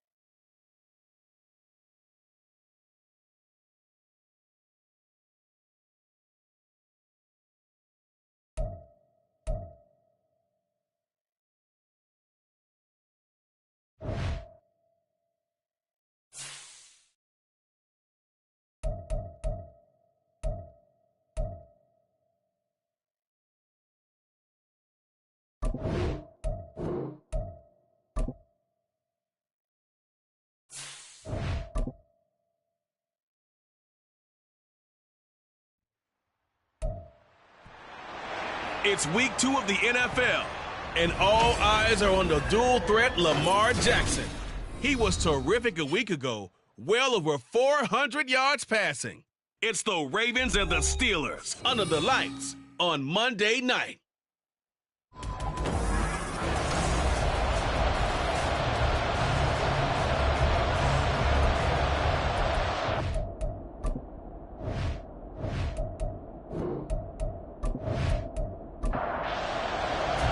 The final weekend of the summer. Hope you're enjoying it wherever you are as we are off and running on EA Sports. Get this to the 20-yard line as he's down at the 19. So the Steelers offense getting set for their first drive. And they will be led out by their 6'3" quarterback. And there was a positive in last week's loss. No interceptions thrown by him. But he only threw 1 touchdown pass, and you know he wants that to improve. He might even consider that as part of the reason that they couldn't take the win last time out. I believe we'll see a more aggressive version of him this week whenever they're nearing the end zone. He'll be dropped at the 25 after a gain of 6. These are his numbers from last week's contest. 17 carries, 51 yards. There were some signs of life from their ground game last week, but overall, just a so-so performance. Everyone knows they can make a slight improvement how they contribute to this aspect of the offense. Linemen can set their blocks and hold them a little bit longer, and he can be quicker to the hole and hit a lane. If they do that, they should get some better numbers produced this week. 15 yards there for number 15. And the Steelers first down.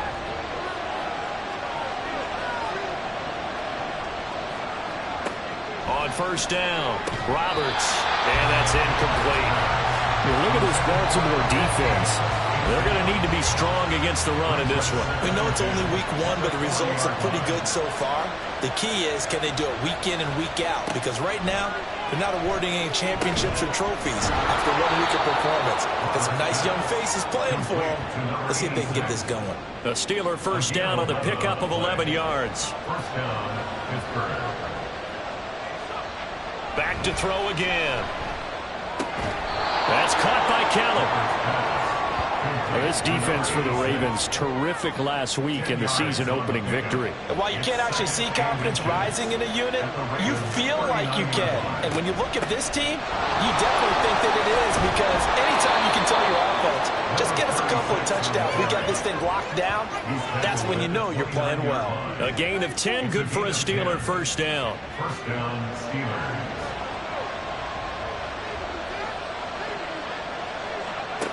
Looking to throw. Roberts. He's going to hit his man out of the backfield. Complete. And this will leave him a yard short. Nice pickup of 9 yards on first down. From the 20, here's second down and 1. Operating from the gun. Roberts. A quick throw there, but it's going to be incomplete. Not sure what happened out there, but it looked like the timing was a little off on that throw. Now, you know I'm a defender, so what am I going to say? Great defense. Darn right. They did something to disrupt that timing. And he gets this down to the 18. Good enough for a first down. Had a chance to maybe limit them to 3 if they could have gotten that stop there, but a new set of downs. And with a new set of downs, you got to take the mentality of the whole thing. Right now, everyone's looking at the offense and saying they've got the advantage. The best defenses just say, okay, new set of downs, gives us another chance to make a play ourselves and maybe change things up. Here's a 2nd and 8. It's 2nd and 8. Back to throw. Roberts. And he's got his big tight end here. And able to get this down inside the 15, either the 13 or 14 before he's out of bounds. Roberts from the gun on third down. He had a man open, but he missed him, and it's incomplete. Sometimes the game is pretty simple. Put a few extra defensive backs on the field, give them nowhere to throw the football, force the incompletion, and get off the field on third down. And this one is right through. And the Steelers will jump out to a 3-zip lead. Well, given where they started that opening drive, CD, I think to get 3 out of it, probably a pretty good start that they'll take. I think you're exactly right about that, because they just shook off the effects of the kickoff and field position, and took the ball, moved it downfield. Didn't pay off with a touchdown, but that drive, that was really nice for them, and they did come away with 3 points. Here comes the Ravens on offense, and the man in charge from Louisville, the former MVP, Lamar Jackson. Early part of his career, defenses really had to focus on his running ability, and they still do. But now, he's turned himself into a true dual-threat quarterback. When he plants his cleats in the ground and turns it loose, good things happen downfield.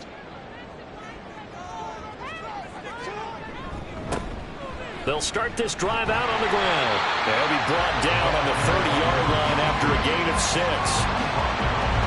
From the lineman to the guy running with it, that was a well-executed first down by the offense. With 2 shots left to get the first, you can get a little aggressive here on second down if you want and try for some bigger yardage. And this won't be enough to pick up the first. A gain of 2, 3rd and 1. A yard all they need, but it's 3rd down.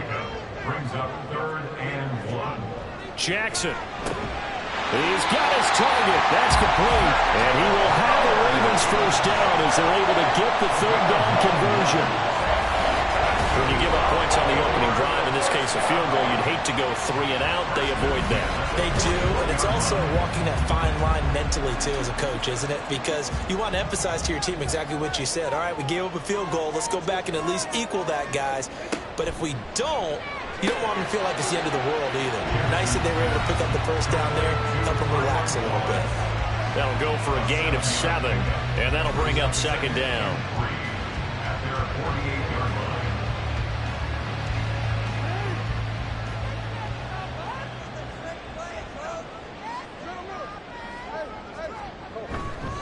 Now Rodgers. And he'll be brought down at the 45-yard line. 7 yards there and a first down. That's a good, nice, crisp run for a first down. I wonder if the defense might have been loosened up a little bit, maybe anticipating a pass instead of the run that they got. Another carry now for Rodgers. And he'll manage to pick up about 4. It's 2nd down. You look at this Steeler defense. They've been pretty good against the pass. Not amazing, but good. Number 13 in the league. And for all the routes to keep an eye on in this one, they've got to find a way to take away the crossing routes. Those are the ones that when a receiver catches it on the run, those can really hurt a defense. 7 yards there and a first down.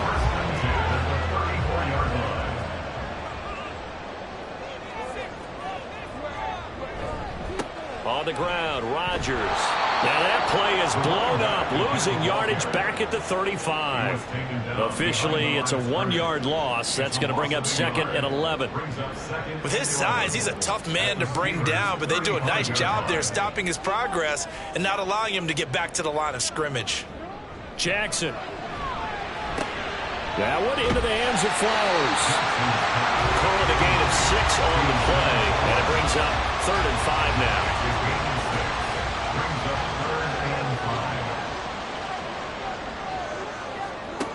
Now Jackson. That'll be taken in by Flowers. And they move this all the way down to the 9. Back-to-back receptions for him, and it's another first down. Field goal helps, but a touchdown gets you the lead. That had to be the message transmitted in the huddle. And they delivered there as that throw is going to keep the drive alive. And even better than that, set them up with a 1st and goal.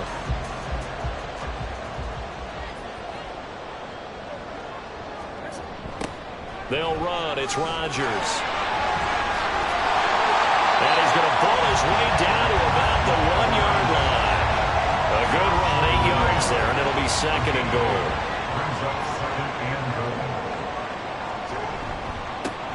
They'll run it here. This is Rodgers. And he will take it in for a Ravens touchdown. A great effort there. His first touchdown of the new season. And the Ravens are able to answer the early 3 points and take a first-quarter lead. And that caps off what was really a balanced opening drive for them, Charles. They work in the rushing game and the aerial attack, and they end it with a touchdown. Strong in so many ways, wasn't it, partner? Their ability to throw it and run it and accomplish their goal, they've got to like the way that they started this ball game. And he won't return this one. He'll go down to a knee, and they'll start at the 25. So Pittsburgh retakes the field for their second offensive possession. Now, early on, you know, Charles, every game could be called a measuring stick game. But I think when it comes within your division like this, it's a measuring stick game with a little extra intrigue. I would agree with that totally because all division games have a little extra to them. Oh, and now some space to operate. And he'll be taken down, but not before they work it across midfield. That'll wind up a gain of 27 on the catch and run. Had to put that ball in there with a little extra zip, but he put it right where it needed to be. Yeah, and that little extra pace that he had on the pass, that required a little extra concentration for him, didn't it? Ball can get on you pretty quick in that manner, and he handled it well and picked up the first down. Roberts now throwing on first down. And this is incomplete. No surprise at all. They're looking for the big man early in this one. The only surprise for them, he couldn't hang on to the pass. And 2nd and 10, he'll look to throw again. And this throw a bit late as he couldn't reach back for it. So many things have to go right for any passing play to work out. Quarterback has to understand the defense, deliver an accurate ball. Receiver has to concentrate and bring it in. Somewhere along the assembly line, something was off with that one. And the tackle going to be made at the 41 as they stop him a few yards short of the first. So the completion good for 7 there. And that's going to make it 4th down. The Steelers send out their punter now, as he should be able to pin him back deep here with his first punt. He punted 4 times in the loss last week as he gets this one away here. Baltimore set to take over here for their second possession of the game. A good balance attack for that last touchdown drive they had. Now it's time to see if they can do that again. And it really becomes a tale of 2 play callers, doesn't it?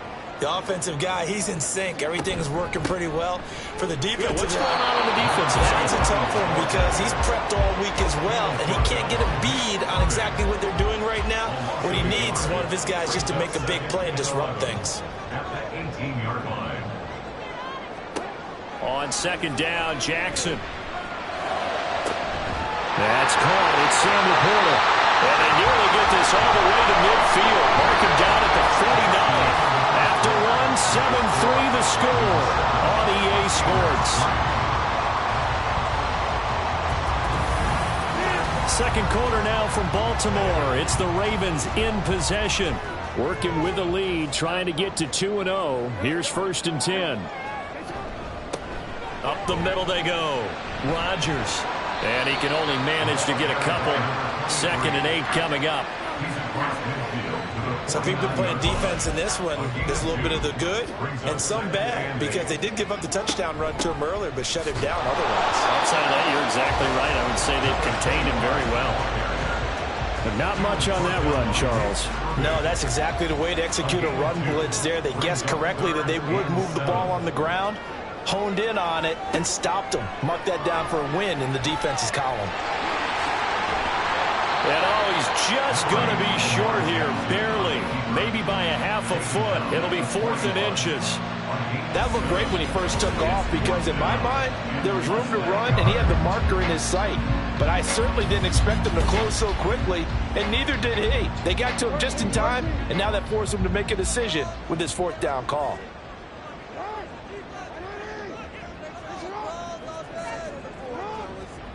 They'll try and throw for it with Jackson. And it's incomplete. They cannot convert, and they turn it over. The Ravens go for it, but come up empty. And this Steeler defense able to come up with a stop. Even though they didn't get it, probably the right call. Too long for a field goal and just not a whole lot to gain from a punt there. Yeah, you wouldn't have really netted very much yardage if you pumped the ball, right? And the thing about a field goal, and you know this from so much experience, the longer the field goal, the lower it comes out off the kick, right? Which means it's got a better chance of being blocked. So you're taking a chance either way. I like the fact they went for it. 2nd down and 4.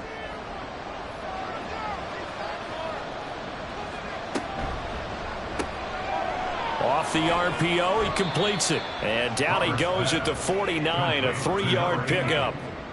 It's a gain of 3. brings up 3rd and inches.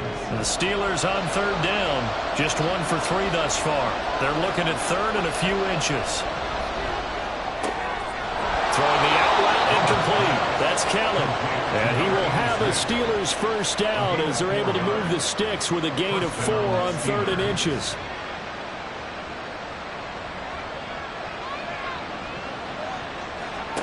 Looking to throw. Roberts. Oh, he tried to fit it in on the slant, and it's intercepted. Picked up by Brandon Stevens. And the Ravens will take over here as they get it up to the 43-yard line. You've got to know as a quarterback that it's going to be tough to outthink this guy in the defensive backfield. He's been at it 11 years now, so he knows all the ins and outs of the position, and he's in the right spot there to come up with the interception. So here are the Ravens to take over on offense. They got the victory last week. That was against Washington, and now they lead this ball game as well. Set to go here, 1st and 10.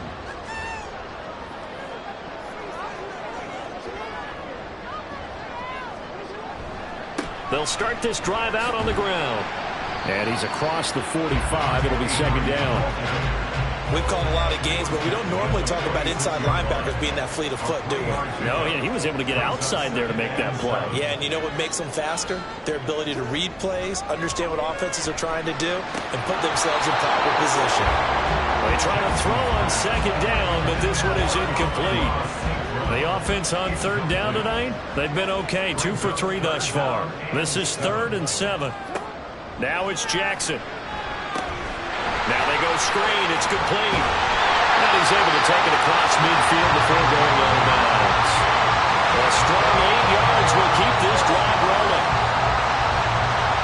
Let's give a little credit there. The offensive play caller, since the screen pass was available, whenever you're getting a lot of heavy pressure towards your quarterback, that's when you're thinking about running the screen and using that pressure against the defense. It worked very well there for a first down. Now 2nd and 3.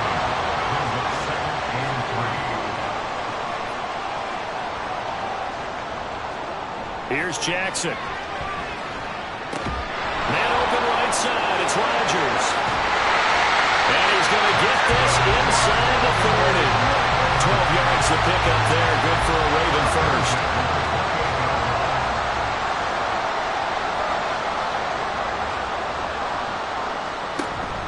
Off the play fake. Here's Jackson.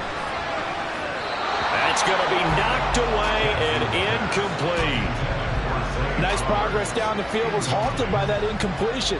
They could try for some safe yards here to get things moving again, or keep throwing it and pushing it downfield to try and pick up bigger yardage.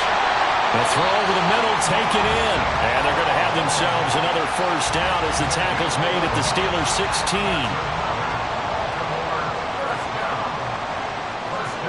Jackson will throw again. Over the middle, complete. It's Flowers. So 5 yards here, 5 on the play, and that'll make it 2nd down. A gain of 5 brings up 2nd and 5 at the 11-yard line. Throwing is Jackson. Throw right side, taken in by Wallace. And he's dropped just before the line to gain. 4-yard pickup leaves him with 3rd and 1. 3rd down and 1. Brings up 3rd and 1. Here's Jackson to throw. And this is caught. Touchdown, Baltimore. A 7-yard touchdown grab as his guys are able to extend their lead. Well, it was 3rd and 1. I was expecting run so much for that. They pass it, they score it. That had the feel of the head coach telling the offensive coordinator, you've got 4 downs here. We're going to go for it on 4th down unless there's a disaster on 3rd. Go ahead and take a shot if you want to. And he gratefully accepted the opportunity and did exactly that. If they didn't get it there, they had to feel that they would come back and try it on 4th down. Out is the kickoff unit as they run up and send this one away. From a yard or 2 deep, here comes a return. And he'll be brought down right on the chalk of the 20. Now the Steelers offense gets ready to get back onto the field. And we'll see if they can bounce back from that last drive. In particular, if they can bounce back at the quarterback position, Charles, after throwing their first interception of the ball game. Yeah, and some guys, you know they're going to want to try and get a big play right away and take control back. others, they're going to look to hit a couple shorter passes and get a little momentum back that way. But for the defense, that goal's not changing a bit. They want another pick. You're exactly right about that. In fact, you've got to watch them a little bit because in coverage, they may cut down their gaps a little bit, maybe their splits a little bit in order to try and get to the ball even faster. Brandon Stevens there on the tackle. 2nd and 7. Back to throw. Roberts. And he'll be taken down, but not before he gets into enemy territory. The passing game in rhythm right now for Pittsburgh. There's another first down. Every now and then I can speak from experience because I do know as a defender, it is awfully hard to stay with your man on these crossing routes because even if you don't get picked, there's a danger of being picked either by one of their receivers or maybe by your own defender. And on that play, that worked quite well. Now a dump off here complete. So the completion good for 6 yards, and it'll be 2nd down. It's a pickup of 6. Brings up 2nd and 4 at the 40-yard line. Operating from the gun, Roberts. Oh, and his early struggles continue. Here's another one intercepted. Picked up by Brandon Stevens. And the Ravens are going to take over at their own 30-yard line. It's so rare to see any quarterback toss back-to-back interceptions in the NFL, regardless of status or experience. Whether it's him personally or just the offensive game plan, I think this defense is reading something out there, and they're holding the upper hand. There again is the running back as he trots onto the field. He's been effective so far, over the 40-yard mark here in the 2nd quarter. Don't forget about those guys up front, though. They've been effective, too. The leverage game has been in their favor. They've been the ones who've been able to bend their knees, drop their hips, and get a little bit lower than the guys on the other side of the football. And they've moved them out of the way for the runner. Sometimes that's tough for those big fellas. Not an easy thing for them to do. Jackson from the shotgun. A little short pass here taken in by Laporta. And he's brought down at the 34. Call it a gain of 4. Here is 3rd and 5. Brings up 3rd and 5. Now it's Jackson. And the throw there going to be incomplete. Oh, I like the calmness of how he played the ball here. No panic in his eyes as that throw arrived. Tracked it from the moment it left the quarterback's hand, and that's just where he needed to be to knock it away. So they're forced to punt on 4th as this one's away. It's a 46-yard punt, 2 on the return. And the Steelers will go on offense here, 1st and 10. And Pittsburgh getting set to take the field. Now, they've sort of lost their way, partner. How do they recalibrate and get this proverbial train back on track? Well, this is where leadership really comes into play. How's the head coach handling it? The offensive coordinator? Sometimes they just make a joke. All right, guys, had your fun? All right. Throw it out the window. Yeah, let's get back on track here. And sometimes that'll work just fine. I guess it's time now to lean on that leadership. It'll go as a loss of a yard, so now they deal with 3rd and 11. Game clock at 2:01. Time for one final play before the 2-minute warning. Now the Ravens going to use one of their timeouts. They'll have 2 remaining as we step aside here in this 2nd quarter. What do they have for this? 3rd and 11. Operating from the gun, Roberts. And this pass broken up. And the contact well timed there, and now 4th down. And the punt team on now as this one's sent away. It's fielded at the 45. They'll score that a 36-yard punt. And the Ravens set up well to begin their drive as it'll begin in enemy territory already. And now Baltimore gets set to take the field. They've had a very solid first half, and as we near the end of that first half, they're just looking for a little more on top of their lead right now. And when you put together a game plan on offense, you put together what you think is going to be the best possible scenario, right? Hey, we're going to score. These are the plays that are going to do it. But you also put together your counters, meaning after they make adjustments to what you're doing, what do we have to go to next? The adjustment to the adjustment. Exactly. So I can't wait to see if we come out of the half, how they're going to go about doing things. So you just keep running what you ran before, or do you go to your counters expecting those adjustments to happen? Before that, we'll see the end here of this first half. And That's a more than acceptable read right there because it's zone coverage, so timing is everything. This time he waits for his man to come open, puts it right on him, and they pick up a first down. Throwing on first down, it's Jackson. Throwing the out route incomplete. That's Wallace. Now they take him down, losing yardage back at the 27. That one unable to develop, never got going. A loss of a couple, and it's second down.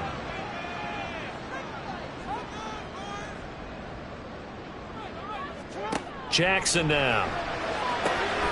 Open man left side is Wallace, complete. And in for the Ravens touchdown. Tyler Wallace, 27 yards. And the Ravens will extend their lead in the final minute of the half. That score that they just gave up there, that's a tough one for their defense to swallow because they got a tough time through the first 2 quarters. They really were determined to get a stop there, unable to do so.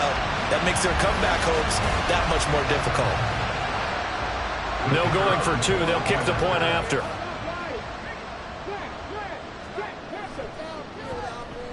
And it's 21-3. So that drive, 4 plays, and it's capped off by the Baltimore score. And here comes a return from just beyond the goal line. And he returns this to the 22. The Steelers taking over now late in this first half. And with a 3-score deficit staring him in the face, they might have to press the issue here and try to get points out of this drive. And for the 3rd time here in this half, it's intercepted. And they will take over at the 26-yard line. An unfortunate sequence there, trying to get points before intermission, but now the interception, and their opponents have a chance to possibly pad their lead. Yeah, they had an opportunity there, and they weren't able to capitalize on it, and that's something that could come back and haunt them later. They're begging their defense now to keep them from scoring before the half ends.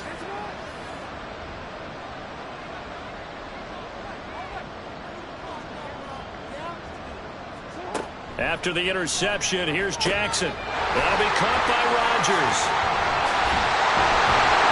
And down inside the 15, shy of the 10. The Ravens going to use the second of their timeouts as the stoppage will come with 23 seconds to go till halftime. Throwing on first down, but this one winds up to be incomplete. Oh, nice defensive effort there, providing the hit as the ball got to the receiver, separates him from the catch, and normally he's a sure-handed target. Throwing the out route incomplete. That's Flowers. 9 yards, not quite enough, and they'll be left now with 3rd and 1. And offensively, they'll take the timeout with 6 seconds left in the second quarter.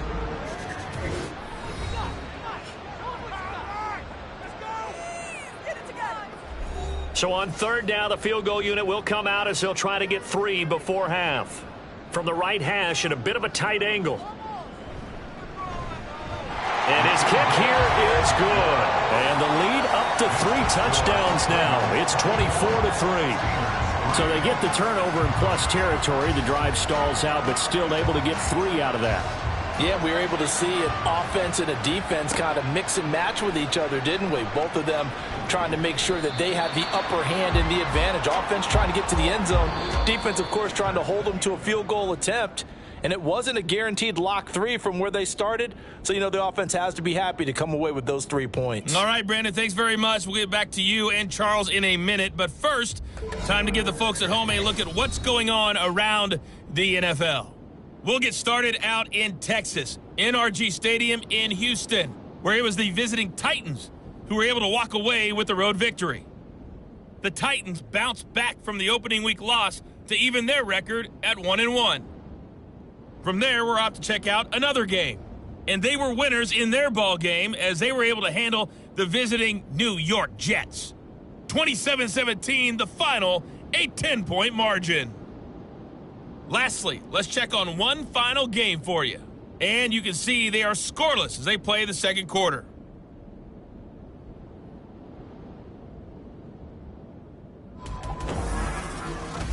We saw a terrific first half from the dual-threat quarterback, Lamar Jackson.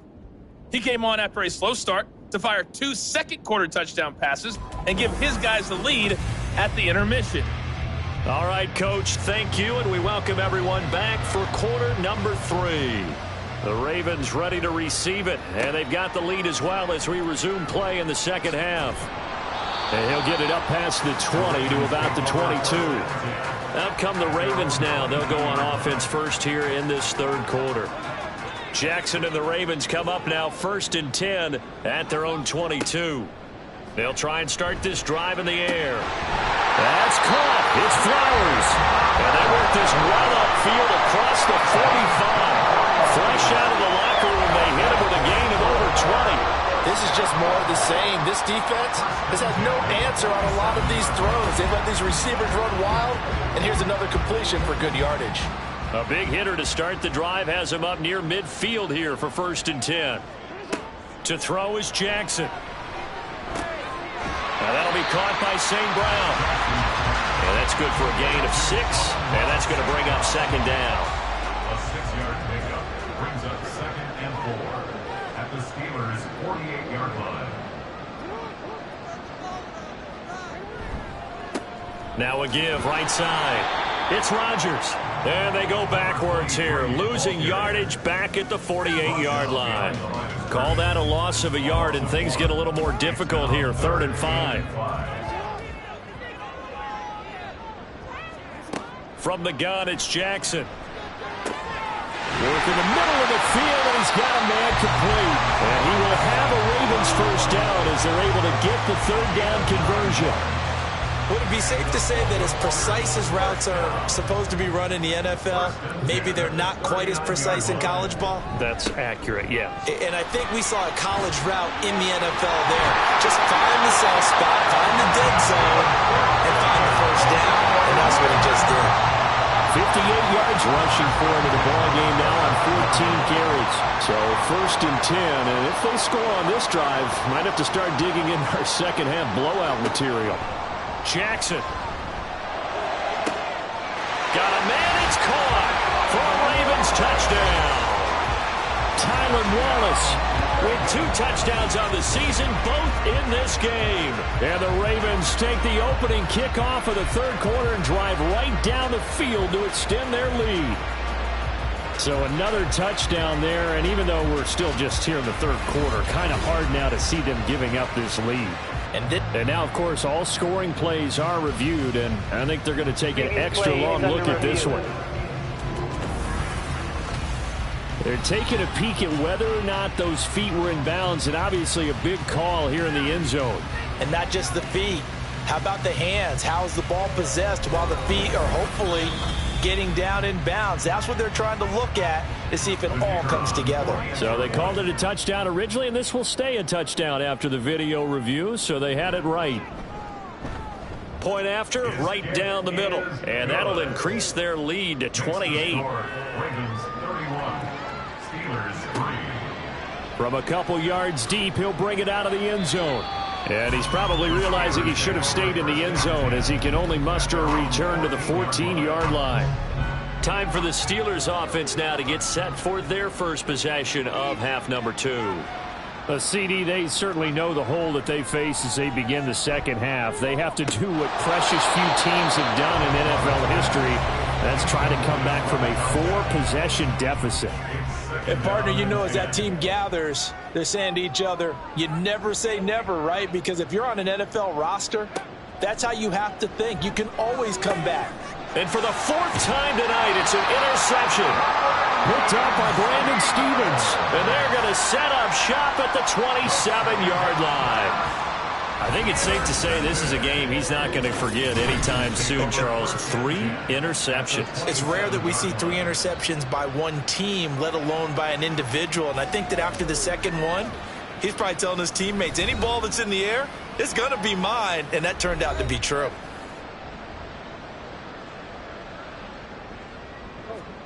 They'll throw on first down with Jackson. And he can't find a receiver, and he's brought down. Firing in that time, it was Nick Herbig. Credit him with a sack. Chalk that up as their first sack in this game, and they tallied 4 a week ago. And probably not as much exultation in that sack as what took us so long. Because when you get 4 the previous week, You're counting on continuing that momentum. They didn't get that done in the first half of the game. Let's see now if they start to bring even more exotic pressure towards the quarterback. Now following the sack, they'll look to make amends on a 2nd down and 17. Now a handoff up the middle. It's Rodgers, and he is met in his tracks behind the line of scrimmage. He'll wind up losing 3, and now it's 3rd down. At the 37-yard line. Jackson. And that's going to wind up incomplete. Nearly their first pick of the game, but it does bring up 4th down.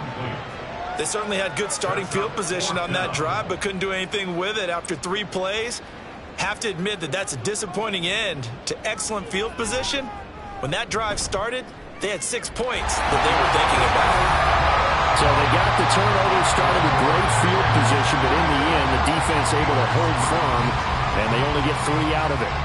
And I like what you said right there. That defense able to hold firm, backed up into the shadow of their own end zone. Goalpost right behind them.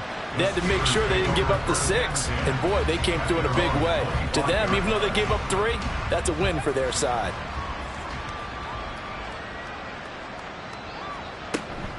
They'll start on the ground here on 1st down. And the result here, a pickup of 8. Leaves them with 2 to go on 2nd down. I'd say it's pretty good strategy. If you throw interceptions on back-to-back drives, let's see if the running backs can handle the ball a little bit, get things going. And also, you motivate your offensive line. I think they're in the mood to fire out and hit someone. I thought the defense, though, might be a little more prepared for that run. Pretty good gain on the ground.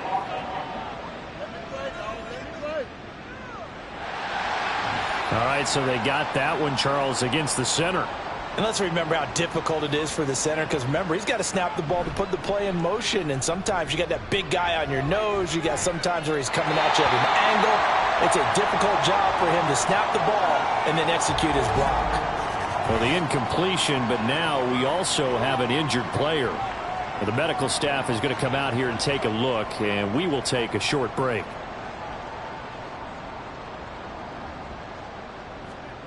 To throw is Roberts. To throw on 3rd down. And that is incomplete. We've talked about it, CD, but it bears repeating. They are struggling to throw the football. All the interceptions and more incompletions. It just doesn't look like things are in sync out there.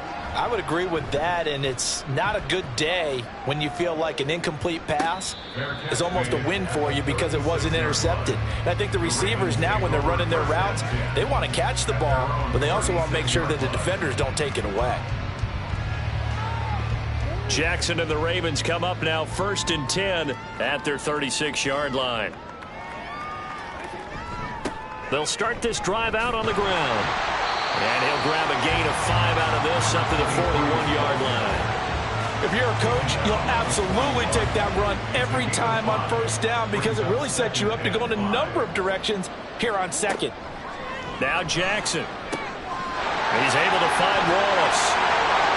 Now he's into the clear again. And all the way in for the Ravens. Touchdown. Tyler Wallace, 59 yards. And the Ravens are able to strike quickly to add on to their lead. And this is obviously quite a performance. And most of the time when we talk about someone putting a team on their back, I think we're talking about a guy who runs the football. In this case, it's a guy out wide catching it, and he's done exactly that. Truly leading his team right now towards victory. 3 touchdown catches. He's been the headliner. Extra point right down the middle. And the lead grows even larger here in the 3rd quarter.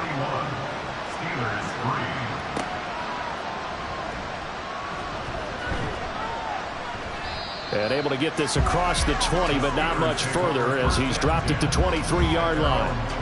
The Steelers offense now, they get ready to head back on the field. Well, we're still in the 3rd quarter, so there's some time to kind of clean this up and make it look more respectable. Now, a win, that's probably gone out the window, Charles, but I don't know. Do you look at this as a time to just improve and maybe start to look towards the future? I think you have to find something to play for, something to grasp onto until the clock runs out. But, Brandon, we've been around this game a long time. This is an outlier. You don't get many blowouts like this no matter how the game looks on paper going in. This one has turned out to be everyone's worst nightmare realized. 5 yards on the play, and it's 3rd down. On 3rd down, Minor. And he'll be taken down, but he does have first down yardage. A 3rd down gain of 3 yards, and that'll be enough. Ball up to the 35 now as they come up on 1st and 10. And they'll send the slot in motion left. Now they show jet sweep it instead, or run up the middle here. Yeah, boy, it is tough to bring him down that time. He surges forward. He's going to get a full 6 out of that. 2nd down. Here now, 2nd and 4. Now they'll switch it up here and look to throw. Pryor has it complete. And he'll be taken down, but not before he works it past the 50. Still in search of their first touchdown of the game, but they're on the move. 1st and 10. They'll try the left side.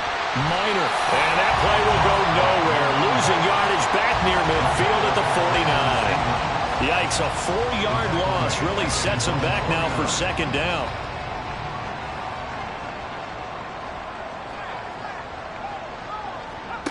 Operating from the gun. Roberts finds Johnston. Completion good for 14 yards. And they'll be faced with a 3rd and inches. It certainly feels like there are more stars at the tight end position than there were even 10 years ago. And I think it's become more of a glamour position because of the ways it can hurt a defense, and guys want to be involved. They can be in line, close to the line of scrimmage. They can split out like receivers. But hands, route running, speed, and some toughness to go across the middle, you put it all together, you got a heck of a tight end candidate. On 1st down, Minor. And he'll maneuver his way forward for about 4. 2nd and 6. Ball on the 28-yard line. Here's 2nd and 6. 2nd and 6. Looking to throw. Roberts. Complete to Johnston here. And he gets it all the way down inside the 10 and mark him at the 5. 23 yards, the final tally. Operating from the gun. Roberts. The quick slant caught. Nice job defensively to hold him to 4, and now it's 2nd and goal. A 4-yard gain brings up 2nd and goal at the 1-yard line. They'll try to run this one in. And he is not going to get in as the big bodies stop him at the 1. They've been denied touchdowns in the red zone twice already. Here comes 3rd and goal. They'll try to run this one in. And I don't think he got there. No, they stop him right where it all started. Nothing doing there as the 13th play of the drive proves to be unlucky.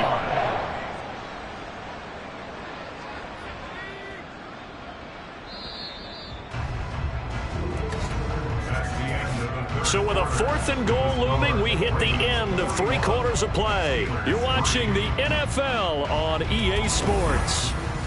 Back now in Baltimore.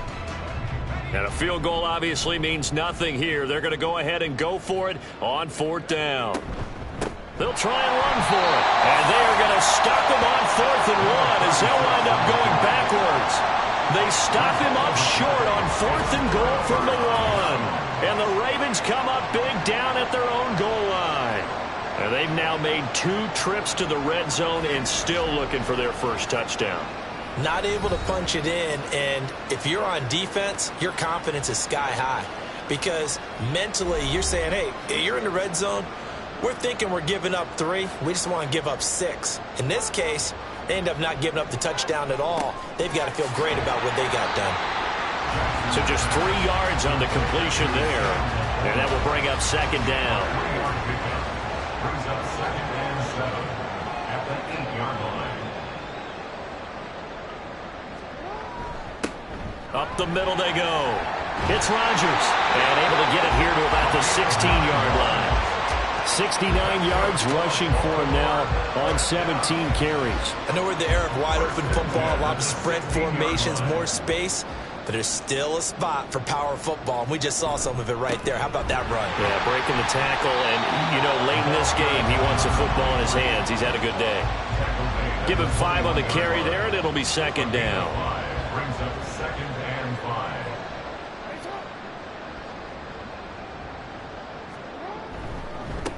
They'll keep it on the ground. Rodgers. And he'll get this up to the 34-yard line.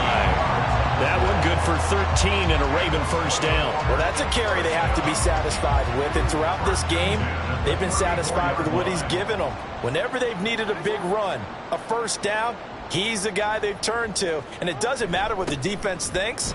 They feel like they've got the confidence to keep handing it to him and keep picking up good yardage. And brought down, but not before reaching the 45-yard line. 11 more on that one and another first down.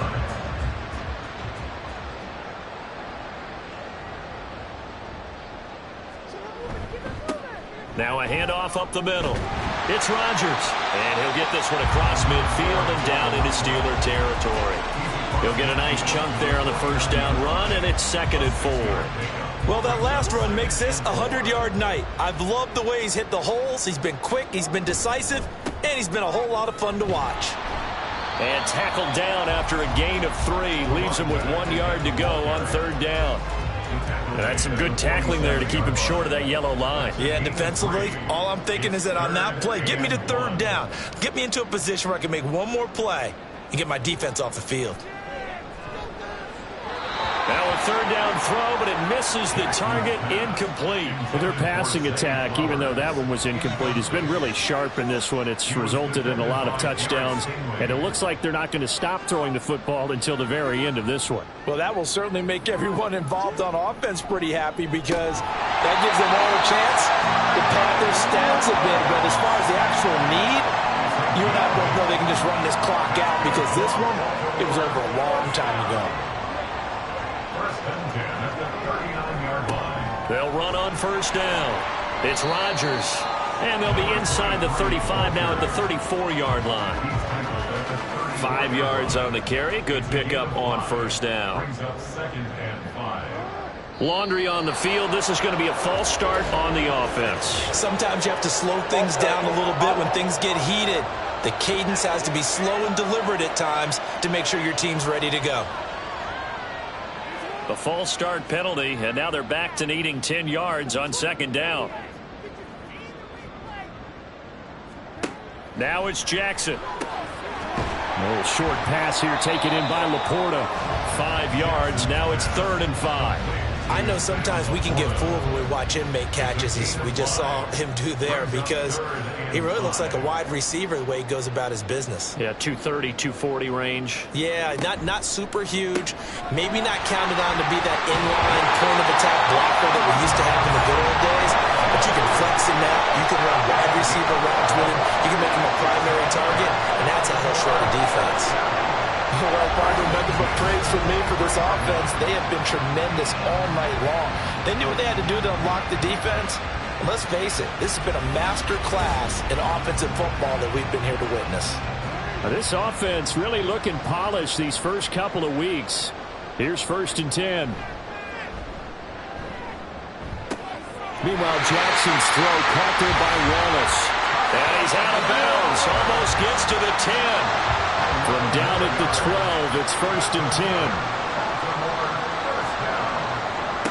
Again, Jackson. And this is caught. Touchdown, Baltimore. Tylan Wallace. A 12-yard touchdown grab. And the Ravens are on their way to a 2-0 start. Well, when coaches come into a game preaching total team effort, CD, I think this is the type of ball game that they're dreaming of. It was pretty apparent early on that they were clicking in all 3 phases. It's been fun to watch. Yeah, sometimes in the NFL you end up with matchups like we've been watching here. And when you go back to the early drives, you can just see that one squad was on a different level in this game. Safe to say, we have been disappointed in watching their execution throughout this contest. The lane opens here. He's past the 30. And he'll return this one all the way onto the other side of the field. Holding, receiving team. So holding will scratch off some of that return. And I know fans get frustrated when they see penalties of this sort on kick returns, but it is difficult to do it right against these moving targets at full speed. Hard to do. 2nd and 10. At the 23-yard line. To throw again. Roberts. Throw over the middle, and it's caught by Johnston. And he's got it past the 30 before he's hit and dropped. So they'll come up 1st and 10 now from the 33. Back to throw. Roberts. He's got another one to Johnston. It'll go down as a gain of 6, and it's 2nd down. Brings up 2nd and 4 at the 39-yard line. They'll stick with the passing game as he looks to throw. They'll try and set up the screen. It's complete. And he'll get it out a couple yards shy of midfield at the 48. 9 yards to pick up there, and it's a 1st down. And the Steeler 1st down. They'll look to throw again. That's caught by Kelly. And they'll get him down as he's inside the 40. The passing game in rhythm right now for Pittsburgh. There's another 1st down. 1st down, Pittsburgh. Back to throw again. This is caught inside the 15. And all the way inside the 15 before they drop him. Hang on now. We're going to pause here. We've got an injured player. The medical staff will attend to him, and we will step aside. Here's a 1st and 10 at the 14-yard line. Up the middle they go. Minor, and he couldn't quite get there. Tackled down at the 1. Another nice gain, 13 yards that time, and another 1st down. Just 2 minutes remaining here in the 4th quarter of what has been a one-sided affair. It's a 5-receiver set, 3 to the left, 2 to the right. Looking to throw. Roberts to the end zone, but it's incomplete. They lead big, and a major part of that has been how they've taken their play to a whole new level this 2nd half. No points allowed since the break, and you can add another incompletion to the total number that they forced in this runaway contest. Another throw on 2nd down, and this one incomplete as well. So now it's 3rd and goal. This Raven defense trying to keep him out of the end zone. Back to throw. Roberts. And this is caught. Well, they get one back. Picking up the late touchdown here, but still down big. Well, CD, they just haven't had a whole lot to cheer about or really grasp onto in this game. They've been dominated, but at least they get a late touchdown here, something positive to put on film for tomorrow's session. Yeah, they're still trying to execute, trying to get some positives on their board and ledger sheet and keep this from being a total loss. Give them credit. They're going down fighting. Extra point splits the uprights as they make the score just a slight bit more respectable here in the final quarter of play. The kickoff team on the field now as they will send this one away. Taken at the goal line. And he's up past the 20 to the 22-yard line. Baltimore about ready to go on offense. Now they are really in the driver's seat here, enjoying this lead late in the 4th quarter. The defense does have all 3 timeouts, but at this point, doesn't look like it's going to matter much. They'll start on the ground here on 1st down. Halted in his tracks by Keanu Benton. Yeah, things were pretty stacked up there in the middle of the line. A lot of bodies, not much space. I think ultimately he was fortunate to get anything out of that run. On 2nd down, it's Rodgers, and he'll be brought down here at the 28. It's a 4-yard pickup there, and it leaves him with 3rd and 5. That's a gain of 4. Brings up 3rd and 5.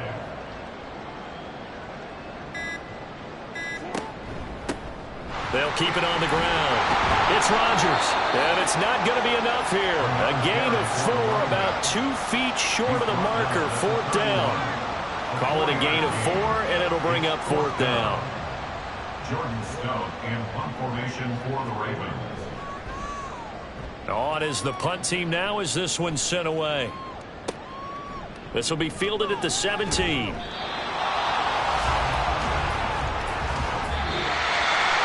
This was a blowout supported by both sides of the ball today, Charles. It would be easy to look at the offense and say, man, they were clicking, and they were, but don't forget about the effort by this defense as well. Yeah, they weren't going to let up just because the lead was saved. They wanted to play as big a part in this game as their offense did in making this blowout. They needed to be noticed as well, and they played accordingly. So for the Ravens, it's a win here in their home opener as they move to 2-0. And they'll get to stay home again next week.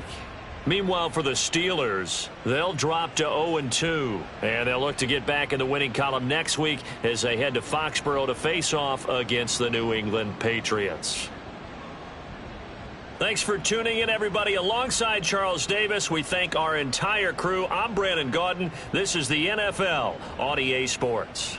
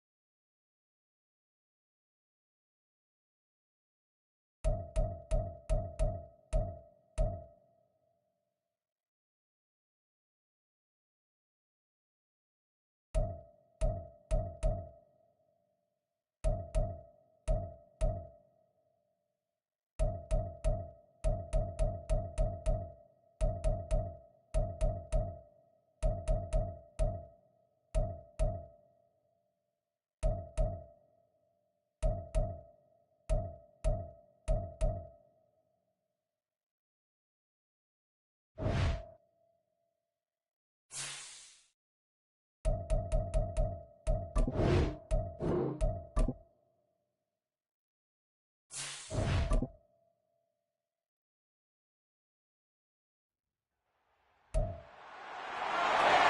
week 2 of the National Football League, and we'll get to see the Eagles' burner at wide receiver. He had a standout game 1 week ago with 3 touchdown catches. It's the Eagles and the Commanders coming up next.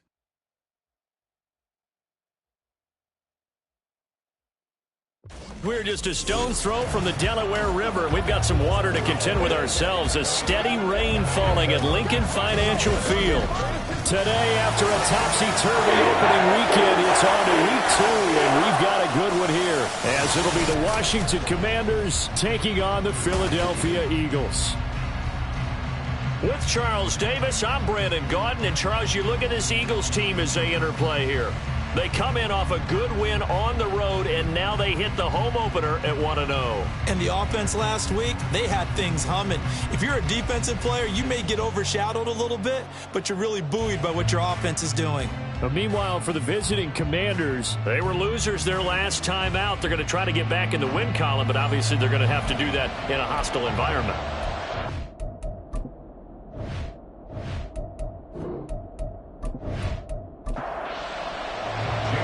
First game's out of the way. Time to buckle down for the long season ahead, and we're off in week 2.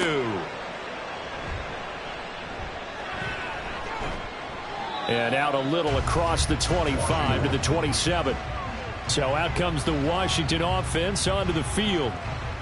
And they'll be led out by their 7th-year quarterback. Would you say that last week's performance by him, workmanlike in terms of numbers? 1 touchdown, 1 pick, but obviously a loss. Yeah, that's the bottom line for him. All he cares about is how do we find a way to win the game. Maybe he leans on a few other parts of the offense and hopefully springs a receiver or 2 free. But not before he takes it across the 40-yard line. Their first play from scrimmage is a pickup of 13. Plays like that will really help this offense settle in here on the road. And when you go on the road, you also have to deal with the fans as well. And when you have those types of runs, that'll settle them back into their seats. And it's complete to Martin. And they get to him after a gain of 6 to the 46. A 6-yard pickup. Now, this defense for the Eagles, terrific last week in the season-opening victory. Well, let's face it, when you hold someone to just 6 points in a game, the feeling that you have among your team is that you're not going to lose very many of those. That's the way to get it done. 9 yards to pick up there, and it's a first down. And the Commanders' first down. Looking to throw. Womack throws a quick hitter on the slant. That's complete. And he's going to get this down near the 30-yard line. This duo locked in, 14 yards there, and a first down. That early game script that they drew up is working pretty well here on this first drive. Already in field goal range, Charles knocking on the door of the red zone. You know, Brandon, when we met with the coaching staff, they kind of predicted that they would come out firing like this. I think you and I were a little skeptical it would be this easy, but they certainly knew what they were doing in scouting, in preparation, and understanding what their team was capable of. Well, they'll come up 2nd and 7. At the 28-yard line. Back to throw. Womack. Oh, his first throw of the game going to be intercepted. And the Eagles are going to get possession here as they force the opening drive turnover. Defense.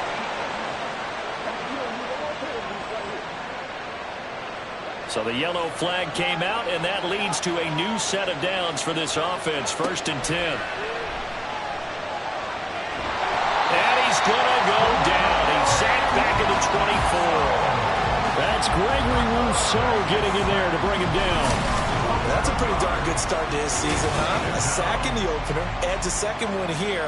That tells you about his offseason. He came in determined to have a big year, and it's paying off. Well, they're in some hot water now. After that sack, it's 2nd and 21. Looking to throw. Womack looking for the end zone. It's incomplete. Took a shot, couldn't connect. I know conventional wisdom says, hey, don't get it all back in one play. But sometimes you go ahead and try to.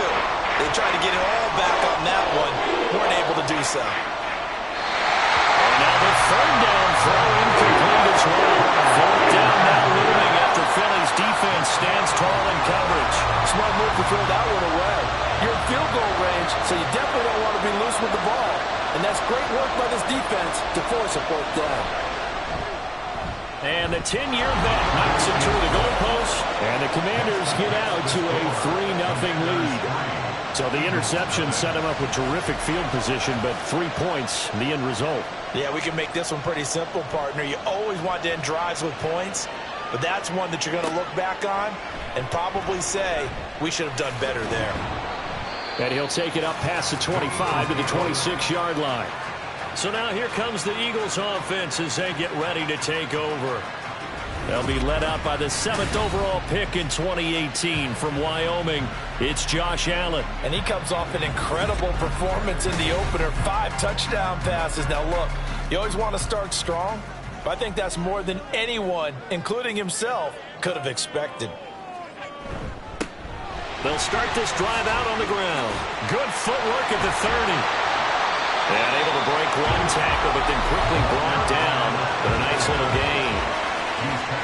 The numbers for him from a week ago, 25 carries, 130 yards. So coming off the opener where they established the run and established it well, their goal is to make sure that the trend continues and to serve notice to the rest of the league that they might be a run-first team. Allen looks to throw on 2nd down. Got his man complete over the middle. That's Bradley. And just 3 yards on the catch there. He couldn't get away. And that will bring up 3rd and 1. Now a handoff up the middle. Willis. And he's going to have an Eagles first down as they're able to convert on 3rd and short yardage with a gain of 4. I don't know about you, but that almost felt like old-time football there. 3rd and 2 is not necessarily just a running down anymore. A lot of times they want to throw the ball. They went back to the roots and powered forward to get the first down. And they get to him after a gain of 6 to the 46. This 2nd and 4. At the 46-yard line. Up the middle they go. It's Willis. And he is swallowed up right at the line of scrimmage. No gain on the play that time, and they'll look to convert on what will be a 3rd and 4. Throwing now is Allen. Able to find the open man. That's complete. And they're going to have another first down here as the tackle's made at Washington's 27-yard line. That gain on 3rd down, good for 28. Well, that certainly has to feel good. It's not all the time that the play caller should get all the credit. Sometimes I think in the huddle, the quarterback just says, hey, who's going to make a play for me? I just need something right here. And the end result there, nice first down. Drive keeps moving. On 1st down, it's Willis. 5 yards is the tally on 1st down. That brings up 2nd and 5. A gain of 5 brings up 2nd and 5. They'll keep it on the ground. Willis. Give him 4 on the carry, and it'll make this a 3rd and about 2. Can we just take that run and turn it into a kind of a clip and save? Because that tells you everything you need to know about this drive. They've been moving the ball awfully well. On 3rd down, it's Willis. And they've got it inside the 10 at the 8. They're able to convert on 3rd down, and that sets up a 1st and goal. A stop there on 3rd. They could have held them to 3 on this opening drive. Now they have to bow their necks on 1st and goal. And if I'm looking at this from the offense's point of view, that's a big-time pickup right there, and I'd go right at them with another momentum play. I'd go quickly and attack them, because right now they'll probably have their heads down a little bit since they didn't stop them on 3rd down. Now whistles and a stoppage here. Looks like one of the Eagles is in some discomfort out there. So as the medical staff takes a look, we'll step aside. From the 2 now, 2nd and goal. Allen going to try and keep it. And he's in. Touchdown, Eagles. Josh Allen, his 6th touchdown of the season. And the Eagles have answered that early field goal to take a first quarter lead.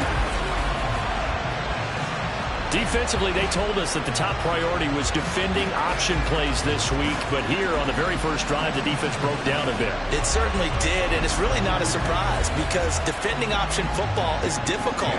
You have to think too much. Most of the time, you just react to what you see and you play fast. Here you're reacting, you're processing. Do I have the back? Do I have the quarterback? Who do I take? Do I take on the blocker? And next thing you know, he's in the end zone. Now after the touchdown, here's Elliott on to kick it away. From a yard or two deep, here comes a return.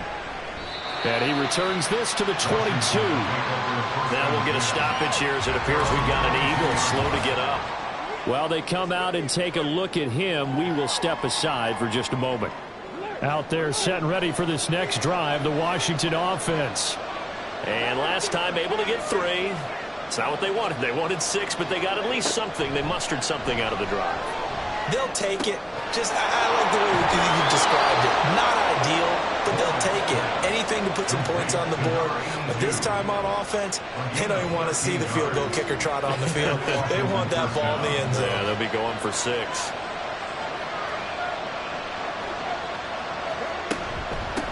On first down, they'll go to the ground attack. And they'll get him down after a pickup of 8, 2nd and 2. But you often say that sort of opens the playbook now, 2nd and short. What do you think, early shot here? I like where you're going. Obviously, we've been together for a while because you know me. I want to take that shot early and loosen things up. Now, meanwhile, here's a 2nd down throw that's knocked away and incomplete. After the incompletion, here now, 3rd and 2. Back to throw. Womack. And that is too far out in front. He couldn't haul it in. Incomplete. This defense has certainly played well so far in this game, and the coverage has been tight on just about every throw. Forced a few here so far in this game, and now it brings up 4th down.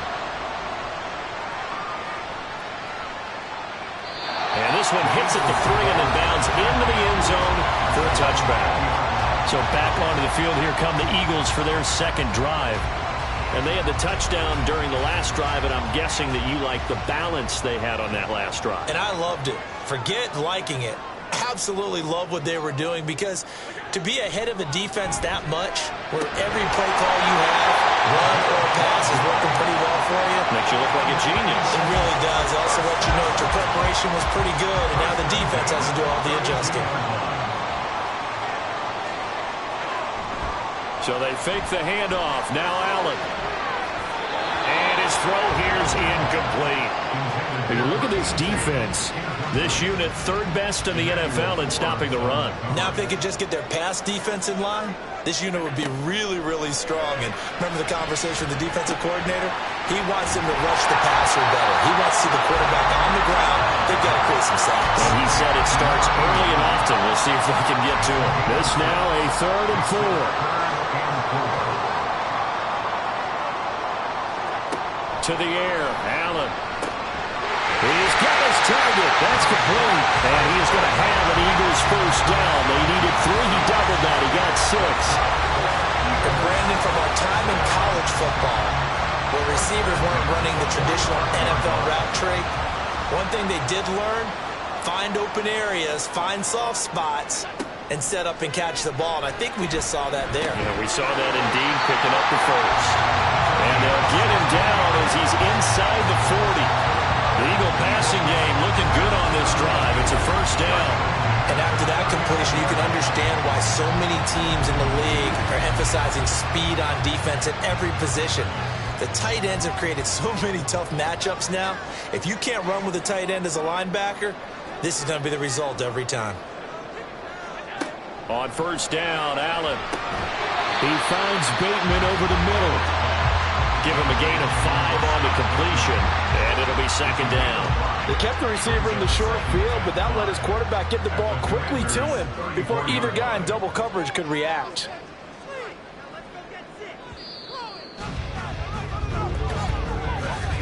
After 1, 7-3 the score on EA Sports. Now 2nd quarter action from Philadelphia, and it's the Eagles in possession from the 34-yard line. Here's 2nd down at 5. Allen going to throw. Throwing the out route, incomplete. That's Edwards. Following the play now, they're going to stop the clock here as a man is shaken up. Hopefully, obviously nothing serious here. Medical staff, though, going to take a peek, and we'll take a break. Working with the lead, trying to get to 2-0. Here's 1st and 10. Now a handoff up the middle. It's Willis, and he'll get it down this time to the 17. 40 yards rushing for him now in the ball game. Options galore here, 2nd and a few inches. They'll flip this quickly out to Fowler. Touchdown, Eagles! From 17 yards out, and the Eagles are able to widen their advantage. Well, we know someone just added to his touchdown passing total, but all he did was get the ball out quickly to his tight end and let him take care of business the rest of the way.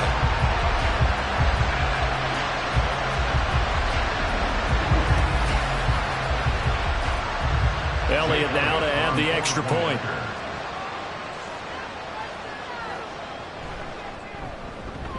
And this one's right through to make it a 14-3 ball game. So that drive, 80 yards, 9 plays. The result, Philadelphia in the end zone.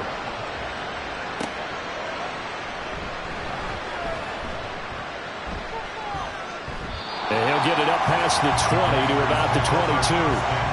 The Washington offense set to take over again.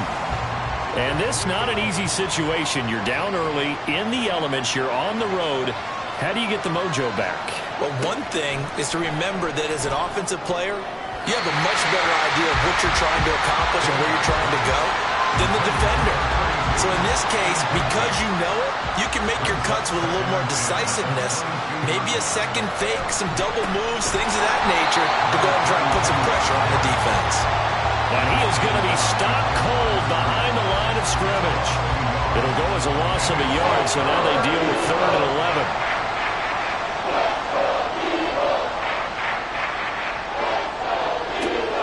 Looking to throw.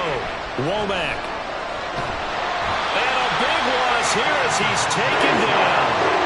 Flying in for that sack, Aiden Hutchinson. There's a lot of discussion in the offseason about him having a big year and getting to the quarterback. They held him without a sack in week 1, but how about here? Finally gets his first one of the season. In the offseason, said he changed his diet, leaner, feels so good this year. Excited to see what type of a season he can have. Washington going to send out their punter as the drive goes backwards, so he's on to punt it away. And he's able to get it out of there. With it is Brown. It's a 39-yard punt, 8 on the return, and the Eagles will have great starting field position here as they take over. A look at the running back, the man out of the backfield as he gears up to go again. He's over 40 yards here in the second quarter, been nice and effective for them, hasn't he? He has definitely been dependable, and really shouldn't underestimate what he's getting done here, because anytime you're on a pace that's going to approach 100 yards, you've really done some damage in an NFL game.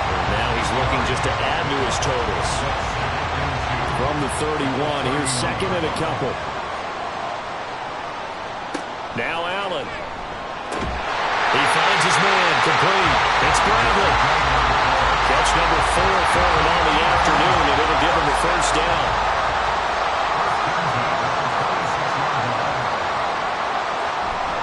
On play action, Allen. And he's got it, complete to Fowler. And he'll be tackled at the 23 after a gain of 3. Here's 2nd and 7. At the 23-yard line. Allen off the play fake. Nothing open downfield. He keeps it himself for 11 and a first down. I can't be sure how much of that was planned pre-snap, but it certainly opens up some avenues for their offense. And if he can stay a threat to break off those kind of runs, it'll pull defenders away from coverage and open up some choice throwing lanes for him moving forward. And he can't find anywhere to go with it, and he goes down. A loss of 4 that time on the sack, and it brings up 2nd. And 14 at the 16-yard line.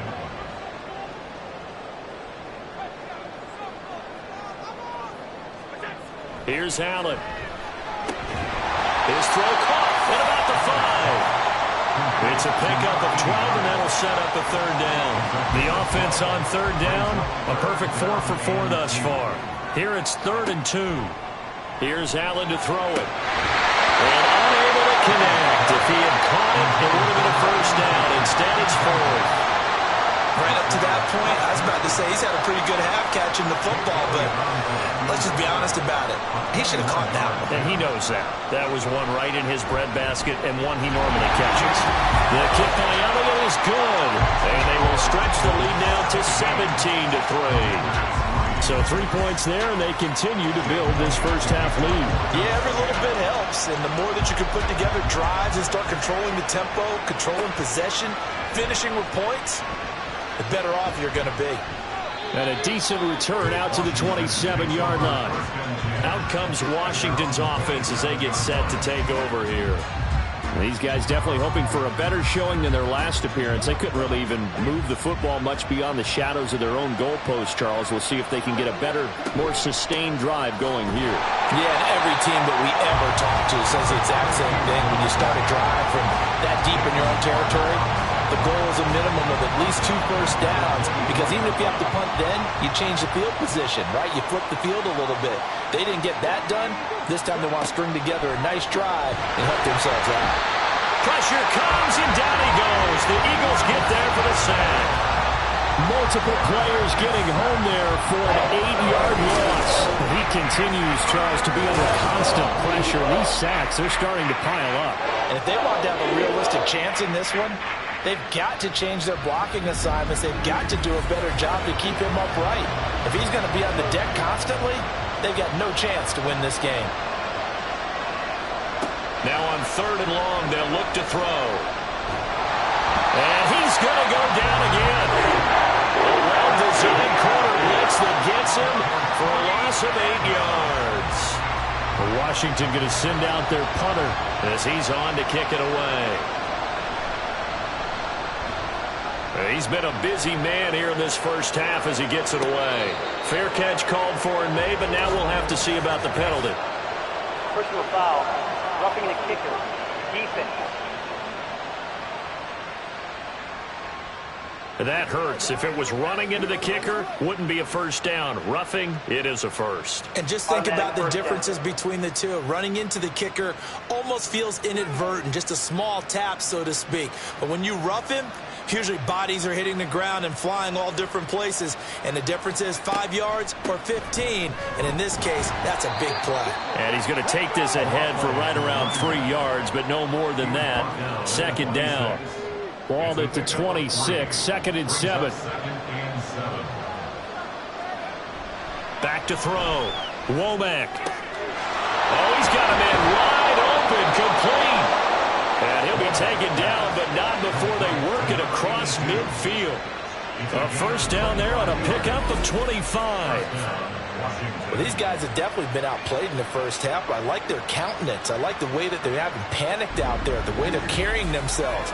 They're starting to move the ball, and what you have to do, maintain your poise and start to put together some drives. On first down, they'll go to the ground attack. And he can only manage to get a couple. 2nd and 8 coming up.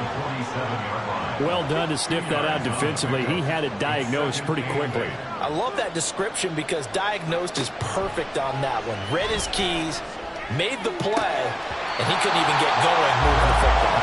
They try to throw on 2nd down, but this one is incomplete. 8th play of the drive forthcoming, and they need 8 yards on 3rd down. Now a shotgun snap as they'll look to throw. In trouble, and he's taken down.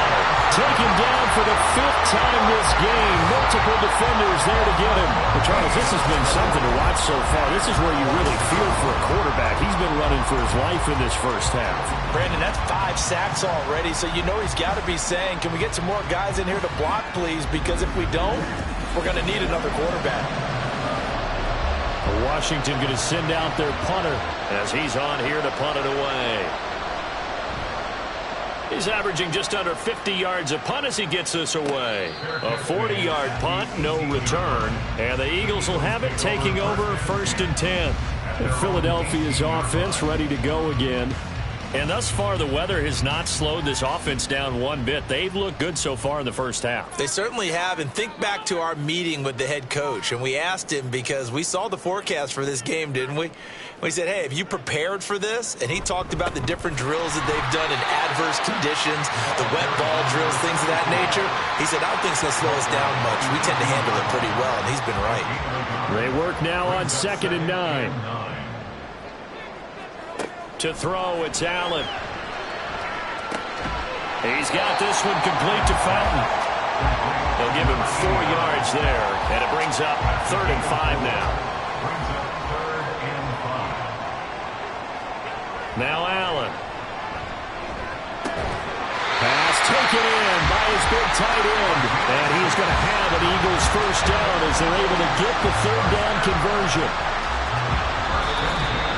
And we've hit the 2-minute mark in this first half of action.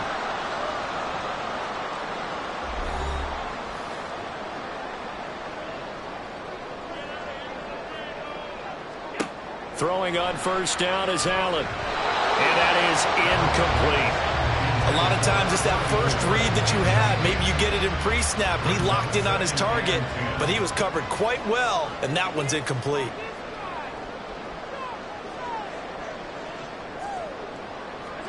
And again, it's Allen. All right, rifles one, and that's going to be intercepted. And his guys are going to take over at the 31-yard line. A few things better than a big man interception. You can always tell right when they get the football, there's that level of excitement and nervousness, and also like, what the heck do I do with this thing? And you say, no better sight? Well, not for the quarterback who just threw it. It's bad enough to throw a pick, but to throw one to the big guy? But you're right about that. Now what do I do with it? But what's fun about it is, you know they're going to be in the film room after this ball game, telling all their teammates, maybe I should shift over to offense. I've got skills. What do you think? Oh, absolutely. I always find myself cheering for them after they intercept it. Unfortunately here, he couldn't make it into the end zone. And they'll use him out in the backfield, and sometimes quite a bit. They're just trying to get him touches any way they can. 4 catches a week ago, there's another one right there. Looking to throw on 2nd down. Womack out left to Dotson. They'll get 3 as the drive continues. It's a first down. It's a gain of 3. First down, Washington. Looking to throw. Womack. Oh, it's a screen pass. That's complete.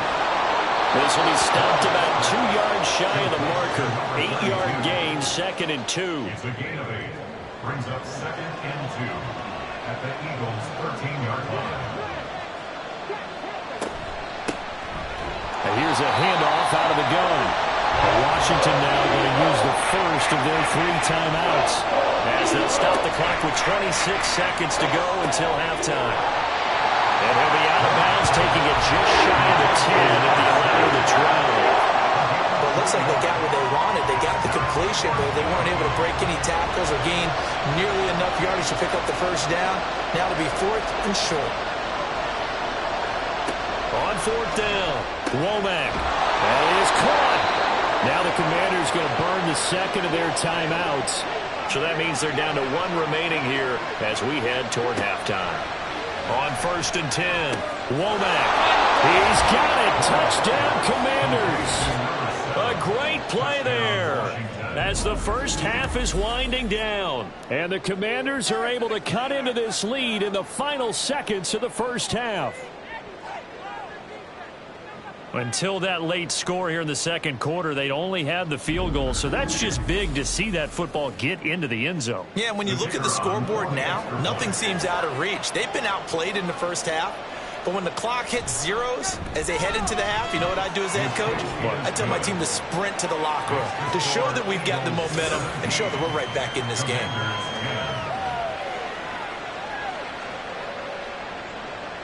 So not much time to speak of remaining in this first half as the kick's away.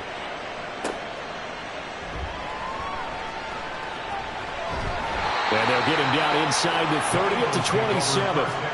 Already at the line, this Philly offense set to go. And with a 7-point lead, they'll likely look to take this to the locker room and not really press the issue.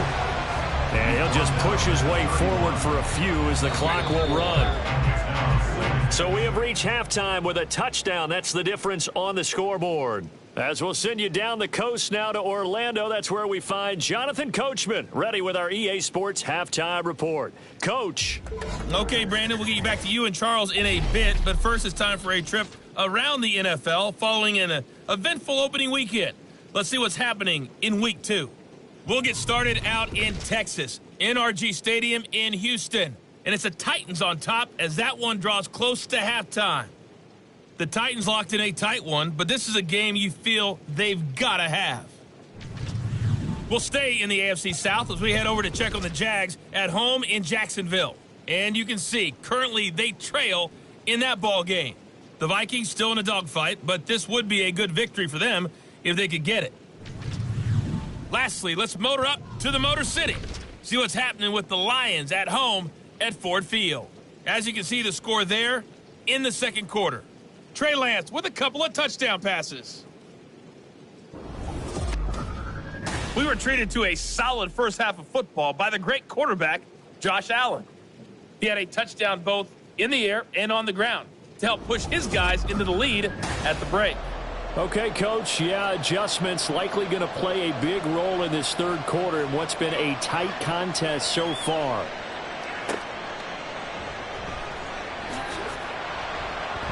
And he's up past the 20 to the 22-yard line. Out come the Eagles now as he'll go on offense first here in the third quarter. And both of these defenses have been stifling these last few drives offensively. Just not able to get anything going, so what needs to change? I think a lot of the guys will go back and review, so to speak, because everyone has someone assigned to how did each play work. Okay, what did we use that kind of worked for us during this game? Try and get back to some of those plays, as well as the possibility of showing something you haven't shown already in this game and trying to change things up. We'll see if they take the advice of Mr. Davis. Allen's throw complete there to Bateman. And he'll get this up past the 25 before he's out of bounds. Third down and 6. Allen. He's going to loft one deep left side here. And he bats it away, and it falls down incomplete. Well, you've certainly got to be on your toes defensively when you're facing Josh Allen. He can hit you from any angle. He's got arguably the strongest arm in the business, and he uncorks a deep one here. But that one falls incomplete. Fair catch called for and made right at the 25-yard line. So possession goes over here on the punt. And it will be Washington football now with a 1st and 10.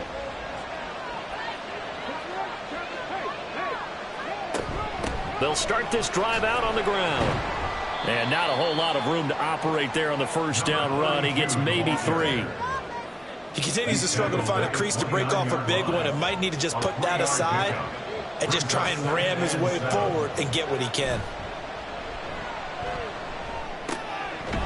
Now a toss left side into the hands of his tight end. So the completion good for just 3. And it's 3rd and 4 now. In search of 4 yards here to pick up the first down. From the gun on 3rd down. Womack. He's going to get that to his running back out of the backfield. And he's going to have a Commander's first down as he'll be marked down a yard or 2 past the marker following a gain of 6.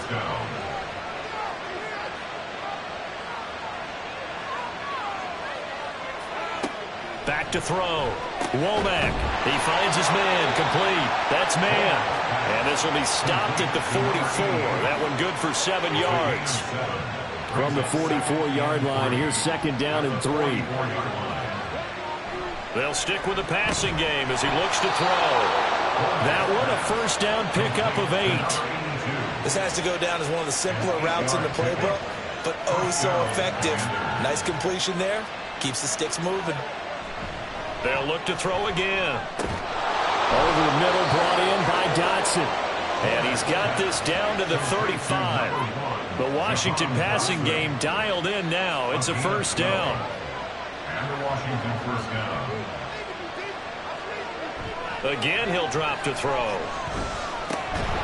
And it's a short one here, complete back to his tight end. And he was able to shed one tackle but could not get away from there. Here's a 2nd and 8. Brings up 2nd and 8 at the 33-yard line. One back in the backfield, he'll get the carry. And he's going to take this close to the first down marker as he stopped at the Eagles' 26. Good work to pick up 7 yards there. That gets him into a 3rd and 1 situation.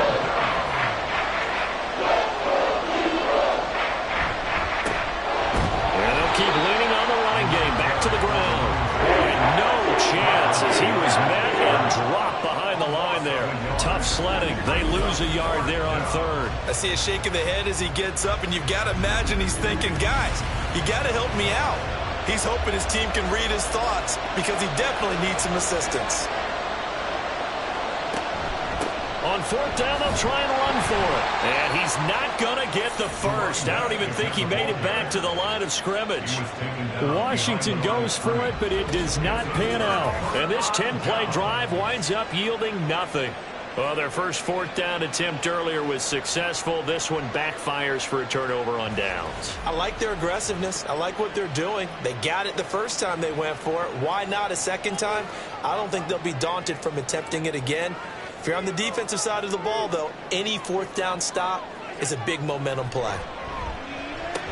And meanwhile, Allen's throw taken in by Edwards. That was a nicely run slant route, and what the receiver's trying to do is make the defender think he's going upfield for a deeper route and then breaks it off, usually after about 3 to 4 steps, and cuts towards the middle of the field. And now what he's trying to do is use his body to keep the defender away from the football and get the quarterback a really nice target. So from the 39 now, they'll come up on a 1st and 10. To the air, Allen. That's complete to his receiver, Bateman.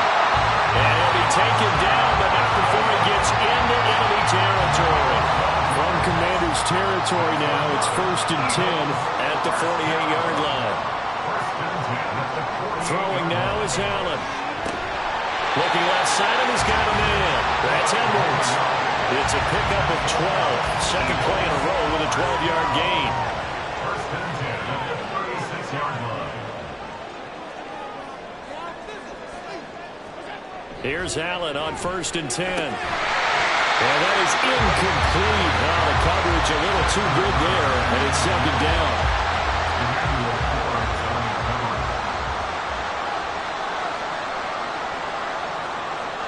Now Allen again. And this one's incomplete. Well, that's a defensive coordinator's got to be happy with that result. They took away all options downfield and forced the incompletion. Throwing is Allen on 3rd. No, bottled up. Fumble. It's out. It's loose. Oh, and one of the linemen on the other side has got it. And his guys are going to get the football at the 37-yard line. So he went out of the pocket left, and then things got dicey. And what often happens is when they get outside, they want to keep their eyes downfield in order to try and complete a pass. But when they try to make a play, they've got to get their footwork involved, and that can really mess them up as well. And in this case, nothing went right, and the ball got knocked free. So good starting field position for them here as they come up 1st and 10 at their own 37. They'll start this drive out on the ground. And this will be good for a pickup of 9 to the 46. So much of the game today, we're looking for hybrid players, guys who can do a combination of jobs. And anyone who plays a strong safety position, now more than ever, is a hybrid type player. Half defensive back that covers passes and half linebacker that makes tackles. We just saw the linebacker make that play. He winds up giving a yard back there, and now it's 3rd and 2.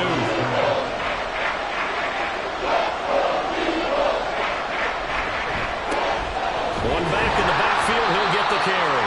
Well, this is not going to be enough. Was in search of 2 yards and only got halfway there.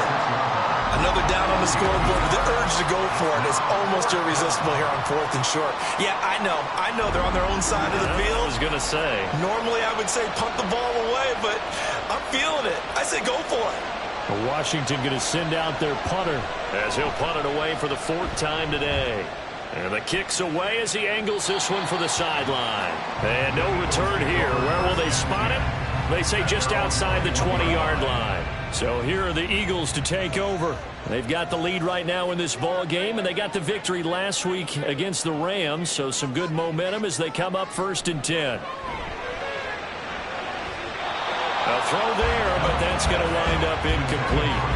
They certainly thought he had an open look beyond the first down marker to his receiver, but they just couldn't connect, and that will send them back to the drawing board. Back to the air on 2nd down. It's Allen. Oh, he had a man open. He overshot him. It's incomplete. So back-to-back incompletions, and that has him staring at a 3rd and 10. Now Allen. He's got his target. That's complete. And he is going to have an Eagles 1st down as they're able to get the 3rd down conversion. Whenever we talk about moving the sticks and controlling the football, there's a great example right there. Those are the 3rd downs you need to convert to win football games. We're in the 3rd quarter of this one, and this is a tight one. In order to maintain pace, keep the ball away from the other team, and put points on the board, those are the plays they need to continue to convert. He's going to loft one deep left side here. And it's knocked away and incomplete. Well, they had that one snipped out defensively. That's a tough one to connect on when you got multiple defenders in the area, and it winds up incomplete.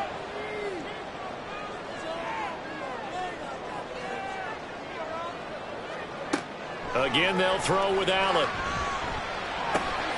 Throw caught there by Willis. That helps the completion percentage, but not much else, and now it's 3rd and 10. No gain on the play. It's 3rd and 10. Allen now looks to throw. Able to find the open man. That's complete. And they're going to have another 1st down here as the tackle's made at Washington's 36. Excellent play there on 3rd down. Give them 25 yards. For a tight end, he's got good straight line speed, and on that route, he's often the guy that gets overlooked. Nice job there finding him in stride for really good yardage. In Washington territory now. Here's 1st and 10 at the 36. To throw, it's Allen. He's got this one complete to Fountain. And he is going to lose yardage here. That one unable to develop, never got going. A loss of a couple, and it's 2nd down. At the 39-yard line. Now a give, right side. Willis. After getting stuffed on 1st down, not much better there. 2-yard gain. 7-yard line. A gain of 2 makes it 3rd down and 10. And as they come to the line, they will not be able to get off another play as time has run out on this 3rd quarter. We'll return with more after this break.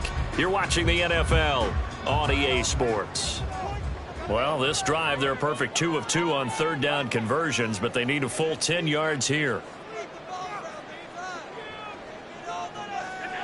Allen going to throw. Throw left side complete. That's Bradley. And they're going to have another 1st down here as the tackle's made at Washington's 13-yard line. A pickup of 24 on the 3rd down conversion.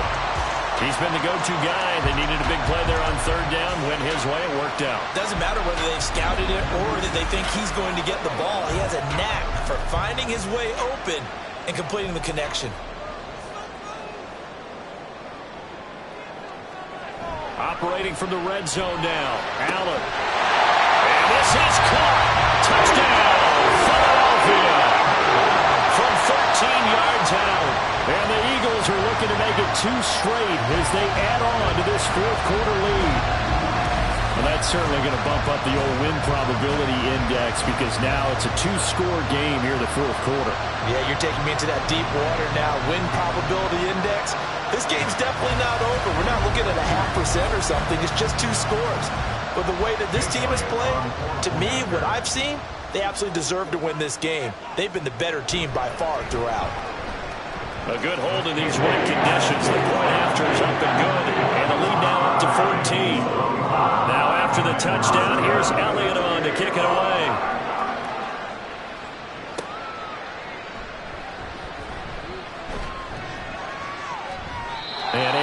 this out to the 25. Washington ready to try again on offense. See if they can put this drive in the end zone, Charles, because it's been a little bit of a rough go at times. They've had to punt the football a ton in this ball game because of stalled-out drives. So are you saying that you're kind of tired of seeing the punter run out there and do his thing during this game? Is that what you're trying to say? Well, I mean, I'm okay with it. I have a feeling that this offense, they don't want to see the punter again. And frankly, the punter doesn't want to run out there anymore himself. He would love to see his offense put together a drive and give his leg a rest. And this time he's got the hook up. It's complete. And he's going to be dropped following a pickup of 7 past the 30 to the 32. This offense so far on third down, pretty anemic, very anemic. 1 for 9 thus far. This time it's 3rd and 3. He's going to be a yard short. Needed 2, but only got 1. 4th down. So many things go into making a good play on defense. In this situation, just not being blown out of the way was a big start, and then a nice tackle to finish things off. Washington going to send out their punter as he's on for the 5th time here today.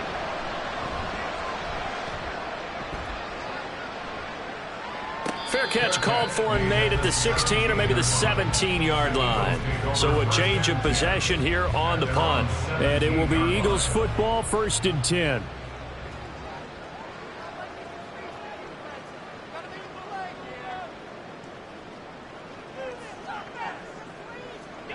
Now Allen.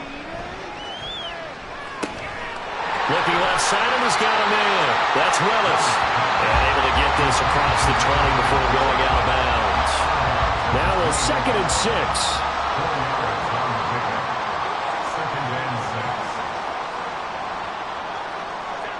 Here's Allen.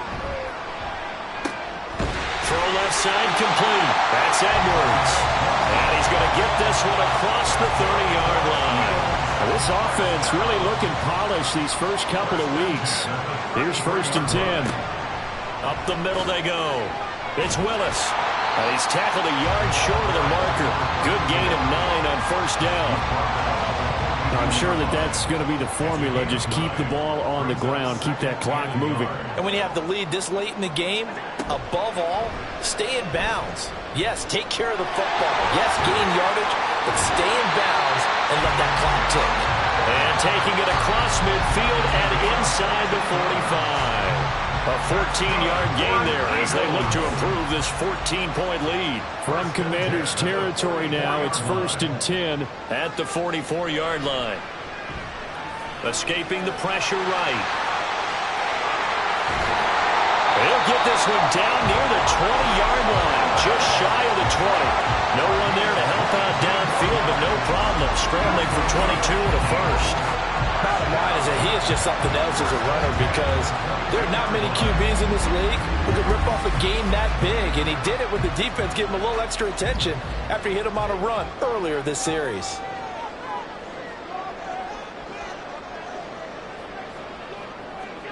On 1st down, Allen. Able to find Willis. They'll wind up getting just a yard out of it, and it's 2nd down. As a defense, you're more balanced when you're in zone coverage because you're able to keep your eyes on the quarterback and see the play develop in front of you. You're able to keep the quick pass in front of them and stop it right at the line of scrimmage.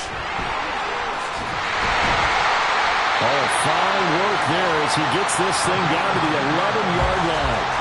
70 yards rushing for him now as he's carried it 13 times. Now a 1st and 10 at the 11.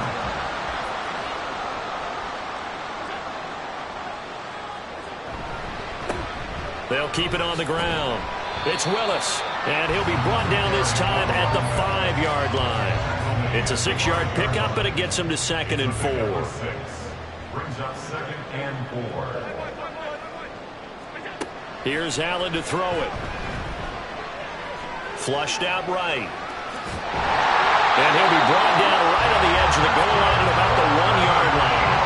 Taking matters into his own hands, and he picks up 4 yards and a 1st down.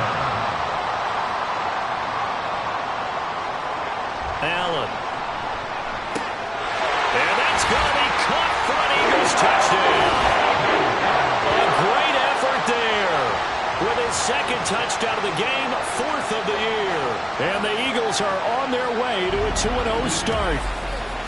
I've heard you use the term put-away drive, and that right there seemed like the definition of a put-away drive.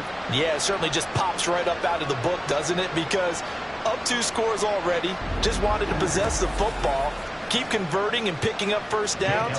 And if the drive ends in 3 points, that's terrific. If it ends in a touchdown, fantastic. Elliott good on the extra point, and the lead now to 3 touchdowns at 21. Now after the touchdown, here's Elliott on to kick it away.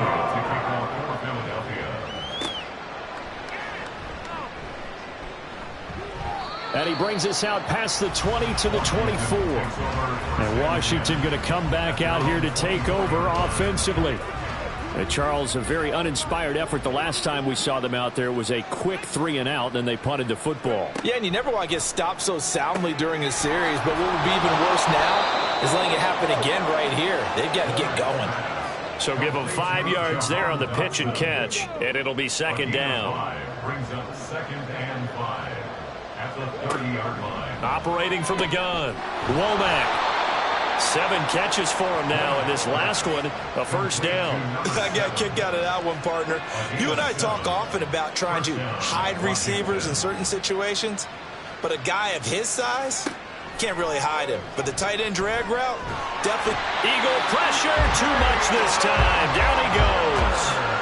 Jalen Carter in there to record another sack, and that is now 6 on the afternoon for this defensive unit. We all know he's one of the better quarterbacks in the league, but definitely not today. His team trailing by multiple touchdowns, and a late sack, just a parting gift from the defense for him to take back to the locker room with him.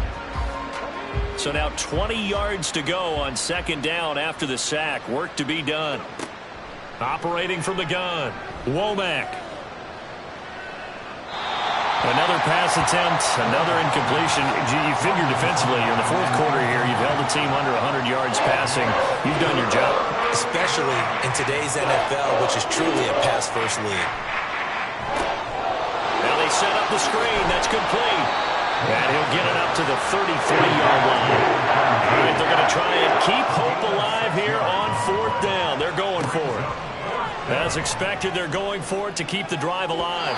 And it's incomplete. They cannot convert, and they turn it over. The Commanders went for it, but they cannot pick up the first. And the Eagles are going to take over in great field position. Well, at this stage of the game in the second half, down 3 scores, I guess they felt like they needed to push. And let's face it, with this deficit, if they give up another score here after they didn't get it, does it really matter? Right. It really doesn't. They had to go and try and make something happen if they had any chance of winning this game. And he sneaks his way forward only for a couple here. Second down. This is 2nd and 8. It's 2nd and 8.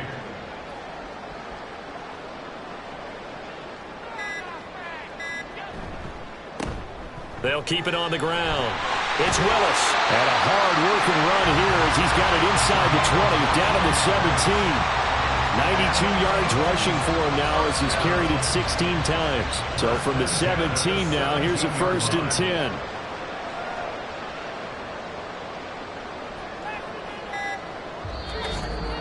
Just 2 minutes remaining here in the fourth quarter of what has been a one-sided affair.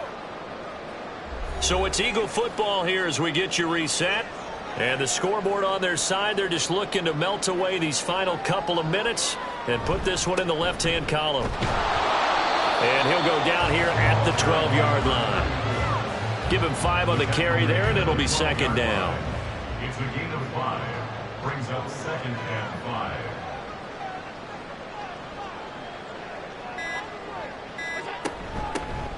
Now a handoff up the middle. Willis. And he'll be taken down here at about the 11. Just a gain of a yard there, and now it'll be 3rd down. A gain of a yard on the play. Brings up 3rd and 4.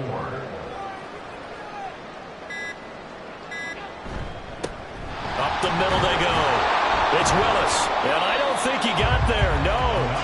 He's short by maybe a foot. Maybe. Call it 4th and inches. A 4-yard gain. Brings up 4th down and less than a yard.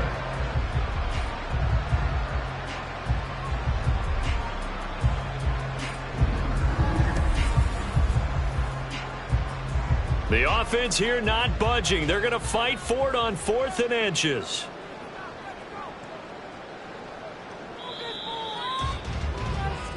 So it's a victory here for the Philadelphia Eagles. And it was their defense that really made the statement after the break. They pitched the second half shutout. Yeah, think about the team that just got vanquished. They did score in the second quarter. Do you think they thought at all that that would be their last points of the game? No, but what a second half, the adjustment. Whatever they did in the locker room, it certainly worked. It certainly did, and you're exactly right. Whether it was an adjustment, whether it was just more focus on what they planned to do going in, whether they just played better, whatever it was, it all came together in the second half, and no points were allowed. That's a great way to close them out. So for the Eagles, it's a win here in their home opener as they move to 2-0. And they'll hit the road next week to take on the Dallas Cowboys. Meanwhile, for Washington, they'll drop to 0-2, and they'll get a chance to redeem themselves at home next week. So for our entire crew, alongside Charles Davis, I'm Brandon Gaudin. Thanks for watching, everybody. We'll see you next time.